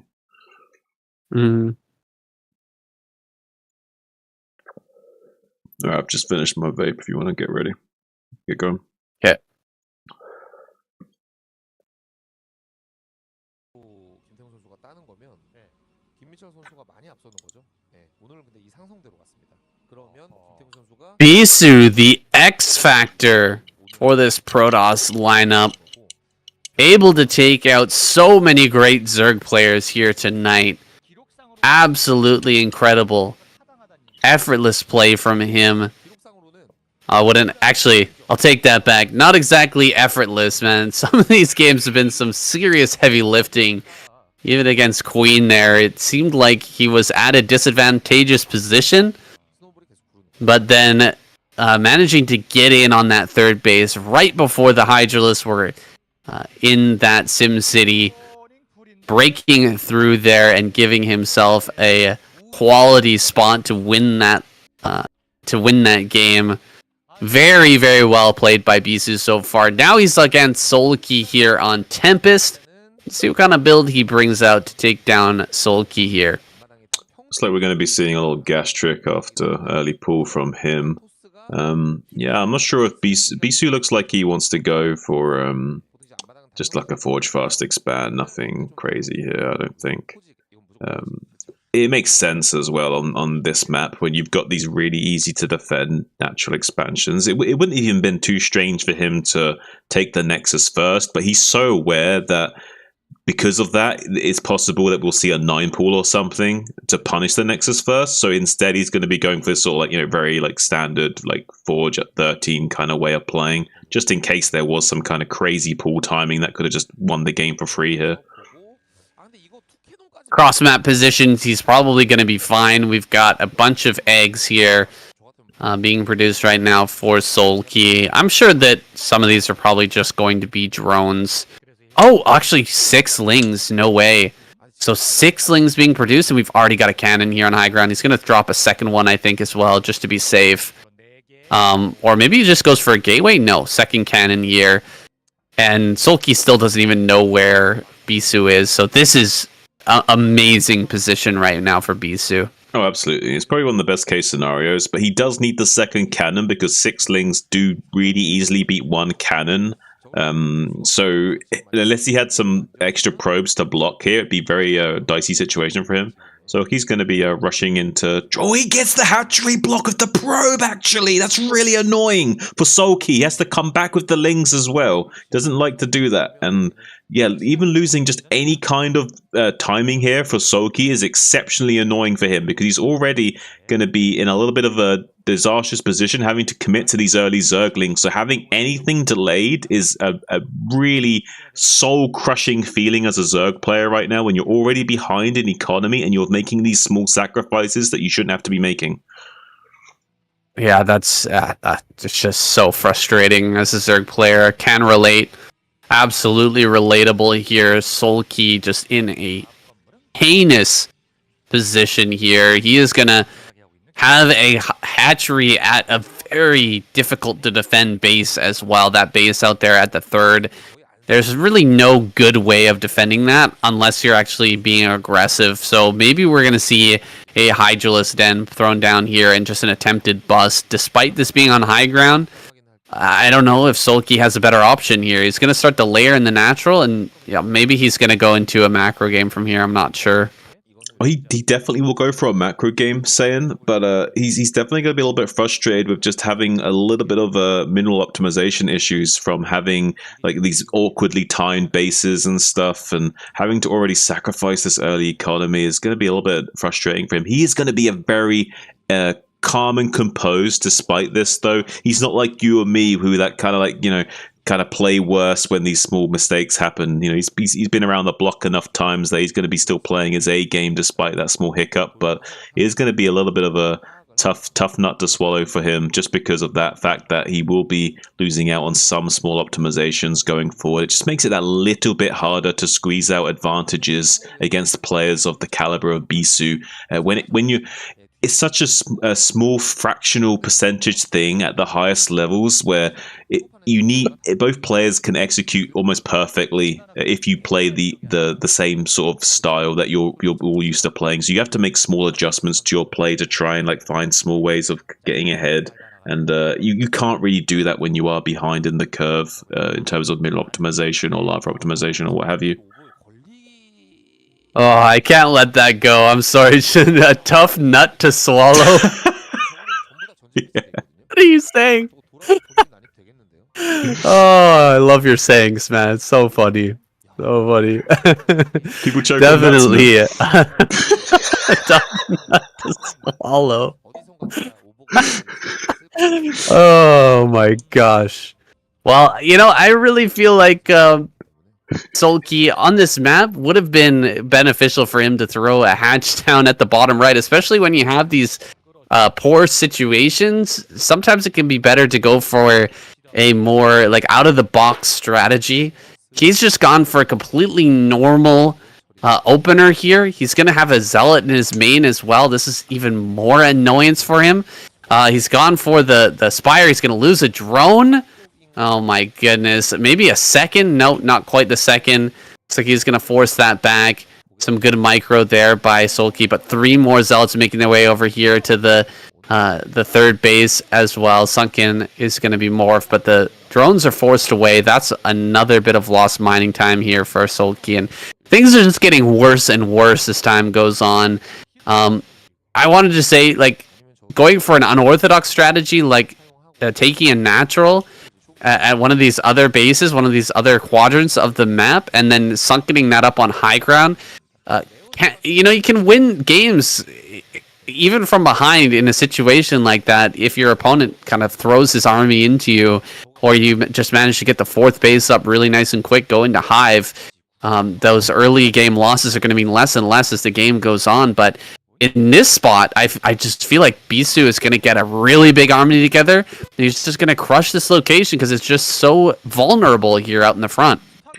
It's very vulnerable, Saiyan, and there's also multiple avenues of attack that you can launch at this location as well. So really rough in that sense. Ooh, does get one connection with the Scourge, but not the other one. So not able to take out one of those Corsairs, and he does want to be able to reduce the potency of that anti-air fleet of Bisu, because one, Bisu's so good with it, but also just because he needs some kind of air superiority, or he's just going to lose all of his overlords. So a little bit of a tough situation for Sulky. He knows he's up against a player that's as potent as Bisu. He needs to be very cautious going forward here. Here comes the Zealots to ravage the drone line here. There are some Mutalisks to bully back these Zealots, but there are also going to be 6 Corsairs with +1 out on the field soon, which will be able to start one-shotting all of these Scourge. And nice little pickup from Sulky, getting a few of these Zealots for free, actually. And he has got enough Scourge to zone out the Corsairs for the time being until they get these count of 6. So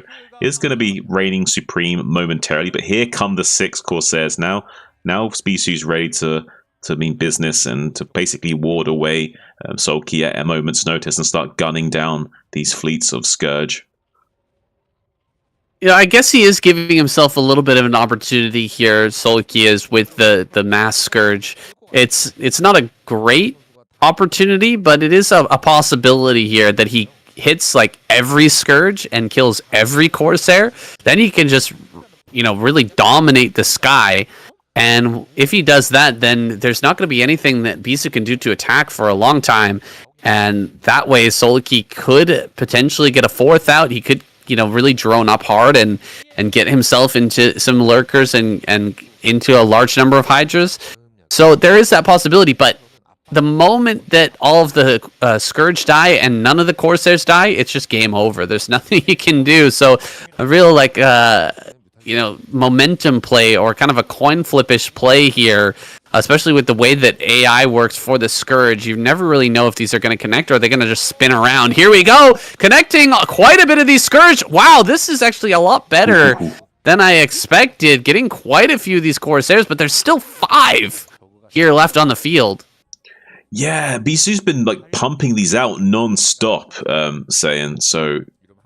He's not messing around, and I feel like he's anticipated like losing some, and he wanted to have a sizable amount left over so he could keep sharking around the map, threatening the overlords, and able to steal one-shot Scourge. Needs to be careful though. Some Scourge connections taking out one of those Corsairs and having to get away from the remaining 2. There are some Hydras also moving in a position to try and intercept those. Bisu on a pretty tight south trajectory, which will mean it won't be able to get back to his base in time before maybe the Hydras could have gotten into position to get them, but unable to do so. Instead, the 3 Mutas coming down here to be as annoying as possible. Sulky trying to get a lot done with a little right now and do it any damage that he can with these 3 Mutalisks while his Hydras are sharking around the middle of the map for map control, seeing if they can pick off something. But beautiful snipe from this DT on this drone trying to expand, delaying this 4th base for Sulky is a little bit annoying here. Overlord is going to identify that and chase that down, but it is very frustrating for Sulky to keep getting delayed in these small ways by Bisu. Bisu delaying that base there just for a little bit. There's the 4th now coming down. We've got no Hive or anything. Hive tech set up here for Sulky. He's getting his upgrades going, but he doesn't have, 3 Evo chambers or anything running right now. He's just kind of relying on Mass Hydra right now to try and overwhelm this force, and he doesn't even have Hydras, or he doesn't even have Lurkers right now to try and snipe, or excuse me, Mutas to try and snipe these Templar, and he doesn't have Lurkers. So now he's going to try and maybe morph some Lurkers here, but he needs something more than just Mass Hydra to be able to take on this force now, which has a lot of complexity from Bisu. Right. One thing that we can say is that Sulky will be coming from the high ground with the control of the center. If Bisu doesn't take that control of the center right now, which he hasn't elected to do so. We see this big rotation of Hydras to the south side as well. But right now there's a little skirmish going on at the front, and some storms are being initiated by Bisu. Only 1 thus far, and he will want to hold on to this 3rd location at all costs. So Sulky, I think, will be content if he can just secure the high ground peninsula in the center, while also threatening from the east with these Hydras here and maybe coming in. I think Bisu's well aware of that, though. He's got this big clump of Zealots just waiting, and meanwhile the Dragoons are going to work on this like ramp to this middle high ground, and I think that Bisu's doing everything he needs to survive for the time being. I think he's got a very good cognition of exactly where he is in the game state and what he has to do in the moment to make sure that he doesn't kind of get outmaneuvered by the Zerg. And Sulky's the kind of player that if you give him an inch, he'll take a mile, especially in like this sort of mid to late game phase. He's a bit of a macro beast. He's not so strong on the early game phases, but once he gets going, he can be a bit of a monster. So Bisu's well aware of that, and he's doing everything he needs to now, sending out a small auxiliary force to the north as well. If these Zealots kind of pressure this 4th base right when the drones are starting to transfer to it, Bisu very aware of the timings here. Yeah, Bisu, great job sending those Zealots around, but equally good here. Sulky going to negate that. He's got some Lurkers on high ground, but maybe Bisu sees a moment of opportunity here to try and break forward. He is going to try and come up this ramp, bringing up these Templar here. Going to get some good storms, but we've got plenty of Lurkers in a decently spread position. Bisu not going to be able to break through that for now. Maybe he's going to go ahead and move around the left-hand side, but if he tries to move in a way that leaves an opening here for Sulky to come forward and pick off this 3rd base, he absolutely will.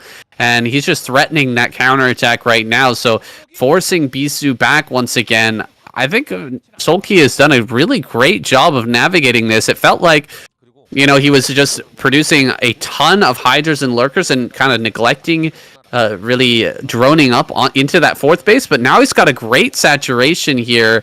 He doesn't have Hive just yet, but there's the Queen's Nest on the way, so he has future plans for this base. He's going to have that 4-base economy with the Hive tech going pretty soon here, and Bisu, he's going to rotate around the right-hand side. There's not too many Lurkers over here. Maybe he's found a spot where Sulky is a little bit vulnerable, a little bit of the weak underside here from Sulky now being exposed. Yeah, there's definitely a weak underside of the belly here that he's kind of found, and he's starting to rub up against it and realize it's very soft indeed. He's going to come all the way up to this northern threshold and can storm over this ridge line potentially onto this mineral line. Sulky knows it. He's going to quickly try and get onto this high ground area and deny any possibility of him coming up here and denying him mining at this base, but instead Sulky's losing so many units to these Psionic Storms. There's a few Mutalisks coming in to help desperately, but Sulky's in a little bit of a hurt here. He has got some Hydras wrapping around from the south. He wants to try and box in this army and try and gobble it up all in one go if he can, but it's not quite enough critical mass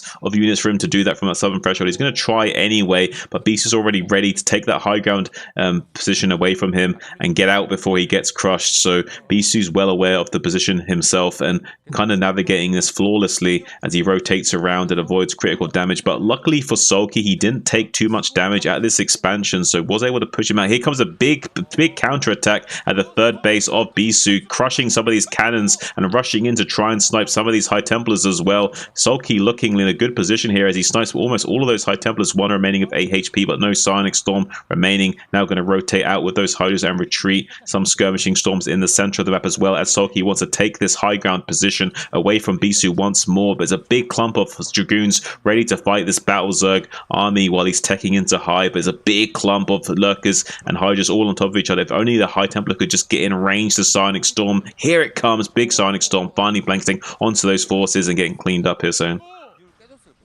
Oh, just pure Dragoon is left over. I think we're going to see an unburrow and run forward here from Sulky. Actually, maybe not quite enough to win this fight decisively. He's going to fall back here and hold this high ground. Quite the back and forth. Oh, where are all the drones up here at the top center? They must have been pulled away from these two zealots, I guess. Going to be sent back to mining now. Doesn't look like there was any sort of Templar drop or anything in that location. Just a little run by, but it is delaying the mining here from Sulky, and he's actually given up his high ground over the third base of Bisu, and that's going to be really painful. He stops a bunch of Lurkers from morphing, and I can tell you from experience, this is one of the moments where Zerg players will often die, is when the Lurker field, or when the Lurkers get prevented from morphing, then you have to fall back and try to morph again at a retreated position. That's when things really start to fall apart, because the Protoss player is going to keep coming forward and throwing down storms on your morphing Lurkers, and he's going to actually get in here on this third base now. I think it's time to run with these drones, because these big storms are going to come through, and Sulky's going to lose so much here if he doesn't try to get out of this spot. He's coming around the backside as well, but he really doesn't have any Lurkers with this. He's sandwiching this army, and there's not that many storms left over. Looks like there's just one storm. He's going to be soon to have 2 storms, but he's not quite there yet. A lot of drones going down here right now. A lot of patience being shown by Sulky too, and here comes the Lurkers, finally going to come forward with those. Getting on top of this army, it looks like he might just be able to crush this, and yes, Bisu's army is going to be completely crushed here. All the Dragoons are going to die. Amazing display of patience there from Sulky. He waited for so long. Even one of those macro hatches went down at the third base, but he held his ground.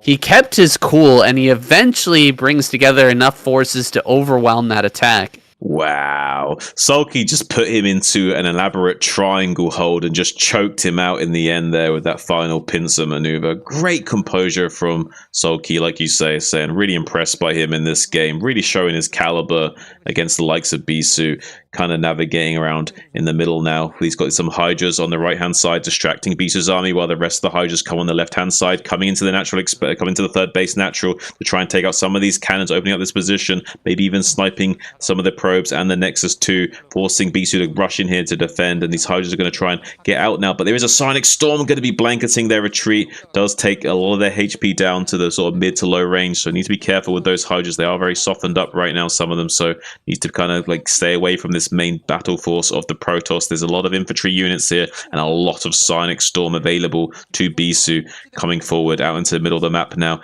as he wants to start skirmishing with these Lurker formations soon.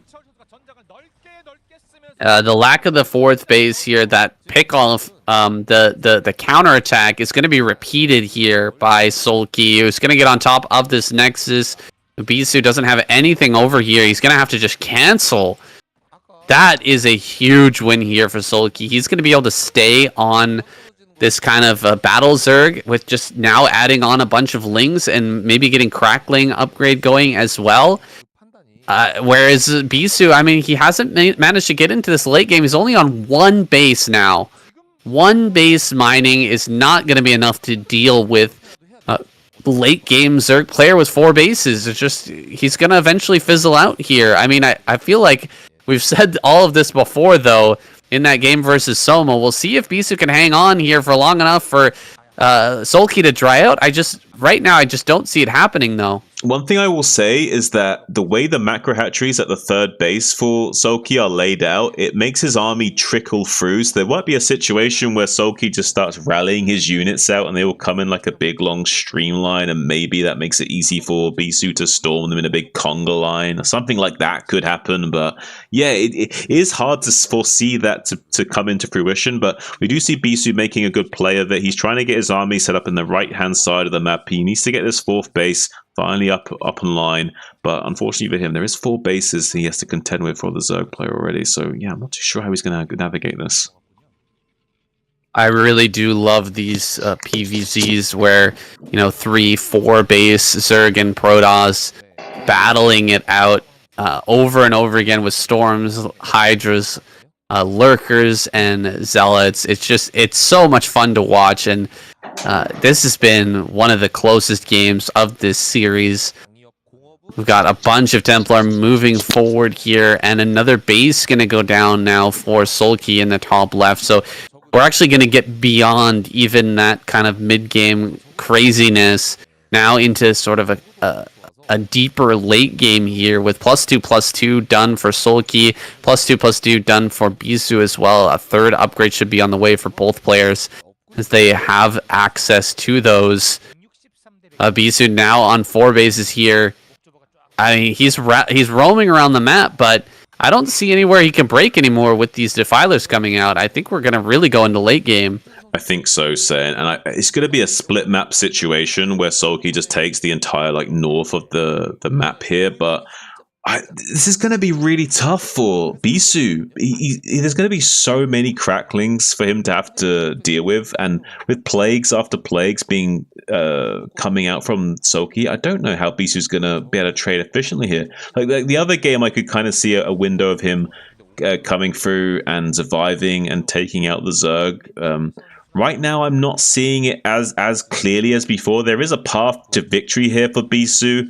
It's even harder than before, but he is Bisu. Maybe he can manage it. But right now, Darkstorm being thrown down, a few Zerglings trying to be as annoying as possible and buying some time here and just halting the advance of Bisu slowly but surely as he tries to make as many units as possible. Right now, 180 supply to 155 of Bisu. Bisu now shuffling over to this left-hand side. There's a lot of orange swarm here, like big orange swarms of death.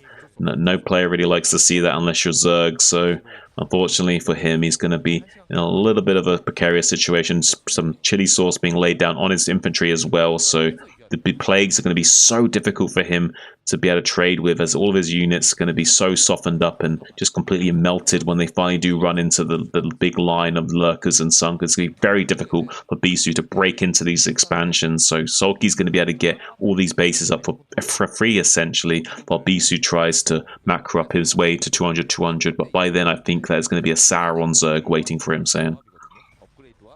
We need to see Bisu take this center left, and you know what? I feel like Bisu's taking... he's doing the thing that he does best right now, which is just throw down storms, step back, throw down more storms, step back, keep on throwing down those storms, and getting the value out of those Templars until they're all out of energy, making them into Archons, and just growing this Giga army that's so powerful for the Protoss in the late game. He's not really losing too many Templar, but at the same time, he's not really expanding on the map. He's not really growing on the map, and Sulky is getting huge right now. He's at 190 supply, and he's got so many macro hatches around the map now with tons and tons of Lings popping out here. Bisu's going to have a real hard time fighting against this swarm. army over here in the center left. I thought that was the base Bisu was going to take next, but now there's an army over there. There's some Lings all spread around the map. Sulky's going to know when another base gets taken. He's got vision everywhere right now. Yeah, I don't think that Bisu's going to be able to handle trying to expand, because he needs to be offensive with his army right now to skirmish with the Zerg, to keep the Zerg at bay.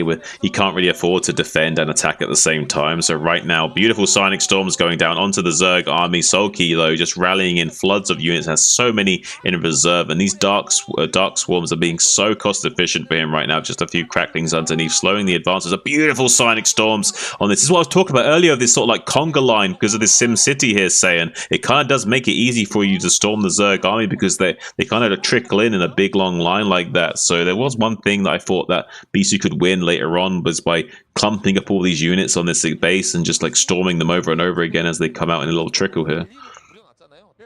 Yeah, you're totally right about that. The trickle of units getting stormed brutally there as it comes forward to help Sulky to defend. Do you think you just take the middle of the map here as Bisu? It feels like he's roaming through this area the whole time and trying to take a base over on the, the center, bottom right. I don't know if that's going to be possible, because he can't really defend and attack at the same time, as you were saying.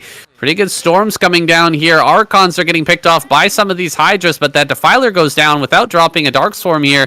Another storm can come down. We've got quite a few Archons still left over, really cleaning up these cracklings. Great storms on some of these Hydras, but the Hydras are still high in number behind this attack. We've still got plenty of units here waiting in the wings for Sulky. The moment that all the Templars and Storms are used up, then he can really start to rally everything forward. This Archon here at the front is going to get picked off. Army starts to move forward here. We can tell now that the Templar are all out of storms. There's no Templar left in this army. So yeah, just everything coming forward here for Sulky. Now he's going to shove Bisu back up onto this high ground. And this is looking worse and worse now for Bisu. Yeah, he's got one hero Archon here of 24 kills, but unfortunately that hero is going to be slain soon by Sulky, it seems. 131 supply, like we're saying. It's just going to be really tough for him to overcome these odds. He is going to be trying, though. This is Bisu after all. He's still going to have a puncher's chance here as he makes his way to the northern threshold in the northwest quadrant of the map with his remaining forces. He's the remaining defenders of Aya here, saying, just ready to fight off with the cost of their lives. They don't care, saying they want to just go down fighting right now.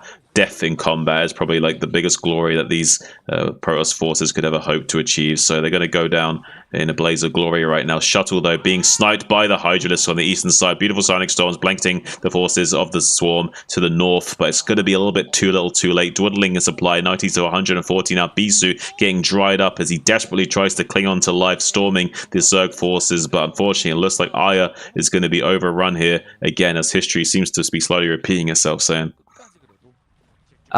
Such a frustrating loss here for Bisu. GG, he taps out. Sulky clinches the win here for the Zerg squad. Man, it was just one little part was missing there for Bisu. I feel like he didn't have the same presence with the shuttles on the map as he did in that game versus Soma, where he was actually able to deny those additional bases over and over again. That fifth base was stopped a couple of times there by Bisu. This game, though, Sulky able to get those up pretty much uncontested and gets into the ultra late game with Bisu not taking any additional bases. He's just not able to contend with that macro engine, and Bisu falls. Protoss has fallen. Zerg wins this week of KCM. They will be seeded into the finals now. It's going to be a Terran versus Zerg finals. Let's go ahead and take a look at the score screen.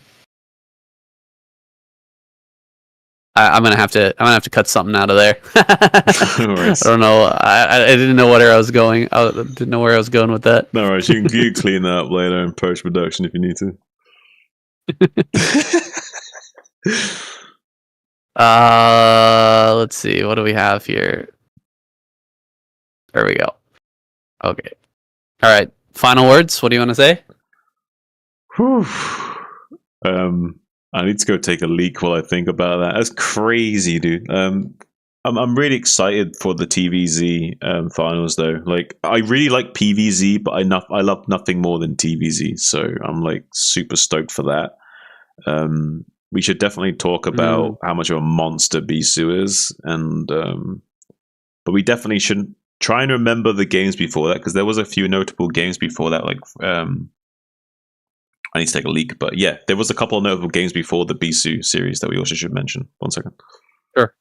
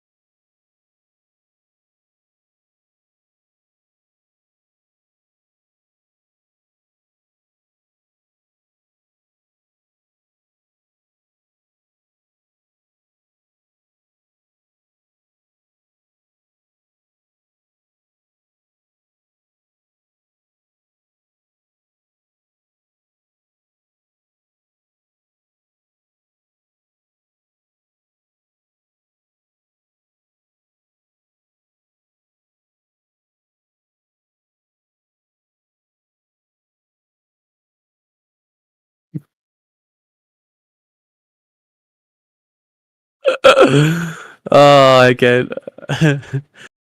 Oh my god, a tough nut to swallow. Oh man. Holy. Shit is so funny sometimes, man. So holy.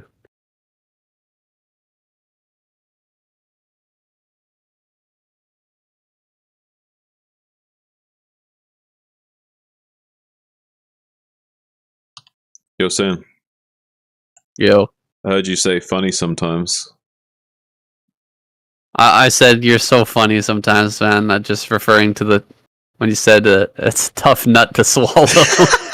Yeah, I sometimes slip in these like little things and just I can't help myself. I mean, Oh my god, that was funny. Oh yeah, a tough nut to crack and like a difficult loss to swallow or something like that. I don't know what you're. Yeah, you mixed up the two sayings. Combining them is made for comedic effect, all right? Oh shit, that was funny.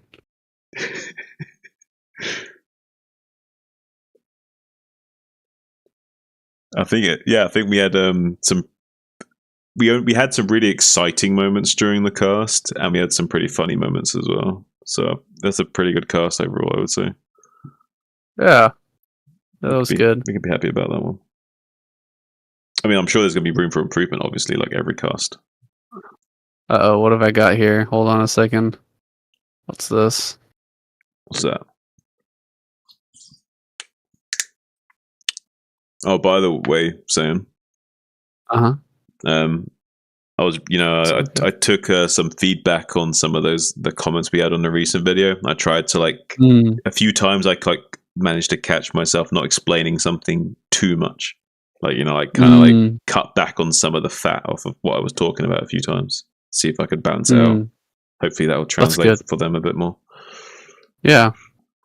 It doesn't even register for me, because usually when I'm listening to you, I'm thinking about what I'm gonna say next, obviously, right? Because I know that I'm gonna have to bounce back off of whatever you're saying, right? So I'm listening, but I'm not listening I'm not listening like a viewer. Do you know what I mean? To where maybe a viewer is thinking why is he explaining this that much? You know what I mean? I'm just listening to what you're saying so that I can jump in my next thing, Do you know it's You know what I mean? it's actually a good thing that they're getting used to us so much that they can start nitpicking like that. Because you see that with you see that with people where they like watch podcasts of people or something. They'll start like hyper analyzing their like patterns of behavior and stuff, and you get to know these people well enough that you actually start like picking up on their like idiosyncrasies and stuff. That things that most people wouldn't actually analyze usually because they're exposed to you so much. Right.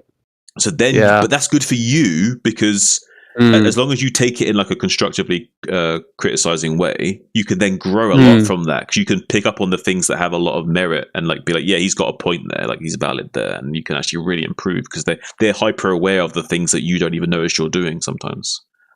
Sometimes they'll be wrong, but sometimes they'll be really on the money as well. Yeah, it's a hit or miss for sure.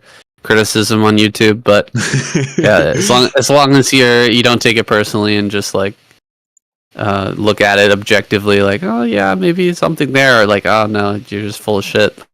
Yeah, like either one. It could be either one, but and then and that's how I see things anyway. Like I see it as like either it's like constructive and I can make something out of it, or it's like destructive and it's like he doesn't know me, so I can't take it too personally. No, yeah. All right.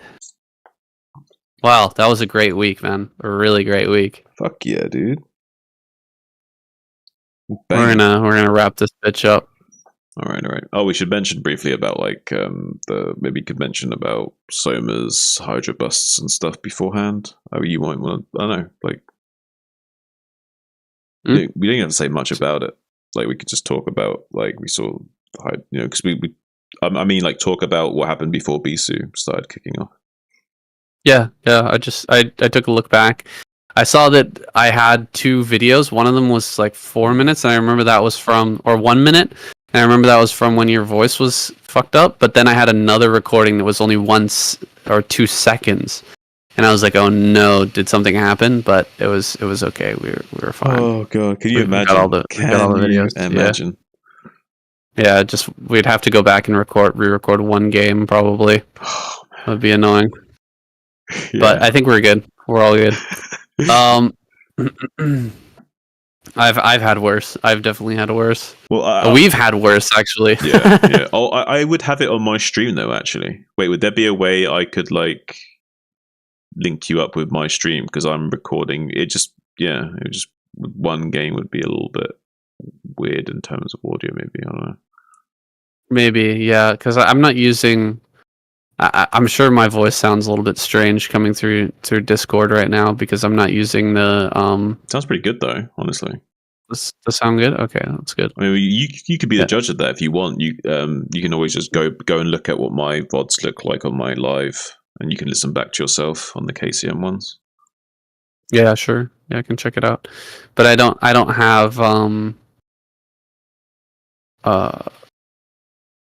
like the monitoring device set up for right my voice to go through Discord through my filters. So yeah, I don't know. I could just do like some minor things to fix my voice a little bit.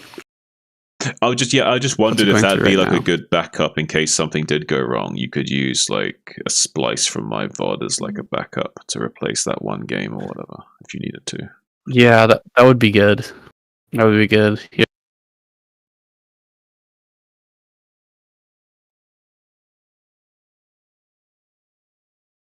Can you hear me? Yeah. It sounds way worse for me now. Sounds worse? Sounds worse for me, yeah. Like you sound bathroomy. Like you sound like you're talking on your phone in the bathroom, you know what I mean? Well, that sucks. Okay, never mind. What was that? Thought I could use like one of those SteelSeries sonar or something like that. One of these more traditional microphone filters, but I'll just use my raw microphone. This sounds good though. Like what I hear you right now, like honestly, it sounds crisp and nice. I'm sure it sounds decent on YouTube as well. Okay. All right. Well, let's wrap this bitch up. Okay. I got things to do. It's my birthday tomorrow. Oh, happy birthday. Thank you. I'm gonna go get a ice cream cake. It's my favorite. Nice. What kind of flavor ice cream cake? I don't know. Whatever. Whatever's good. Some I like Dairy Queen ice cream cake, like with vanilla and chocolate ice cream, and then like Oreo, crushed up Oreo as like the base. Nice. That shit's so good. We don't have Dairy Queen, but I imagine it's good. Oh, it's so good. Yeah. You got to get over to America sometime, my friend. Yeah, gotta get fattened what up. You're missing. I gotta get all corn starched up, corn syruped up. Yeah. Are you working right now, or are you still? Not right this second. No. It would be awesome if you could come to Thailand, man. I'm really looking forward to the Thailand thing. It's gonna be fun as fuck. When is BSL? December. I mean, I can't make any promises. I mean, it might. Maybe there's a tiny chance, but I can't say I will. Talk to Zero. Tell him that you. Tell him that you're interested in going. I don't know if he's actually gonna comp my flight, but that would be amazing. He said he will, or the tournament organizer will. Yeah, it'd be really cool if he does do that, but it'd be a bit rude if I went and asked for the same thing. I think it'd be cool with me asking for that. Oh, you don't need to ask for it. You just say hey, I'm interested in coming. When is it? Where is it? What's the the venue? I'm gonna take a look at flights. Blah blah blah. Right. You know what I mean? Right. Yeah. It's basically what I did, and you just offered. So it's pretty sweet. I mean. Yeah. Don't ask him hey, can you comp my flight? No, I wouldn't want to do that anyway. Oh. I would love to have you there, man. It'd be so much fun in person. Casting a tournament. It'd be pretty sweet. That'd be epic. That would be epic. Okay, let's wrap this up. I got shit to do. Okay, yeah. Do you want to bring up a screen or something, or do we not have a screen? Oh, did I? Well, oh yeah, dude. I pressed escape. Yeah, you did. It's okay. There's nothing here. There's no score screen, right? It's just next schedule. Okay. Season 3 finals is Terran versus Zerg. That's it.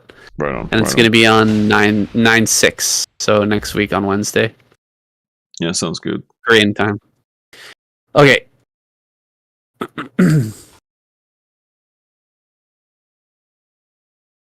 All right, wrapping up a fantastic week of StarCraft Brood War. KCM has been on fire here this week.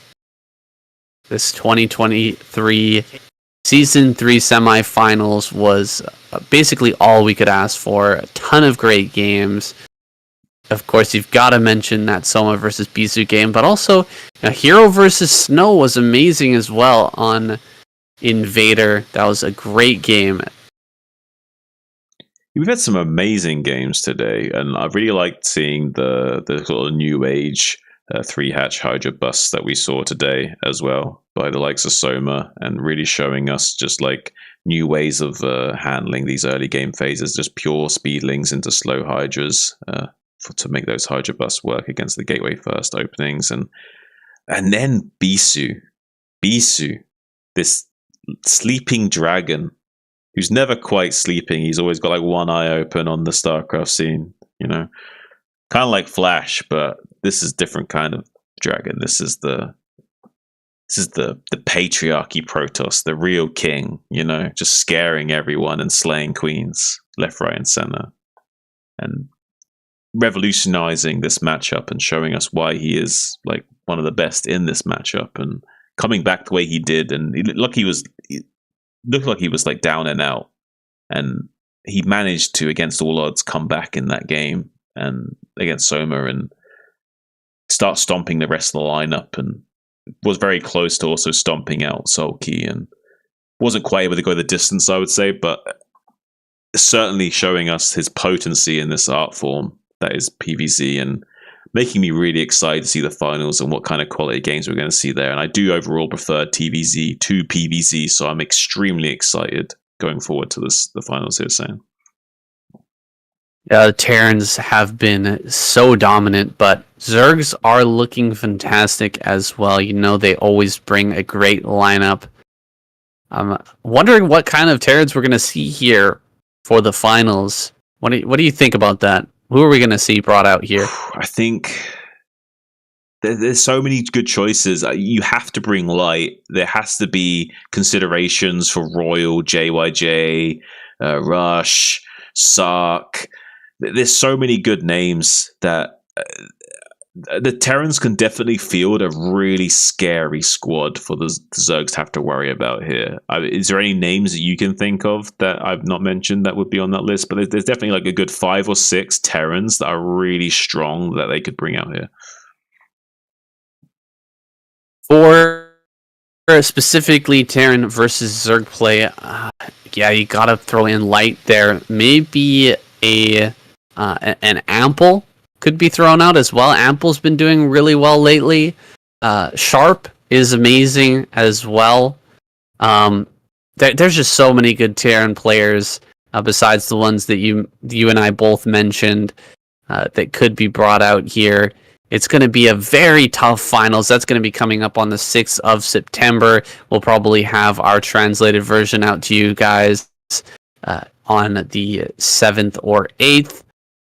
And guys, look forward to that. It's coming soon. That's it for this week of KCM, guys. I hope you enjoyed it. Been your daily dose of Brood War. I'll see you guys in the next video. Okay. Nice.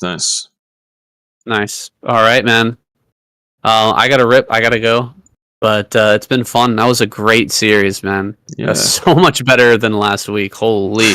Night and day difference, right? Absolutely, yeah. Night and day.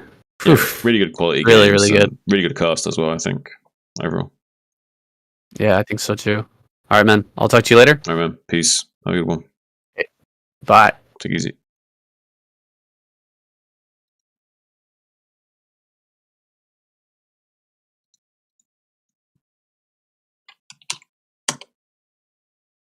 All right, guys. Oof. That was a pretty fun cast. I enjoyed it a lot. But we're going to head off stream for now. Thank you for tuning in. Much appreciated, guys. I'll see you all next time, okay?